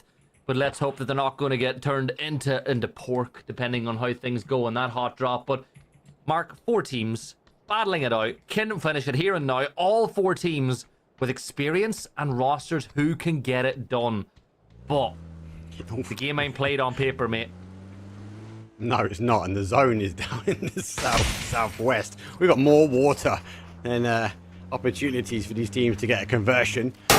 Boys, jumping their way down. One of these teams are going to try and take on and deny the team. The other team, though, shotgun comes in, but the range true. Thugs will fall. And unfortunately for the rest of the BB team, they're a little bit further out in the west. They are taking the coastal route down to the south because this is going to be a chaotic zone. Yeah, and look, that's the 6. Look at the difference the 6 points made as well. Boys went from 4th to 3rd off the back of that one gunfight alone. And that is big when you consider that this is 2 teams that are going for the win. The people who are in the top 8 would rather that the teams in the top 4 don't kill each other early. You almost want them to all be alive in the end game to make your chances of getting into the top 8 all that safer. However, things can be a bit different. Habako, 9th place for them, but 1 kill mark.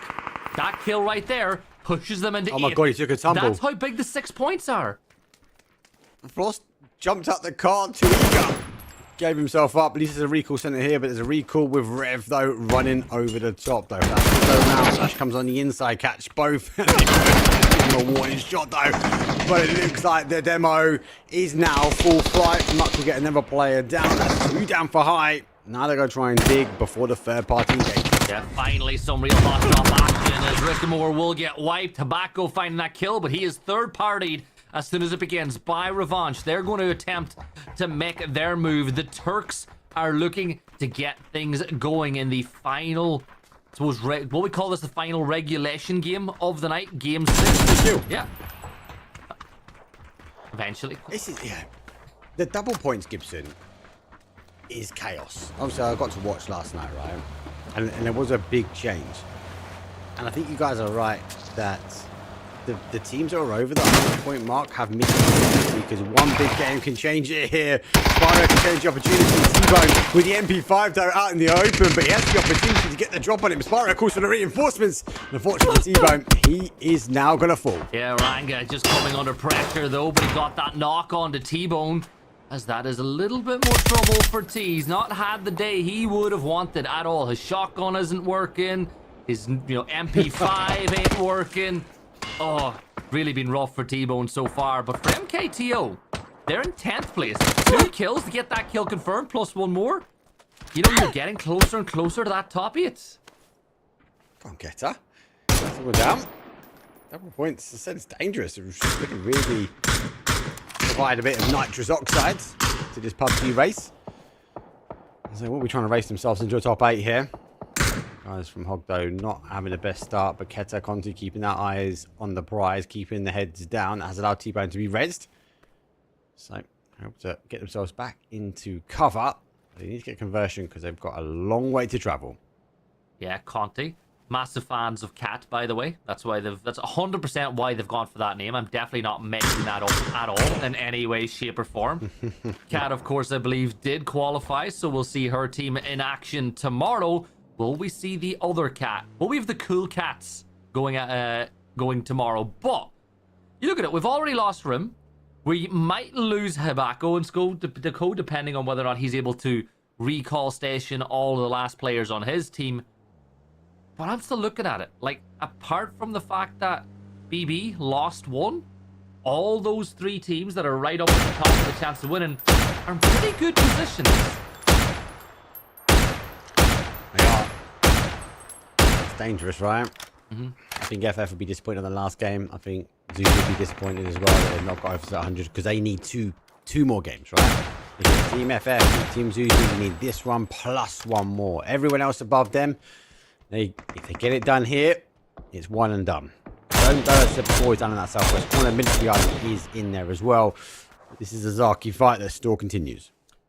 Yes, Sparrow is just keeping an eye on what's going on. MKTO, like, I'd be shocked if they don't get into the top 8 mark. Like, Sparrow and Lou, the amount of experience that those 2 players have in itself, you would have hoped would have been enough to get them in that position. But this lobby's been really good. Like the Americas last night, the streamers, the content creators who were invited are holding their own. They're putting in great performances. This isn't an event that's been dominated by pro players. It's been an event where the content creators have put it in, they've shown what they're capable of, and I think it's just really good for the scene overall. I think this is where the content creators will now come to life more, right? Because they can be creative, and if they're creative, they get double the amount of points as well. So they might catch out teams like this. Twix get caught on the rotation as well. FF holding this west side of the bridge, the south side of the bridge, praying, hoping it comes back to military. There is a world, it might bounce back this way. It'd be chaos if it does. Lou, though, limited, though, on the bullets. Has to go for the opportunity to loot some more. Has found more 7s. Now finds himself a getter. Yeah, they were hoping there'd be more Hogs of War, but they've really been Hogs for the Slaughterhouse so far on the night. 27 points so far. Another knock sustained, and Keter is down. You can see Lou sprinting over to get that flush. Will confirm that one out, and it's another 6 points for MKTO, who moved to 9th place now. Just 9 points away from Droog in that 8th place. And remember what we said in the pregame? Droog would have been in their best interest in the last map to just let 10,000 Days team get the win. How much could they regret it if somebody else wins it now and they don't get into that top 8? Risky game. It's a risky game. It's the gamble. You remember, underneath that fire, underneath that third party, how much have you got someone thinking about those numbers as quickly as you want them? The boys, a great game. They had the momentum. Let's see if they can generate the momentum in this game. They're currently sitting centralized zone now. Everyone else is kind of in and around the area. No one in Primorse. No one really on the west coast as well. Everyone's kind of in that quarry and just on the outside of quarry or in towards that sort of west bridge. Remainder of players and bodies, it seems. Well, I'm on the outside edge, more towards the north, looking for kills, looking for these 6 points apiece before rotating their way down. 10,000 Days making their way over towards that western coast as they go past the south side of Hospital. making their way inside the circle now. You got to think that looking at the map that we have access to, we can't let the players see, we can't let viewers see, but we know they're moving into what is essentially a acre of space. Mark, there's nobody in the set. Like, Primo was clear. Everything from the west of Quarry, including most of Quarry itself, is clear. McDonald's is clear. Like, this is all... Wow. Well, never mind. Might be clear, Gibson. Ain't clear anymore, mate. The zone went goodbye, Gibson. We are going east. It went all the way over Quarry. It touches just about where the players were remaining in Quarry. And now we still hold on to a bit of military. So where we saw FF on the south side, they remain in. But we go back to the fields that we were in before. The game before we held. Those fields will still be. IBX in a great spot as well. They're pretty much centralized up here. Danu's on the north side of them out in the field. Might be looking for that BRDM. That could be a key piece to the factory if they can find something from here to convert. But they are in zone here. The rest of the teams, though, like 10K, they've got to keep on rotating. I will give 10K a bit of love, though, Gibson. The zone doesn't like him, does it? It's just, every game, it just bounces away and away and away from them. Yeah. Well, it's PUBG. PUBG doesn't like anybody. The whole purpose of the zone is to thin the herd, right? That's its job. Get rid of everybody. Only one team can win, and 10,000 days have not won yet. They could even finish in first place, but not win the whole event, because remember, that's what happened in the Americas last night. You can't let these opportunities slide. Well, there's an opportunity to get more bodies back, but it's more points that you could be giving to someone else. So, Arctic's though, seems like it's left on the clock to find themselves some neighbouring friends. Just a little bit more time before they find themselves in towards the action, though. Phase number 2, be up to made his way out. There is no one else really in front of him. Be able to get past Pachinki, and here come back 2. So back to a 3, not a full 4. Yeah, but it's better than 1, right? Yeah, take it. Yeah, take it. And the question is, where do they drop now? Like, we can see that Ferry Pier is very vacant, so they can drop in there, get lit up. You've got Ramos's team here. They're going to get on the ferry. Come on, get on the ferry.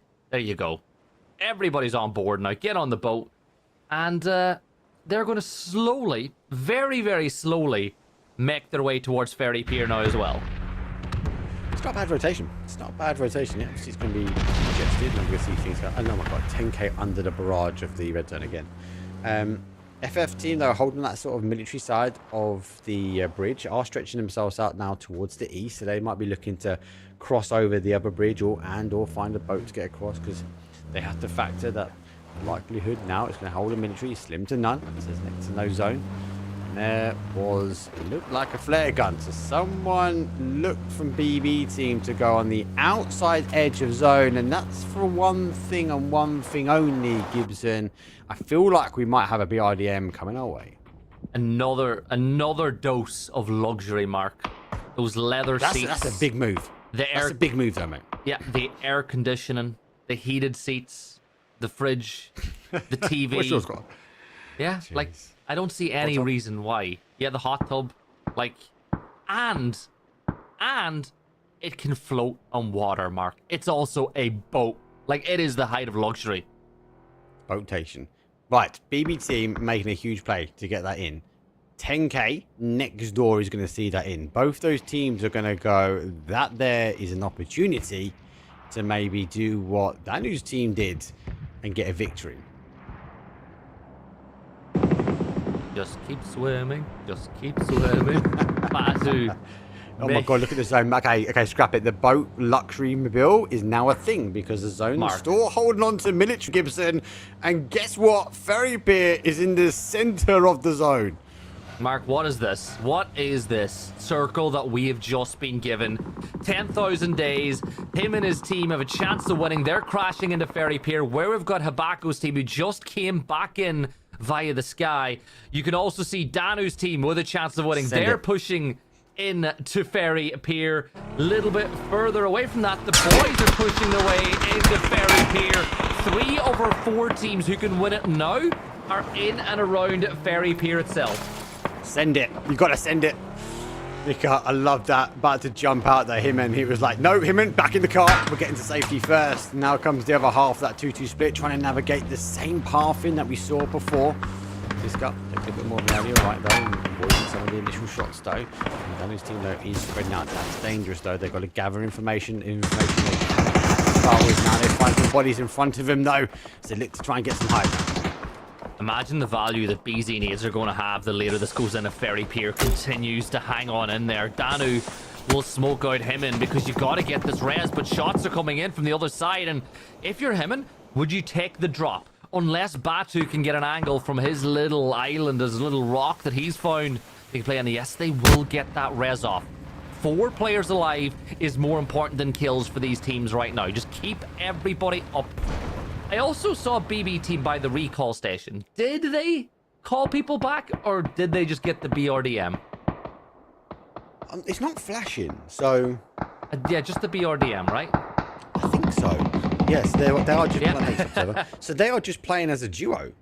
Like, it's phase 3. You could go to Narnia and find the recall station and get it one back.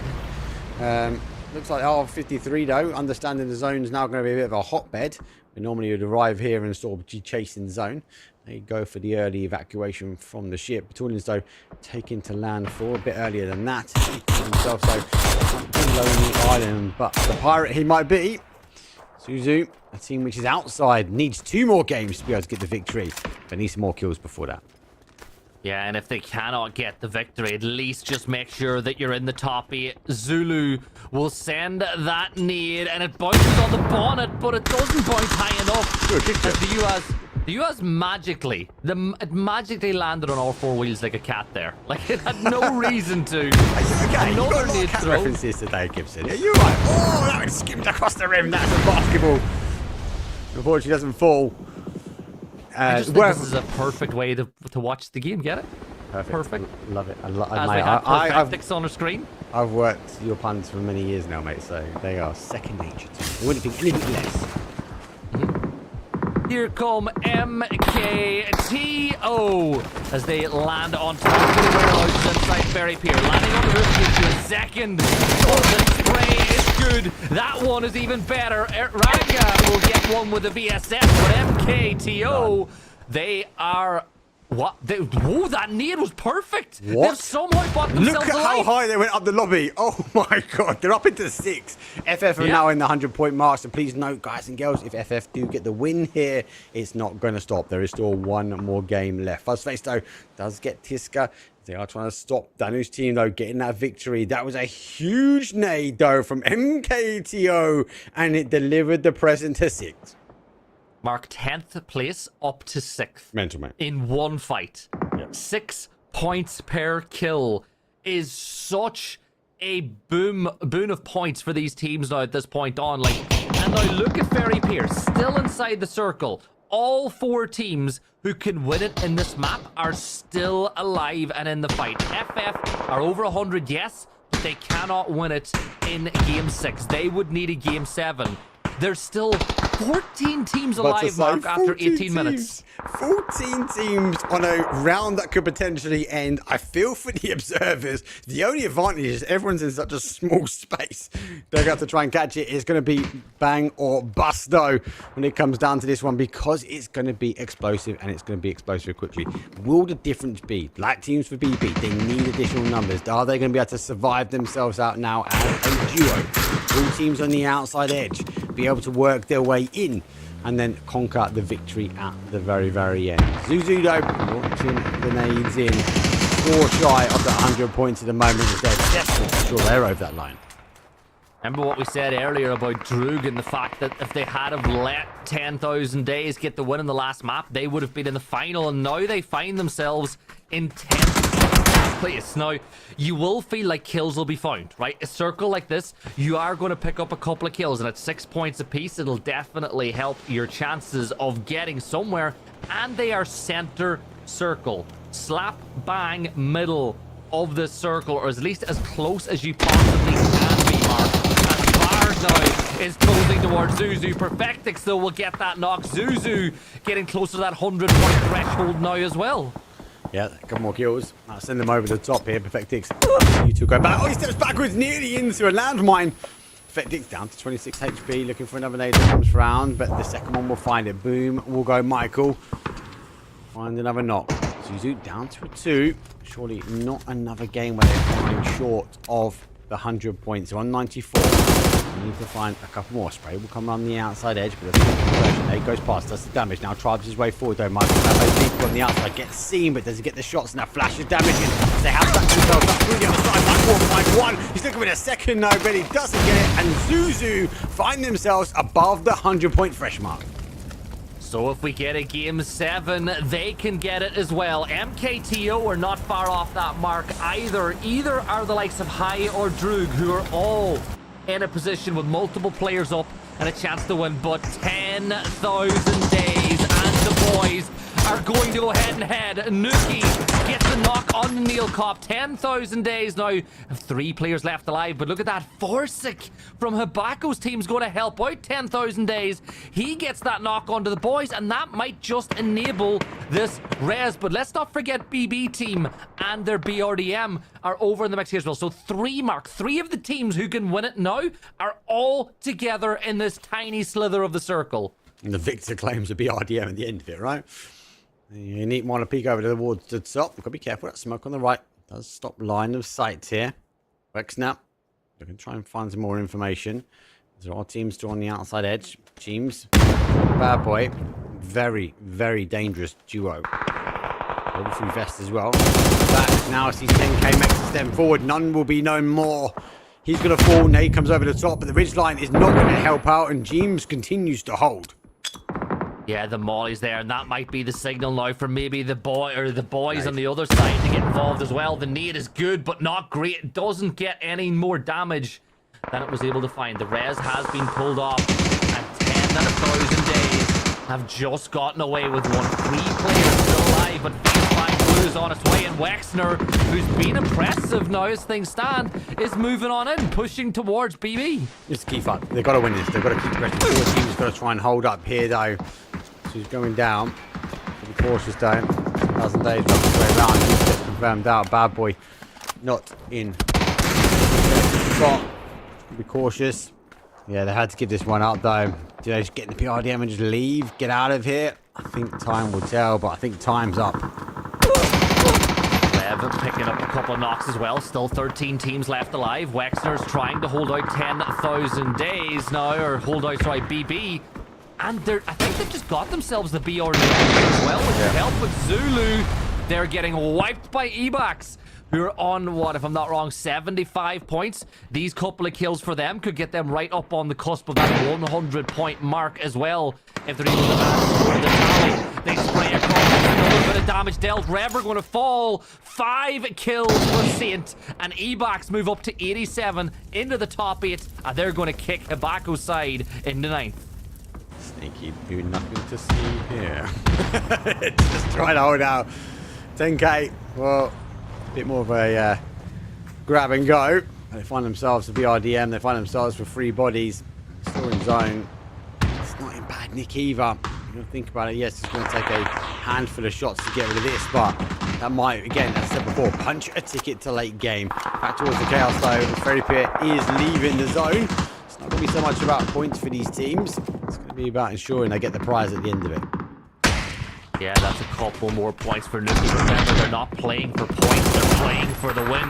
Nuki's going to jump out and wipe out Habako. And if it ends in this map, well, Habako's team are really on the cusp of being eliminated.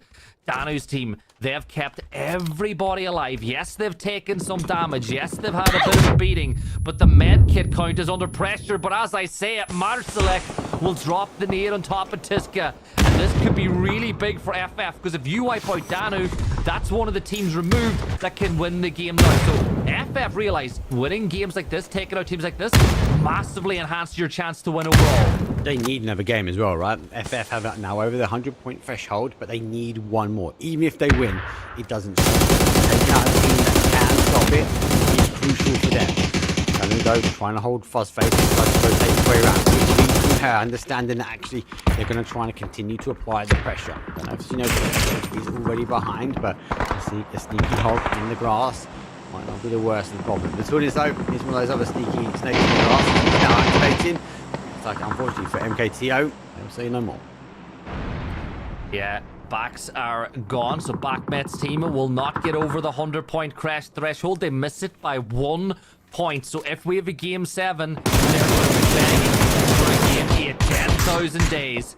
2 kills, but that's not what matters. What matters is the victory, the chicken dinner for them. Remember, all the teams in the lobby are technically playing a different game at this point in time. Mark, Danu's team, though, they really need to deal with FF. They've got to hold the line. They've got to hold the line, but you're right, they've got to deal with it. Get rid of it. There goes the move on the outside, looking to try and get that res. And then sees that, launches out the molly. Takes their face for the bullets from Marslake, but he used the opportunity now to move. Oh no. The actual explosion from the gas can takes Gaxi down. Now they get the upper hand. Now they got a digital body. Then comes in from Mika, does the damage, but doesn't get the knock. You see the flames are doing damage inside, but Mika is going to get caught out as he stepped inside. They forgot about Droog. Don't forget about Droog. They are moving up that leaderboard as well. 81 points for them in 11th place, as Danu now is the final player standing. Mika will crawl inside, look for salvation, but whether or not you can get it is the other question, because that Dragonov looking your way is going to be really problematic for Danu. And now, Mark, with this being the case, only really 3 teams alive. But Danu being the solo makes it only really 2 over 8 teams can win it here and now. That's unfortunate. Great position from them. Didn't deal with FF. But again, they had to get rid of that team. Get rid of Danu's team. Stops them potentially working their way in. FF now can chase their tails on that southeast corner. They know they've got a hog out set out in the grass. But for now, they get a little bit of a breather. And all eyes go back onto the boys, and more importantly, 10k.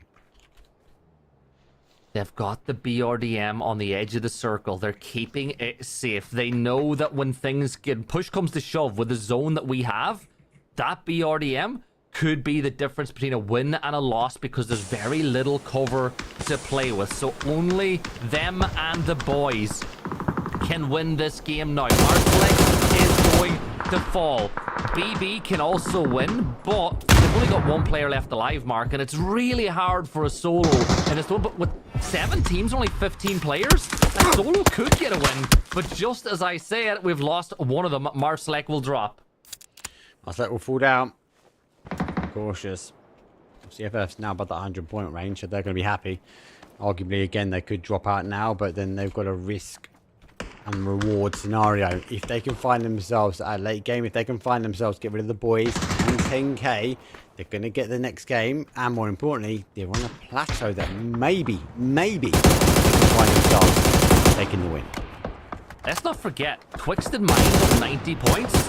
They could get eliminated if 10k or boys or BB win this. Like, there's a world where Batsu and Boostic are not playing this final, so they've got to get another kill at least just to have some safety. And here's the thing, even if you get that kill, the team directly above you in 8 is up there, so Bad Boy cannot win now. But as I said, Twisted Minds need, that's big, I just said it, Batu went huge and wiped out and boosted up to 7th. That is insane. That's just, again, because it's double points here, Gibson, the solos now really matter. But we've still got 2 teams here that could end this tournament or end this stage of the tournament right now. Dreg, going to be there with 4. 10k there with 3. Boys with 2. And Battalions, though, the one-man army is out fighting as a solo. We find ourselves now, game number 6, but phase number 8. Well, if it ends now, if 10k or boys win this game, Twisted Minds will go through. I'm even going to say it. I think that Droogs are in a position as well where they will qualify if they die. So there is a world where you could deny Twisted Minds will go down, so Barry is down. So if you're Droog, you can take all doubt out of this, deny, and let 10k and boys fight for the 5k, and you guarantee yourself a spot inside the final. But I don't think Extends and So said run that way. Like, I don't think the word surrenders in their lexicon. I think they just want to get the win. They want to win that 5k for themselves. We've got the decision to make, right? Are they in a position that they can go one more game and win? Oh, good need. There's a possibility They get swallowed. BRDM will now go. So that free ticket potentially for 10k is out. But good steal though, as they took it away from BB. Extends does get a kill and confirm. The boys go down to a solo. That's going to really take one of the key pieces off the board here. And then the decision is, do they step out, as you say, Gibson, or do they step up? Well, they lose one. Wexner's going to get that knock on Hexacular, and that's going to make things a little bit more difficult for them. Nuki are on their way over here as well. Honestly, we don't need 10k. If you're 10k boys, you don't want to fight each other. Get on the Droogs first. Give yourself a chance then at the very end to battle it out for the win. 10,000 days, though. The BRDM is no longer an option for mobility. However, Mark, it is still a huge chunk of cover looking in towards the circle. But this is going to get really rough in this finish. Jeg's got the position as well now. That's the thing. They've got the position. They applied the pressure. They got the res back to the numbers. 2-2 split now. Do they step out? That's the big thing. So Sadid extends like, I think you're right. I just can't see it. I think they know that they can have a good game here and potentially have another good game and try and steal the money away from themselves. Here comes the charge forward. Here comes the C4 charge. It goes straight into the middle. They're going to hear it. They're going to run, though. Joe's got to try and back off. Teamer mode enabled, though. And he finds one. That puts him down to 2, though. They're not stepping out, mate. They're stepping up. Yeah, I told you. They don't know what the word surrender means. And now 10,000 days are down to 2. They want to go for the res, but Extends his need is bang on the money. Perfect, as Wexner is the last player standing now. 69 HP. Blue zone there. The jammer pack. Keep him alive for just a second. But Droogs are going for it. They want to get into the 100-point mark. They want to guarantee a game 7, and they do. They delivered the game 7, though. At the end, it came down to the numbers. The 2-2 split was there, despite the steal from that BRDM, though. Good play for 10k. They found themselves in the top 2 position, but Toffees, it was not going to be enough, May. Enable one more round. One more round. Right? I mean, DRG was like, nah, man, we think that 5k is ours. And while I understand the idea, at the end of the day, once you're plus 100, all it takes is a chicken dinner. You don't have to beat everyone ahead of you. You just got to beat them one time. So I do think that there is that. If I know I'm on the cusp and I know I got 2 more games, why not go for it? That said, though, we're now up to 6 teams, I think. Was it 6 now, or is it 8 that have broken the 100? We'll look at the leaderboard in a second and tell you guys. Because the next game is going to be off the rails, no holds barred. And if you make it to 8, I don't even want to think about what happens at that point, because then it's just a regular, maybe it's just a regular game of PUBG at that point, Mark. Yeah, because everyone's north of 100. It's close enough. There we go. It's 7. No, 8. 8's our magic number. Wow. Yeah, look, 99 points in 9th place. 1 more placement, and it would have been the 1. But yeah, insane. And it does come now down to how creative this leaderboard is going to be, because it's not just about who. We've got 8 teams that could get a win, right? So half the lobby, there's a chance that we're not going to go any further more. But that being said, though, any of these teams on the right-hand side, if they have a chaotic game with the double points and the double placement, they're big changes, and they might want to try and confirm that win for themselves.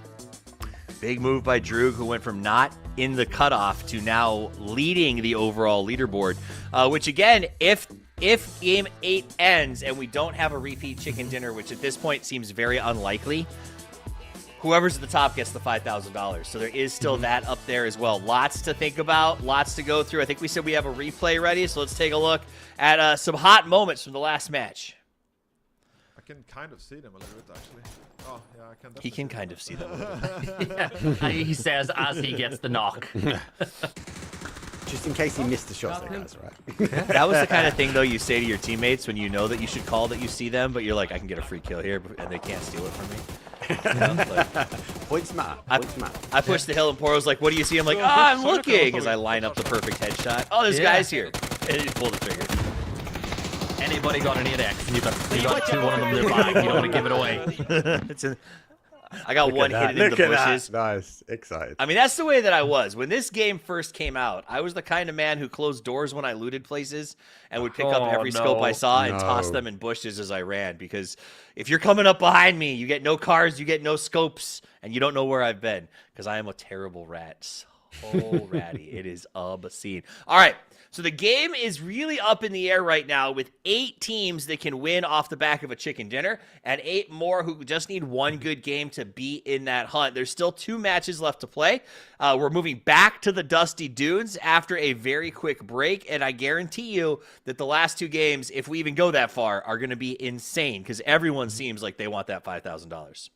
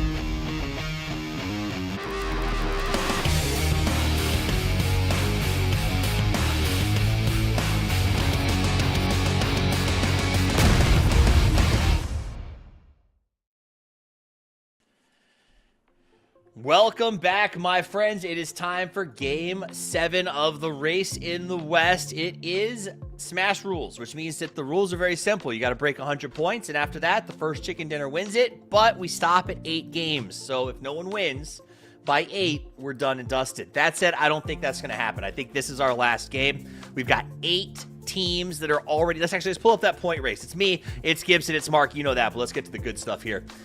Right now, holy crap, there are 8 teams north of that number and 1 team who's 1 point short that is going to be furious if they win the next game. That is a lot of teams who have consistently been in the top. Like, it's not... I love Laura and everyone below there, but it's pretty clear that your teams were not able to stand at the same level going into this last game. So everyone else, though, really at a point where they can win this potentially, Mark, and I think this is probably our last match. Yeah, I'm with you. I'm with you on that one. It's a big divider as well. So there's big shakers. That last game was the, I suppose, the real energy that some of these teams needed to ensure they find themselves in that kind of top half. And we did see some big moves, and they'd be disappointed. Obviously, you are sitting on 99.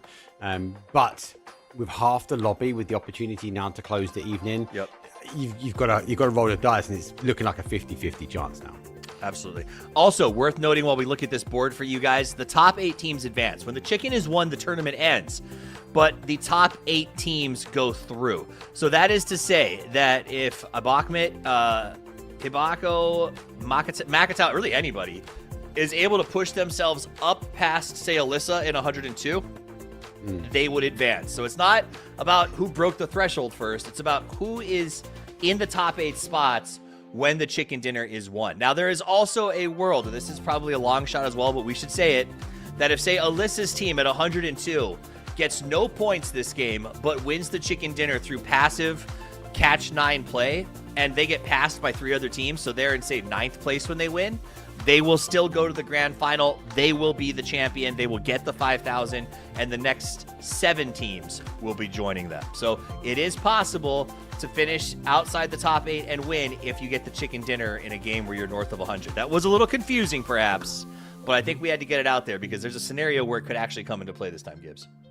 Yeah, there definitely is. It's the term smash and grab, right? That's what it's all about. Once you get over 100 points, you smash it, you grab it, you take the win. But, you know, if you're into your statistics, there was a 25% chance the game would be won last map. It's a 50% chance that it's going to happen this map with 8 over 16 teams being over that 100-point threshold. I don't think we're going to have a game 8. Like, there's just way too much talent on the left side that one of those teams don't win. But as we said yesterday, it's PUBG. You just never know. You know, the format's been fascinating, though. Mark is like jokingly calling it this 101 because you got to get that 100 and the win. The win seems way harder to get than I expected it to be. A lot of these teams have been on the cusp multiple times. Yeah, I just think it comes down to that change of play style. People go, oh, right, we're above 100. And they like go, right, let's start again. As if it was game number 1. I just go back to that. Sometimes something's working. Yeah, you might not get the luck of the circles. And we see that a lot with 10K. I want to defend them a little bit because they have been chasing circles, bless them, right? But I had an opportunity. They had a BRDM. They could have potentially sent it up into a centralized zone, but they opted to stay defensive. They stayed on the ridge line. They used it as cover. And it was different. If they had a BRDM in game 1, 2, or 3, Toffees, like, would they have played that way? Would they have not just potentially bullied teams out of position? So I just feel like it's a different style of play. And I feel like once these teams get in their head that actually, well, we're above 100, now we only need 1 game and we can get a win. I just, for me, just keep playing how you're playing because it was working. Yep. Especially because everybody else just seems to fall off when you change it up, and now you're in a race with a lot of other people doing the exact same thing. So I do think, especially with this double points system, which is again new, I haven't been through this aspect of a game before, it is a lot to take in because it makes you feel like, I think it'd be hard mentally to have put yourself out there so much, Gibson, in the first 4 games and just mentally exhausted yourself playing the right way, and then getting to like a game 7 where all of a sudden there's 7 other teams who are playing, let's be honest, mediocre PUBG and had a good game or 2 is now on your heels. And that I think has to be very frustrating as a player. Yeah, 100%. It's Smash rules, though. Like, this, you go into this knowing it's not super. Like, it's the same thing happened last night with Scapino's team. They got themselves over the 100-point mark. They didn't win game 5. They didn't win game 6. They didn't win game 7. They didn't win game 8. They lost it in the very end to Pipa. So that's just what it's about. And the longer it goes on, the more you doubt yourself, the harder it seems to be to get that chicken dinner, because now you know, instead of just us playing for the win, now there's 7 other teams that are doing the exact same thing. So everything just gets a little bit harder the longer the day goes on. All right, here's the hard question. Mark, who wins? Who's winning this game? Who's our $5,000 champion? I'm going to ask you too, Gibson, so you can start thinking about it. It's difficult. It is difficult. Obviously, you got to pick a top 8. Like, I would like to see. Give us that leaderboard again, y'all. I think Zuzu for me, like, because they started the evening so well, like, and it's good to see cool, calm, and collective style of play, right? But there's also like comeback stories of Bad Boy 2K. Like, do you know what? I'll stick with it. I'm gonna stick with my guns. I'm gonna stick with the German lead. I'm gonna put Zuzu X, man. I want him to take the win. Go on, let's get it. All right, what do you got, Gibson? Well, I would have went something like that too, but I'm going to change it up just so we've got different and competing views. I'm going to go for Elisa. There's just something inevitable about Twisted Minds players. And would you really put it past them getting over the line now and getting it done in the last game of the day? No, I wouldn't. And I will say I was also sort of on that Zulu ride with you as well. I think it's been a lot of fun to watch. I don't know, man. Can't tell. You've got to pick one, mate. Okay. Come on. Bad Boy's 109, but they've been like having this kind of vibe in the end games. I think it might be Bad Boy 2K that makes their move, man. I think that's my call. Bad Boy. So we got a Zulu, we got a Bad Boy, and what was yours again, Gibson? I've gone for Elisa, Twisted Minds. Elisa, Twisted Minds. I think those are good picks. They should be a good time. All right, we're getting ready to get into our final map. Well, it's not. There's technically 2 maps left. We are just feeling confident that with 8 teams above the threshold, this is probably going to be the last one. That said, it might not be. We might go to 8. The bad news I have for you guys, the good news we're getting in. The bad news is I am going to have to trust these 2 to round out the broadcast. I am going to have to turn over to them to take forward the rest of the day and award our champions. I'm sorry that I have to step away, but I will be back tomorrow because tomorrow, guys, is the ultimate throwdown. $30,000 for the best of EMEA versus the best of Americas in the Streamer Race throwdown. And I think everyone's going to understand the strategy at that point, and I am pretty excited about seeing how everyone has evolved a little bit and shows up tomorrow, Mark, because I think it's going to be crazy from game 1. It'll be interesting to see the 2 dynamics again because the EMEA guys and girls have had some practices already because they had some events before. America's really thrown it down yesterday, so it'll be an interesting finals definitely when we come around back tomorrow. Gibson, what are your predictions for the final tomorrow? So I'm not going to be here to chat with you afterwards. For tomorrow, I'm going to say since in the last event that we had between EMEA and the Americas EMEA one, I'm going to say tomorrow the Americas is going to win just for balance and fairness between the regions. All right, so the lobby was starting, but I'm told that we had a slight delay, so we are going to hold for just a second. Not a forced fill. We're not yapping because we want to. We know this is about to end, but I think the players are aware of that too. So we had a relog as a player was like, had to make sure everything was working right. When it comes down to this point, when honestly 8 teams can make $5,000 just like that, you got to have everything in line. I think if there was only 2 teams, I think players would be a little more lackadaisical about it. They're like, oh, whatever, I'll play with some lag. But now that's $5,000 and the bid to the grand final. Something else to be concerned about, I kind of brought up this idea that a team that gets knocked out of the top 8 could still make it, Mark, by sort of getting that chicken dinner if they have north 100. Yeah. Something else to remember is it's not just about the teams that could win. There are still 3, possibly 4 teams that are on the hunt to break into the top 8. And whether or not I have to defend my chicken, there's a bunch of teams within 5 points that need, here, I think I'll show it to us again. They need to make sure that they close that gap. 84, 87, and 99 are all below the 8-point cutoff. 102, 109, all the way up to 118 because we're at double points right now. All of those teams, that's a lot of teams. 5, 6 teams could very well be in danger here and get knocked out of the grand finals, even though they're currently in as high as 4th place. I think for that middle pack, it is that storyline, right? They're not just looking at, you've got a couple of these that are now above the threshold, so those guys and girls will be looking to try and get the win and make sure they top the table, right? But it's that second part of the story that they're not securing a top 8. So let's say that we do see a DRG or maybe a 10K get the win in this next game. They've also got to balance, not just trying to rotate in, not just trying to get the kills, because they've got to focus behind. These teams are chasing them down because we're only taking the top 8. So I feel like for these middle pack, yes, some of them are above that top 100-point mark and they're looking for the win here, topics. But the big thing for me is that they can't leave anything left on the battlegrounds because of Laura. We know they're going to try and chase it up. Anyone on that left-hand side, a really good game, mass amounts of kills, which are double, plus a win from them, really will change the lay of the land. Also, keeping in mind, and this is an interesting thing to think about as well, Gibson, Laura, Revanche, everybody from 12 to 16 is still in this game. They still would love some highlight reels. They're still streaming for their fans. And I can tell you, when I know that I'm not going to win the event, the way that I play changes substantially. You play for kills and fun? Yeah? Is that what you're saying? I'm saying chaos. Chaos reigns. Like, you think about it. If one of those teams get 10 kills...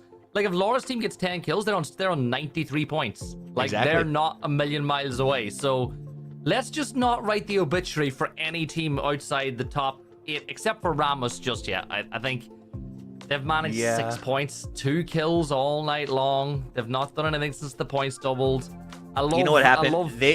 They went home last night and they studied Egg's tape. I don't think they understood the situation that Egg faced after game 3 and just weren't able to bounce back. So that's okay. That's okay. They memorized. They didn't understand. Is that what you're saying? Exactly. You don't just copy a strategy. You have to understand why it did or didn't work.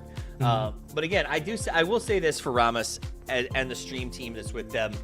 We talked about this, especially with EMEA. The Americas was a little more pro-centric. Let's just call it what it is. Here, we're getting a lot of stream teams, a lot of crews, a lot of guys who play together on a regular basis, and I have a lot of respect for that. I love that if a streamer makes an event like this, instead of them just going out and finding pros to cherry pick a win, they stick with the squad. Like, that's a squad goal, right? Get to a point. That's why we have open qualifiers. I tell every person who watches esports, play an open qualifier. I'm not allowed to anymore. You guys should, because if you do, it's just that aspect of like experiencing comp this level with a team that you play with on a regular basis is actually really, really fun and really interesting. So, Ramos, I get 8 points is not something to be super gassed about. However, being out here hustling, putting in some work with the boys, to me, that is exciting to see a streamer and his friends come out here and put in work. And I hope that the fan base is appreciating them for that. I'll also say that since we have a little bit extra time for a quick plug before I leave, every streamer is live right now. I love that you're watching us. You guys are rule for hanging out with us because we're awesome, but I would love for you to head over to that page, click a couple of those streamers, open up a second or third tab, give them a couple of follows at the very least, and let them know that you appreciate that 8 years in, they're still making content. They're still grinding the game. They're still here playing because they love it as much as you and me do. And to me, that's what matters most after 8 years of PUBG. Who's committed to the community, who makes it great, because they're what matters the most. So thank you. Support them. Support these guys, because it's not the last game, but it might be. And we're headed to the Dusty Dunes, where the most action is guaranteed to happen. Let's see if this wraps it up. It is the race. It is EMEA Qualifier. This might be the last match. It's Smash. It's your casters. It's Gibson and Mark Powers. Thanks, Toffees, and it was a pleasure being on the cast with you, or the broadcast with you tonight, and we hope you have a good evening. But Mark, we're going to have to do him some favor. Even though Toffees will not be here for the rest of the night, we got to finish the show off in proper Toffees fashion, so we'll get that line in there a little bit later. But Mark, it's Game 7. It may just end now, it may not. But one thing's for sure, Miramar has a lot to say about this. It does have a lot to say. Rev, as you say, the antics, the hot drops going in. They went to go secure a car here. And this team is a team which is a one that can get themselves over that threshold and bag themselves some money. But for now, they get the guns. They need to evacuate. No hot drops for them. They say goodnight. Yeah, I think that this is smart. Get out of there, get the vehicle, and move on out of Picado, which it's not a team you need to get involved in either, right? You're already over the 100-point mark. Yes, killing a team earlier is a couple of players you don't have to deal with later on, but it opens up way too much potential for things to go wrong. So don't fight with revenge. You don't need to. Elsewhere, the circle mark, it is way over towards the eastern coast again, almost identical to the circle we had in game number 1. Droog have 2 chicken dinners already. They're going to need a third to get it over the line. So I suppose the argument is, right, we were saying at the end of the last map, would it be worth their while to just end the game and guarantee themselves top 8 and be there and playing tomorrow? But I suppose when you think about it, if you've won 2 of the 6 games, you're the only team that has done so. Why not give yourself a chance to win a third? Like, on paper in standard format, you'd be the team that deserves it the most. The observers are alluding to an island finish. Surely not. Hopefully not. Praying not. Because the wiggle was a yes. Yes, look, statistics would say, and that's why they didn't want to give up. They wanted to take the fight. They want to step up. They want to get that conversion. They want to get that win. Talk about conversion now. Boom. Cresting over the top here, as they are having a look in a team again, which we would love to see them stay within a top 8 scenario, but they're gonna need to get some big kills here, and I think this is what's the driving force. This is why it is try and breach your way into water treatment and clear out a squad. Remember, half the teams in the lobby have a chance to finish it in game 7. Every team in the bottom half that dies increases the odds that this is the game that finishes it even more. But if we start seeing top teams fighting each other early, or teams dropping in the top half, it could change things up really quickly. Boom, Mark, we spoke about it. They need a huge game. They need an egg-style game 7 if they want to put themselves in with a chance to get over the line. As we take a look at Partona, which looks so much different, Mark, than it did when this map was first added to it, but it's a bit more festive. I like Partona. I love the changes they've made to this map over the last few years. I've had an ending here. It's been chaos. So I love the look of it. Chaotic ending, mate. I do like the ginormous like tequila bottle sitting in the middle. Definitely party vibes. Definitely party vibes here. For those that are not aware, obviously the flight path was a south central to north central. Does push north to northeast. The zone literally just crest onto that flight path, so we are very much on that east side as well. We are sitting just on the outside of kind of Picardo. Los Leones at the bottom of the southwest. Both islands, as the guys alluded to, are for the observing, is very much in. So I'll be interested to see a lot more teams should rotate early, because we've already had one of these starter zones. Will they go to these positions earlier on? Will they try and take the higher ground that we saw the game ending? I think it's all to play for, but the more you think about it, the more unlikely you are to start and rotate early. And another team which needs some big points, well, that's the Hogs. Hogs of the war become the dogs of the war. Well, 10k find themselves now turned to a 3, and I won't be too surprised he gets out of that car and picks up that chip. Hogs of War. I think that wasn't that like a lot of people's first ever BR technically, way back in the day.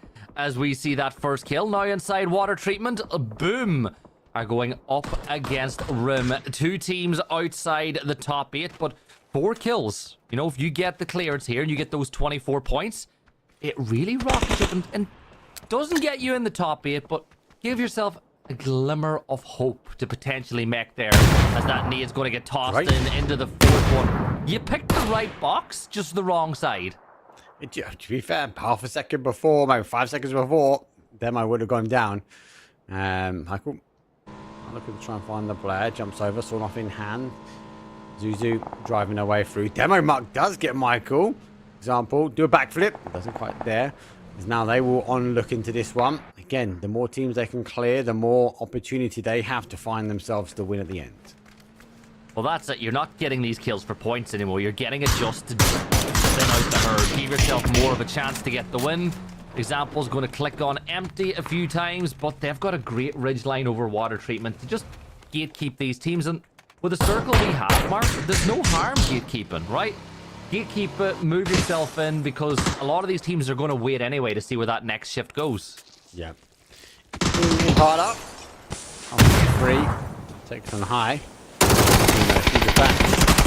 And the other view. Get the connection. Actually, Prefire comes back out the door, puts him down to 2 HP. Looking at the boosters on. That's an interesting part.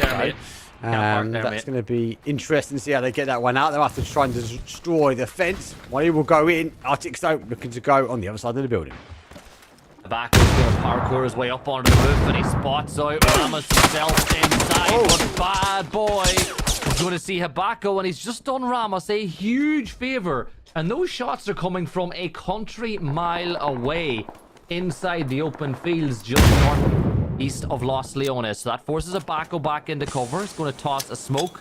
Now, they're on 93 points, Mark. Like, they cannot win the game in this map, but they're a team that I feel like could win this map, not the actual tournament this game around. And I'd be very shocked if they're not in the top 8. Like I said it before, Art, Habako, 2 players that are very, very talented, and I expect a team like that to be in the top 8 in the European lobby. It doesn't matter what the team structures look like. Another team that could convert a win here as well, and that's dangerous, for especially our top 8 teams. So 50% chance is what we're rolling on at the moment. Boom, losing Michael. Vard sliding his way in towards water treatment. Slaven on the adjacent side. But be cautious though. Just double checking that north side. Down, Prefire comes through. Slaven does see Griffin Washi peeks out just beforehand. Does come back. Vard again still charging his way forward and looking to try and close this one out. Yeah, he's going to hear the footsteps from Mellow Mel as well, which should give away a bit of information as to where that player's gone. Directly below the catwalk, a little bit further to your south. He's behind you, I guess. What the call should be. It's going to come under fire. Mel does get the knock, but Rim are deleted. And we can't say goodbye to them yet, because we don't know if this is the final game or not. But one thing's for sure, 27 points is their tally at the end of this one. And look at what we said. Boom have now jumped to 57 off the back of 1 win. And they're probably going to try to get those reses and should get the recalls and Mark, because Zulu left a long time ago. Yeah, High have moved in to the top 8. So, Twisted Mix. Oh, the Wicks has gone down. Nade goes over the top though. It's not bad. Nade bounces the right direction. Unfortunately, the car not following the same path in here. BB chasing down as well. Every player they get rid of is not about the point. Not about that. It's about ensuring in the herd and make sure they're the final team surviving. Yeah, smash and grab, and that's another player wiped as these teams in the bottom side of the leaderboard are all losing players left, right, center. Face will catch out him, and that is 2 members of Danu's team down now, as they are left with just 2 up, and that is a big problem for them as they look to get their chicken dinner as well. But for Fuzzface and co, they're in with a really good shot. Ebax, 99 points. Remember that number, Mark. They cannot win in Game 7 either, but they've got a pretty good spot up on top of this hill. Yeah, Zone's actually bounced back. Obviously, we do lose the water, but it's come now towards more of a southwest. So they're on the high ground. They'll be okay. Looking for, obviously, to get above the 100-point threshold and praying for another game. Maybe if they take the victory, that's how you kind of keep the chances in your hands. BB team now sit in the middle. Big split for them. Dangerous compound to try and hold as well. As everybody else sort of navigates around the outer edge, hoping that they pick the right scenario at the end. The boys, I think that would be a really cool story if they're able to get the win as well. When you think about how consistent they've been, you know, maybe not chicken dinners, but they've been in the placement points, or traditionally what would have been the placement points. So many games on the night. Nuki has had brilliant moments. Miza's had good moments. Mika's as well. I'd like to see them really threaten. Like, really put yourself in a spot. Get into the top 5, top 6 teams at the end and have them be alive. You just never know what could happen. This game is all about taking control now, right? Sitting back and relaxing here, you're in the danger from what we saw from the Americas, right? You might just slip down to nearly outside of the top 8. Now, 1 squad wipe. Right, it's going to be huge. 12 points. Yeah, it's going to be insane with extra couple. Then you get the double for the placements as well. Like, that's why I think we're seeing teams like the boys looking to try and see how much more of this zone they can take. Oh no, spin out there for the boys in the open field, and that leaves you as an open target as you see damage being dealt, but I think they might have just gotten away with it. Zuzu are going to play X Games here. Another spot that I think is a pretty good one to play is Michael. We welcome you back into the game, and I think the good thing for Michael is there's absolutely nobody in MENA. Like, it is completely clear. So he's going to get in, loot up fully, and boom. Dare I say it, would you give Boom a chance if they get the chicken dinner this game? Like, do you see them getting up over that 100-point mark? I think they're going to get above the 100-point mark. I think, like, you just don't write off the bottom side of those teams anyway. Boom have the skill set to try and do that. It's going to be how controlled. Now, they're lucky enough, as you said, Michael does jump towards that northwest corner. There is no one else there. Everyone has taken, let's classify them as the prio spots, so a lot of 2-2 splits, a lot of areas that have been conquered, but as of yet, no one in Minas Generalis, no one's played into where Michael is. So the team's coming from the north, he can get looted, they can take their time, they might get another zone shift back towards the northwest corner, and that will give them a really, really high level plateau to fight from, as long as they can stop anyone else sort of rotating around to the north. Yeah, and there's Ndanu getting her teammates back, which is so important in this format. Get back in, get that player, and it's so frustrating too, Mark, in the Smash format. When you get kills and you see that player count dip and go lower and lower, and then you're like, oh, we've gone back to 54 players, we've gone back to 55 players. You're making it harder and harder for us to win. There goes that zone shift, and it goes back into the way of the Boom. It plays back heavy. Minas Generalis, a huge area now that holds in from phase number 3. Max obviously had the opportunity and the additional emergency pickup to come back. A lot more teams taking this kind of strat now. Yes, it's all well and good getting towards the high ground, but ensuring they have options to get off the high ground is key.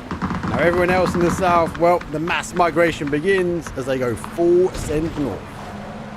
Yeah, Swifty just about avoids the telephone pole, but almost runs directly in towards the Droogs, but will find a trailer. They're crashing. They're pushing it in towards Droogs. An Example's going to get that kill, and that's going to clear up one trailer for them. So this split for the Droogs just did not work. They're trying to catch Zuzu on the run more north. Now we see more teams crashing in towards the middle as well, as everyone's desperate, eager to try and hold out. Droogs down the body here. Rev onto Ibax as they did take that emergency pickup into Cantera. Again, really only realistically one team needs to remain here, otherwise the backstab is too easily done. Baron peeks around the outside, doesn't get the connection, but Laosh's nade lays waste to him in the sand. Yeah, but that's the knock, but he still needs to get the flush on. Remember, Ebax's team, yeah, they get it. They're up over the 100-point mark now as well, which gives them a chance. You know, if nobody in the top 8 outside of those, you know, if nobody who was in the top 8 going into this game gets the win, they could finish everything up in the final game of the night. The boys did manage to make their rotate and get inside the circle way up on the north. Minas itself is controlled by Boom, but I like that the boys have sent an extension up a bit higher. Like, there's no harm in going to the north side, but I think something has spooked them. They went for the rotate up. They saw oh no, they're going back. I think there was just a handover of some loot. Exchange. T-Bone gets to his bike. Yeah. Trying to hold out. Obviously, it's easy to push this compound from this side. That's why T-Bone's like obviously trying to keep 10k from that position. He's going to reposition himself now. I'll be waiting for them to kind of crest over that hill, understanding that actually they might be knocking on the doors of the team shortly. And be enough. And 10k wealth, looking to get all 4 bodies back. Recall chip will be in. Phase number 3. Let's get back to them pretty quick. Again, every time some of these teams think the job is getting easier, it gets a little tougher again as players are brought back into the fray. And it's players on teams that need the win that seem to be coming back over and over again. Danu got 1 back. 10k are going to get 1 back. Don't think Droogs are. I think they've just realized this is where it is. This is about as good as it's going to get for them for at least now, playing inside of a compound that was, you know, lovely known as no win, Mark. That's what that compound was known as for a long time. And with that zone shift, it's still going to be no win. No win here. 53 trying to land down to no man's land's going to be difficult. And praying, hoping that actually that compound might be free, but it's not. So now we'll divert maybe into Cantera. This is dangerous. Now, if you're in already, you're in a good spot. If you're trying to work your way up on the outside edge, great. Yeah, there's one member. So Ramos to the green. Just to give a few more points over to Ebax, and then switch over. Nice. One more shot to do it, and 2 players to fall.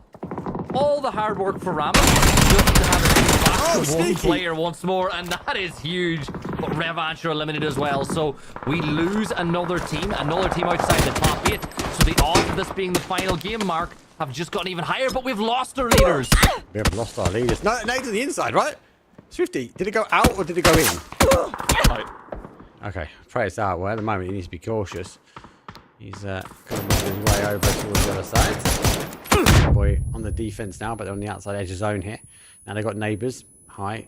Who are now on the outside edge.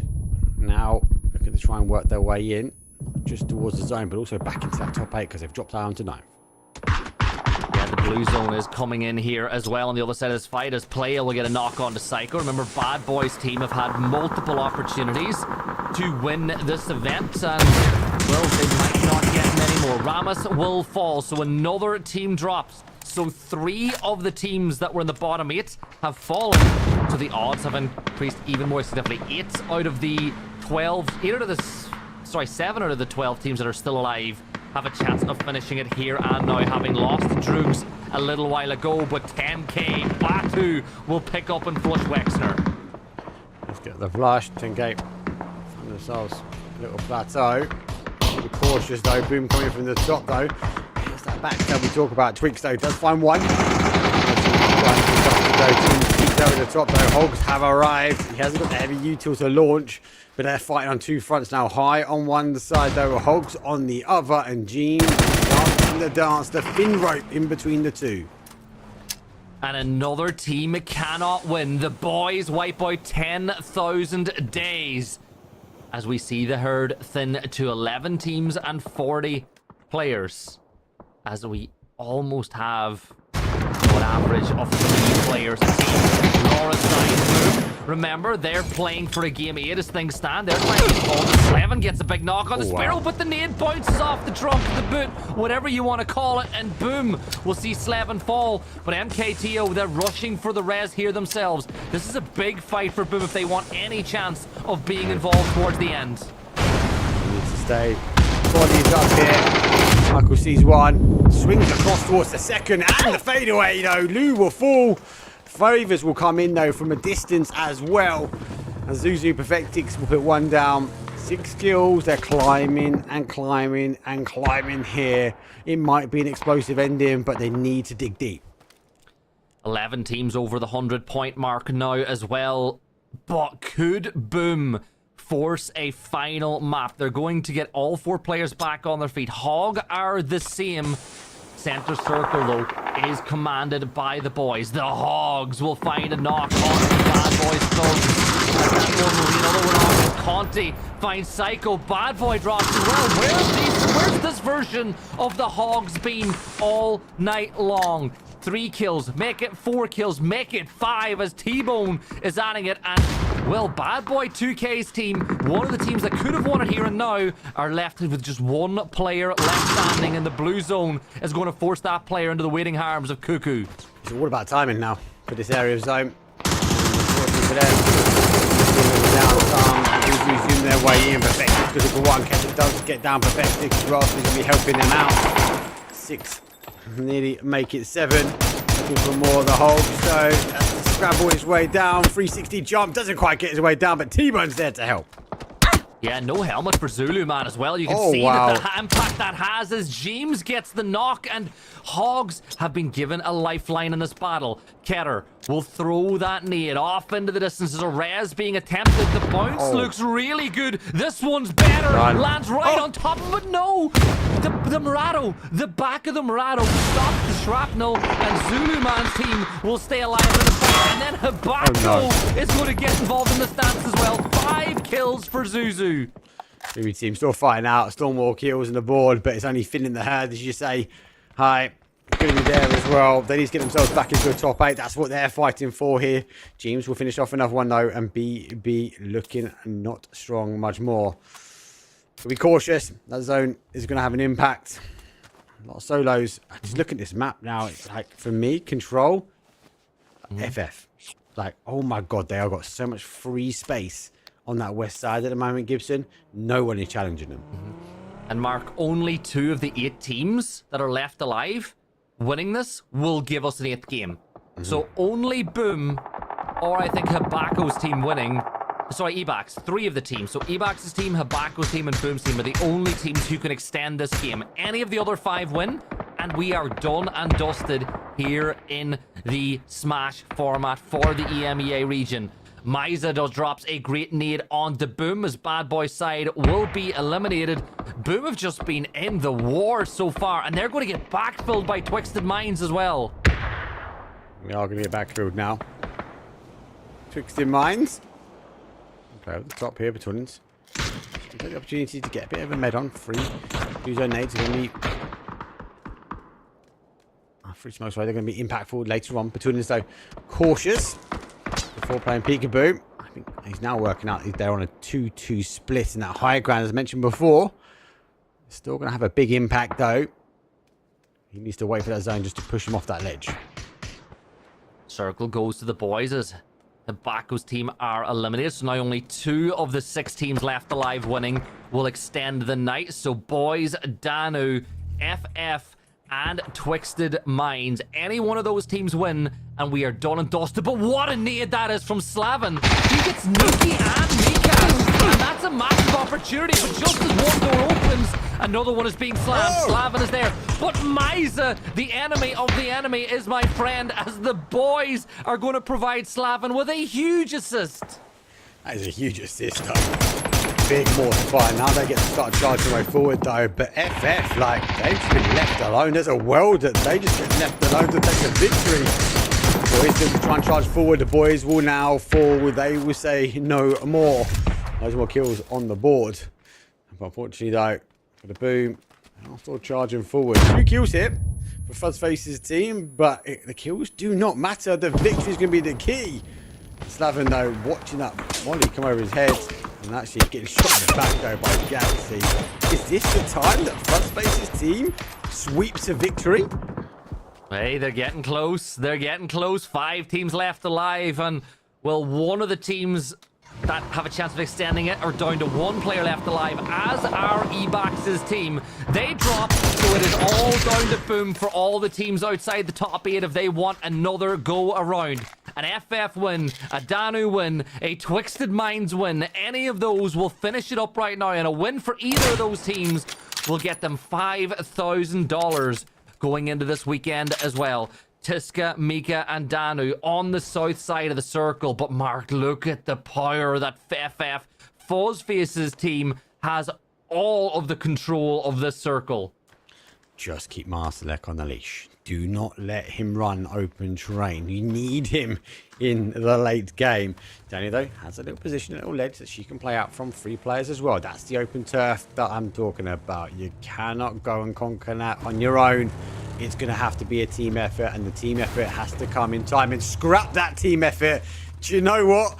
The zone is telling them, Marsalek, don't move. Sit tight. Everybody's coming your way. Yeah, they have got the keys to the kingdom. The question is, can they keep them in their grip? Looking elsewhere, Twisted Minds probably bring the fight to Danu's team. You know they're there. You know they're on the edge. And a win in that fight will open you up to take on the battle with FF. But you also know where Michael is. So they've got a decision to make. You've got a team to the north that are going to be a problem. A team to the south that could be a problem. And then you know that Fuzzface and all of his crew hold everything else that matters. But Boostic spots out Mika. He misses his shot. Badu lands his. Badu's on... Look, he's holding Michael. The rest of the team are watching what's going on with Danu. Yeah, let's look. He's got to be careful. He hasn't got a helmet, right? So just want to take a shot from Michael. And again, a reminder, if Michael gets the win and we get another game, that's where we stand at the moment. 1 out of 4. And his team knows the hold there. They're now going for the extension, trying to get underneath the noses here. Minds though, FS on the other side, but they go into the middle. They go into the bloodbath. The shots come through. Master gets the first one. His will fall. Looking to try and get that confirmation, but confirmations do not matter now. It's about converting the win, and they've gone straight through to the other side though. They haven't got the information. Do they even know Michael's behind them? They're about to find out. Yeah, Michael, he might try to get a couple of extra kills, but that might be all that she wrote. I don't think Boom can get into the top 8 now unless Michael wins. But the blue zone is there. He's got a jammer pack. He steps out. He gets a knock on to Danu. And Michael has prevented Danu's team from getting a victory and winning that 5K. He's got 3 of them. He's got 3 jammer. He learned this in the Americas. Michael learned this. This is your style of techniques. What are you doing to these players? Yeah, Michael learned this in the Americas. This is what playing for Empire did to him. But look at how much it is hurting. He's done his best. He's not going to succeed, though. I think getting into the circle is going to be a problem. And Sunflowy is going to drop. Michael is dropped. And this is the final game. But the question is it Twisted Minds or Fuzzface? Fuzzface, let him go. Let him run. Here he goes. Marsalek's on the charge. He's got enough in the chamber. M249, 1 nade. Marsalek, the spearhead of the He makes peekaboo. He looks to get one. He goes down for the final body now. Behind the crate though. Marsalek wants to get a confirmation, but he doesn't. He will fall, but FF will get it in the end. Fuzzface team get a conversion. It's a win. It doesn't matter about the kills because they are bagging the victory. Game number 7, Gibson, done and dusted, and a huge GG's though. Fuzzface team crossed the line. It ain't about how you start, it's about how you finish, and Fuzzface and co win $5,000. Reusing the Smash format to its advantage, they get it done. And Marsalek, Fuzzface, they have done it. But look, Fuzzface has had a good year. PNC, he outfragged almost everybody in the groups. And they're champions. Like, massive congratulations to them. I love it. I love it at the end. It was a clear moment. It was unleash Marsalek, push, go, and he just went straight for the target. Good win for them in the end, but good control. Look, to me, it was about like trying to keep out of trouble. FF were able to keep out of the most of the trouble at the time, and when it came to matter, push come to shove, zone went their way, and they were able to claim the victory. Good qualifiers, and obviously it was exciting for the Americas, but it felt really, really impactful here, though, in the EMEA region as well. 66 for Laura and her team as well. Not going to be enough to get them into the top 8, but it was a valiant effort event. So let's look at it. Here are your 8 qualified teams, and you know what? Buzzface's team, top of the leaderboard, 5k prize pool as well. But look at that. Our 8 teams going into tomorrow's finals. We got Fuzzface, Mika's, Zulu Man's team, the Drugs, Danik D, 10,000 Days, Bad Boy 2K, and of course Twisted Minds. But Mark, we got to say bye to the other teams, and we got to give a massive thank you as well, because those streamers on the right, the content creators, all those players that we're not going to see tomorrow have a huge impact on what happens with PUBG. They keep the game going. This game is love. This game is life for them. Yeah, even though I can feel the competitive nature though from the event, this is a fun event, and go and support our streamers. Make sure you go hit those tabs up. Make sure you're after the event, you go around and give everybody a follow, because it is them which is making a huge amounts of content, which we get to watch every day. Depends on whatever platform you like to watch it on as well. So go show your love. But yeah, top 8, a strong top 8. A couple of surprises in there when it comes down to some of the individual players, but when push came to shove here, Gibson, it wasn't enough though to get over 100 and then convert the win. Yeah, it's great for them, and they deserve it as well. Like, they were so good over the course of the day. They were consistent. They got a couple of wins, but I think all in all, it's been a really good event. Like, I like the smash rules. I like that it gets a little bit more nervous as the day goes on, because the kill points add a bit more to the fray. Like, is there anything that you kind of took from the action today that you're looking forward to tomorrow? I think it's a big difference for me, because lucky enough I've done a smash rule with a lot of these guys and girls, right? Was the difference in points. That accelerator, we've had 100 points before, we played it kind of on the same point system, but those additional points for kills, and more importantly, the accelerator, when we saw those last couple of games, that's huge. That really changed how people played. So kind of like that, definitely very much more for the viewing experience, I feel like, but it did give the opportunity, and we saw some of the teams and players to kind of capture as much of those points they can, found themselves now in a top 8. Then going into tomorrow, right, the top 8 teams from EMEA join the top 8 teams from the Americas. We know that there's big names there. Like, we're going to see the likes of Trimsy, Kicks coming into play, some of the top players from South America as well. Like, Pipa's going to be involved. Like, are you feeling that the Smash format might suit the Americas teams a bit more because of that style of play? Or do you think that this lobby is so close to being an esports lobby that it might suit the likes of Twisted Minds a bit more? Big brain and me are thinking, mate, you can't draw me out of my region, bro. Like, come on, this is going to be big brains at the end of the day. I think it is going to lean into the sides of the kills. I feel like if we can get to a later section, so we go later on, we start doubling points, etc. I feel like it's going to be more towards the North American, the Americas style of play. Can't take anything away from South America. Oh my God, they are on fire at the moment. But I think early out the door, I wouldn't be too surprised to see the EMEA region kind of packed in coach. Yeah, and we're going to sit on board and see some of the highlights from the day, as well as Kera got some kills here with Michael at the very end. That was a really good game sense spray. Like, he knew the tree there was at. He couldn't see anything. He got the job done. Let's not forget the fact, though, here at the very end game, Batu got 2 knocks. Batu gave himself a chance, but Gaxi and Bad got it finished off. It's really key, that part at the end. Like, it was just control at the end, and I felt like the moment they knew they could close them out, I think that was the call. I'll tell you, Master was the charging forward, because you always can be the case, right? But I think that was the key moment. It was about cool, calm, collective. It was controlled from that team, and when they know they needed to convert, they wanted to. It could have been easy for that team, for FF, to go into Cantera and try and hold the inside bowl. That would have been an issue. Danu's team come around the outside edge. That would have potentially put them to an end. So I feel like it was a good play, but it was a very disciplined play. It wasn't about kills. It was about getting a win. Well, that shift had a big impact too. Like, they took that hill. It shifted their way. All of a sudden, all 3 other teams were outside the circle. They were perfectly positioned too, that there was no real world where FF were going to get third-partied. So I'm pretty happy that Fuzzface's team deserved it with the way that they played. They finished top of the leaderboard. They did a phenomenal job. We will hopefully have a graphic to show you all the teams that are taking part as well. But are there any Americas teams that you're looking forward to seeing in action tomorrow? I've really enjoyed watching Giga. Disappointing Egg. To be honest, I thought Egg would have been there as well. And again, a big shout out to Ibo. Got a lot of love for Ibo in our region going over to your side. But this H-Win and kind of Tiggleton combo, that's a dangerous team, right? Then you add Ibo in, which is a great content creator. She performs loads. She does loads anyway. And I think she underestimates herself. I think there'll be a team to watch from an NA point of view. And that's before we even get into the realms of kind of your South American teams. Because yes, I thought maybe some of the others might have got over that top 8, but when those additional points came into play, obviously they unfortunately held on for too long and they dropped out. I'm more intrigued to see how they will clash, because we've got to take ping into account while we're jumping around servers and stuff here, and that's not what we've had to deal with in the EU region. So that factor does favour the American teams as well. So I think the depth of knowledge, especially for me, I think Giga's a good shout. I also going to go obviously with the Tig and H-Win team, because I think they're going to, just the two of them to be able to try and piece together a fun event, they're going to love it.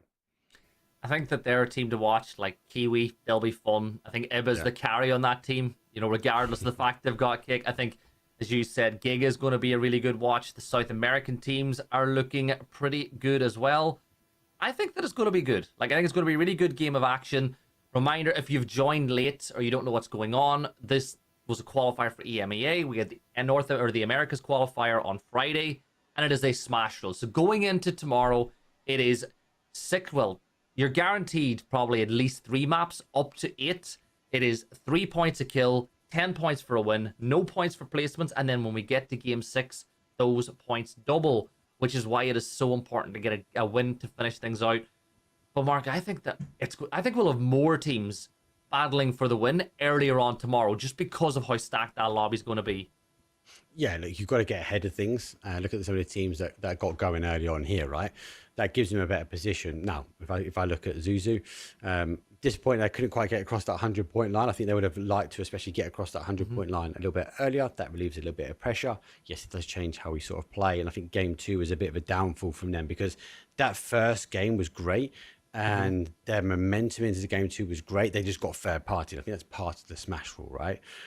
If that didn't happen for them, I think we would have seen them over the 100-point mark. I think we should have 2, maybe 3, and that really then changes the lay of land. I think there's a sweet spot with this format. 2 or 3 teams, they can be targeted quite easily. When we get to a world like we saw here, where we have 8 teams, people just go back to playing PUBG, how PUBG is. And then it's not really until that late game where you look at the likes of that last game with FF and go, okay, hold on. We need to now try and hold this one out and get the win, because they had nowhere near them. So kind of 2, 3 teams above that point threshold, I'll be really intrigued to see who can get there the quickest tomorrow. It's going to be fun too, because this is the last time I think the channel's going to be live before PGC.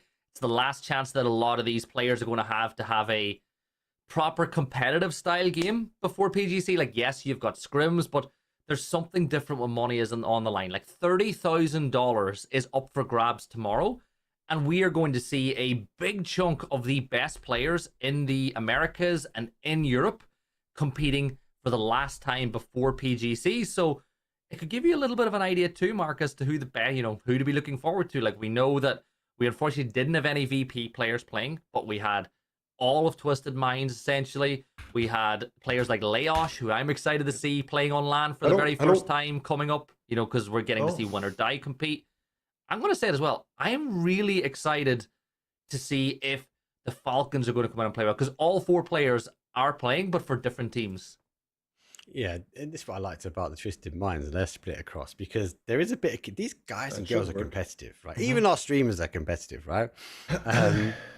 To have your buddy on another team and you're beating that team, or you get the knock on that one, I think that has a big impact. And that will kind of, this is a community event, so we bring that into kind of the fold of a hyper competitive. They're going in fresh mind, they've had don't you hear me beforehand, and it's just about locking in and getting ready for the major event. So I'm excited. I'm excited, but I'm more excited for the finals tomorrow, because the clash of the North America versus the EMEA, the Goliath fight that we always continue to unfold. I just think it's a good watch, man.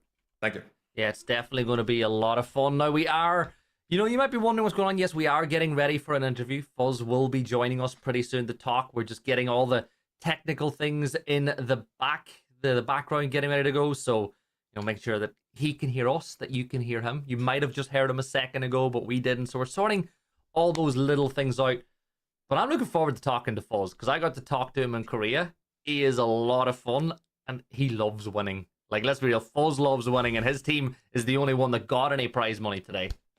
Well, prize pool is the key. Fuzz, yeah, he's such a cool guy. Because I was there as well. Here he is. There he is. Yeah, well, mate. How you doing, Fuzz? We got a victory. Yes, and it was at the end. You held the master back into the end, mate. Congratulations, first and foremost. Well done, guys. Look, let's. I suppose let me kick things off, Gibson. I'll let you ask the more technical. Well done, obviously getting the win. I think for me, takeaways from today, really want to get an understanding of as a player, putting things together and obviously playing a bit more of a fun event, but it's going to get a little bit more serious tomorrow because you are coming across the Americas teams. Are you looking to try and change things up? Do you need to go and take 5 minutes and figure out what you're going to do? Or are you going to do exactly what you've done today, but hopefully get the winnings with more prize pool? So I think, we haven't played too many events at all in PUBG, I guess. So like our pro players are not really pro players, so yeah. So we're just doing our best, and I guess it worked. The last one for me though, Fuzz, I've got to ask, mate. You've changed your hair, mate. Come on, you were living the dream. Your hair was going out, bro. Loved it. What's going on, mate? You got past the hairband stage and all of that. Like, what was it? Why are you gonna cut, mate? A super simple answer, actually. It was my son woke me up at like 3 a.m. and just yanked my hair super hard, and it hurt, so I cut it off the next day. I'm like, okay. Oh my god. Yeah, everyone, fair play, mate. Well done again today. Yeah. So I suppose from my end, anytime I seem to be casting you, Fuzz, you play pretty well, right? You had a really good groups of PNC. You fragged out. You showed them that it doesn't matter what age you are. Your talent can't be taught. But you get the win here today. But I want to question about something, because I don't know if you heard the cast, but Mark's words when you got that final shift at the end was, get Marsalek on a leash now and tell him to stay put, because this game is yours to win. Was the comm something around that lines, or was it a bit different? Yeah, I mean, pretty much. He was playing in FPP mode and overpeaking, and I told him, Marsalek, it's TPP. Sit behind the ridge. Calm down. So yeah, a little bit like that, yeah. Yeah. And I suppose going into tomorrow, are there any teams or players that you're looking forward to play against in a competitive field again? Because we've not seen, as you said, not seen as much of you this year as we would have in the past. So are there any Americas players that you're looking forward to going head-to-head with? I mean, I guess it's always going to be like the Falcon guys, like Tig, Shrimpsy, Kick, and them. It's like always fun to play against them when you get in the same lobbies, yeah. Yeah. I suppose the last thing for me, and it's for the viewers at home, why don't you give us a bicep flex just so people can see how strong you've gotten in the last few years to finish things off. I want to show the viewers at home. No, I think it's a bad angle. Can't do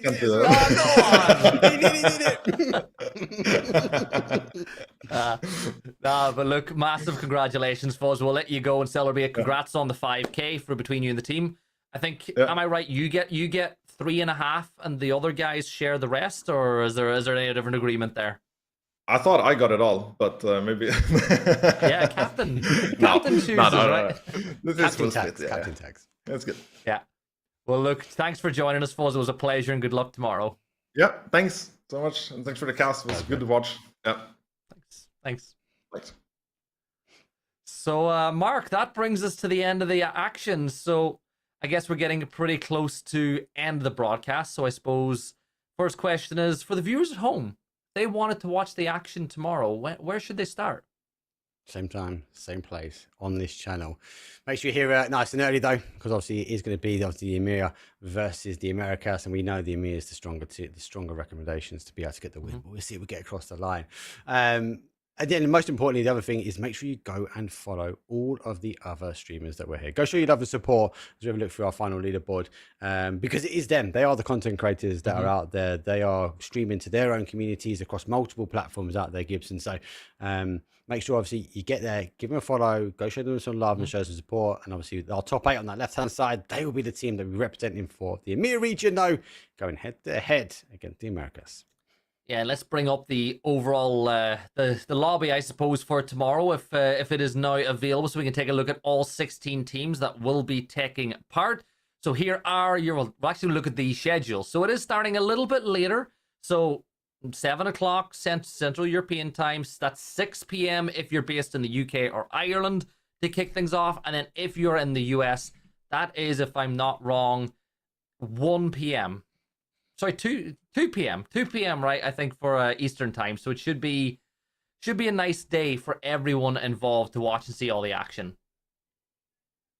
Obviously, the action will commence, and then we'll be going through the same format, the same style. We're looking for obviously these teams to make sure they get across the threshold first, and then the game after. You've got to remember, though, they can't get the 100 and the win in the same game. They've got to make sure they get across the threshold first, and then make sure, obviously, they come back and get a win. So a lot to be said, but it is Smash Roll. I'm confident for the guys and girls, though, from the EMEA region, Gibson. I don't know about you, mate. Look, I'm excited. It's fun. It's something different. It says there's 8 maps. We might even finish after 3 or 4. But it's been an absolute pleasure to work with you again, Mark. It's been a little while since you and I have worked together on the main channel, but it's always a pleasure every time we do it. It's been great. Massive thank you to Toffees as well. I know he had to run, but it was a pleasure working with him. To Godspeed, who worked with me on Friday night. But I'm going to say the line, Toffees isn't here to say it, but I'm going to give it a go. It's been a pleasure, everyone. We will see you all tomorrow, but until then, play more PUBG. Play with them. Solo. Knocked him. Go push, Oh, go nice. push. Let's go! Трое, едут. Thank you, Yeah, thank you, thank you. GG's, thanks for the help, and we will... Один на кавер, сейчас кавер буду убивать. У меня кавер.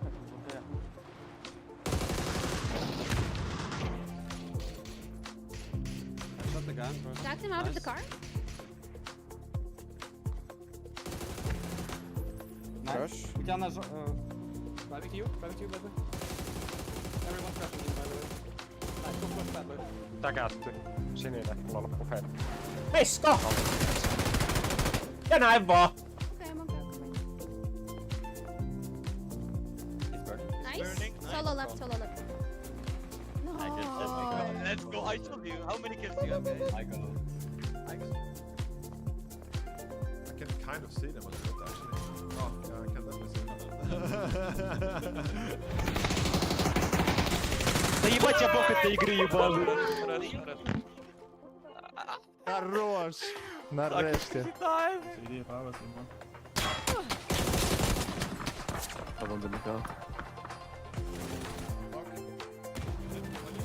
Just chill now. On the right, down right. Parsley. Okay. Nice. Okay. Nice.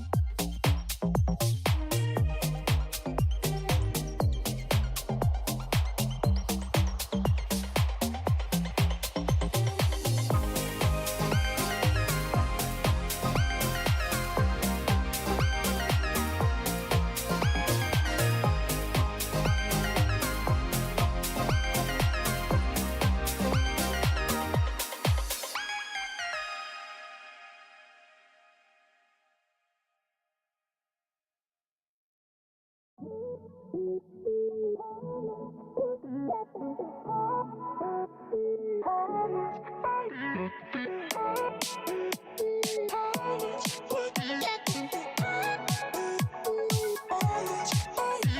the feeling. You got the feeling. The feeling that you get once in a lifetime. You got the feeling. You got the feeling.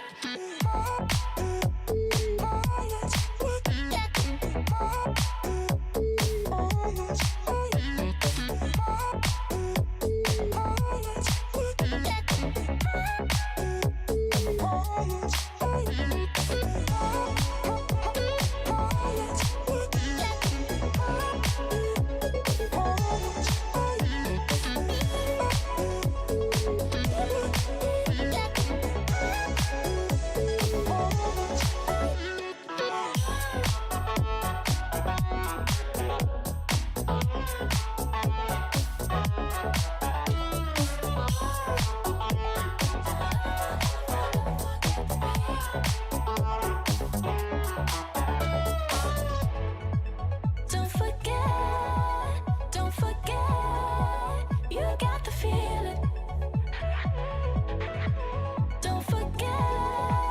Don't forget, you got the feeling. When you're looking in the bright lights, then you're lost in the lights. I'm remembering your eyes. When you're looking in the bright lights, then you're lost in the lights. I'm remembering your eyes. You got the feeling. You got the feeling. The feeling that you get once in a lifetime. You got the feeling. You got the feeling.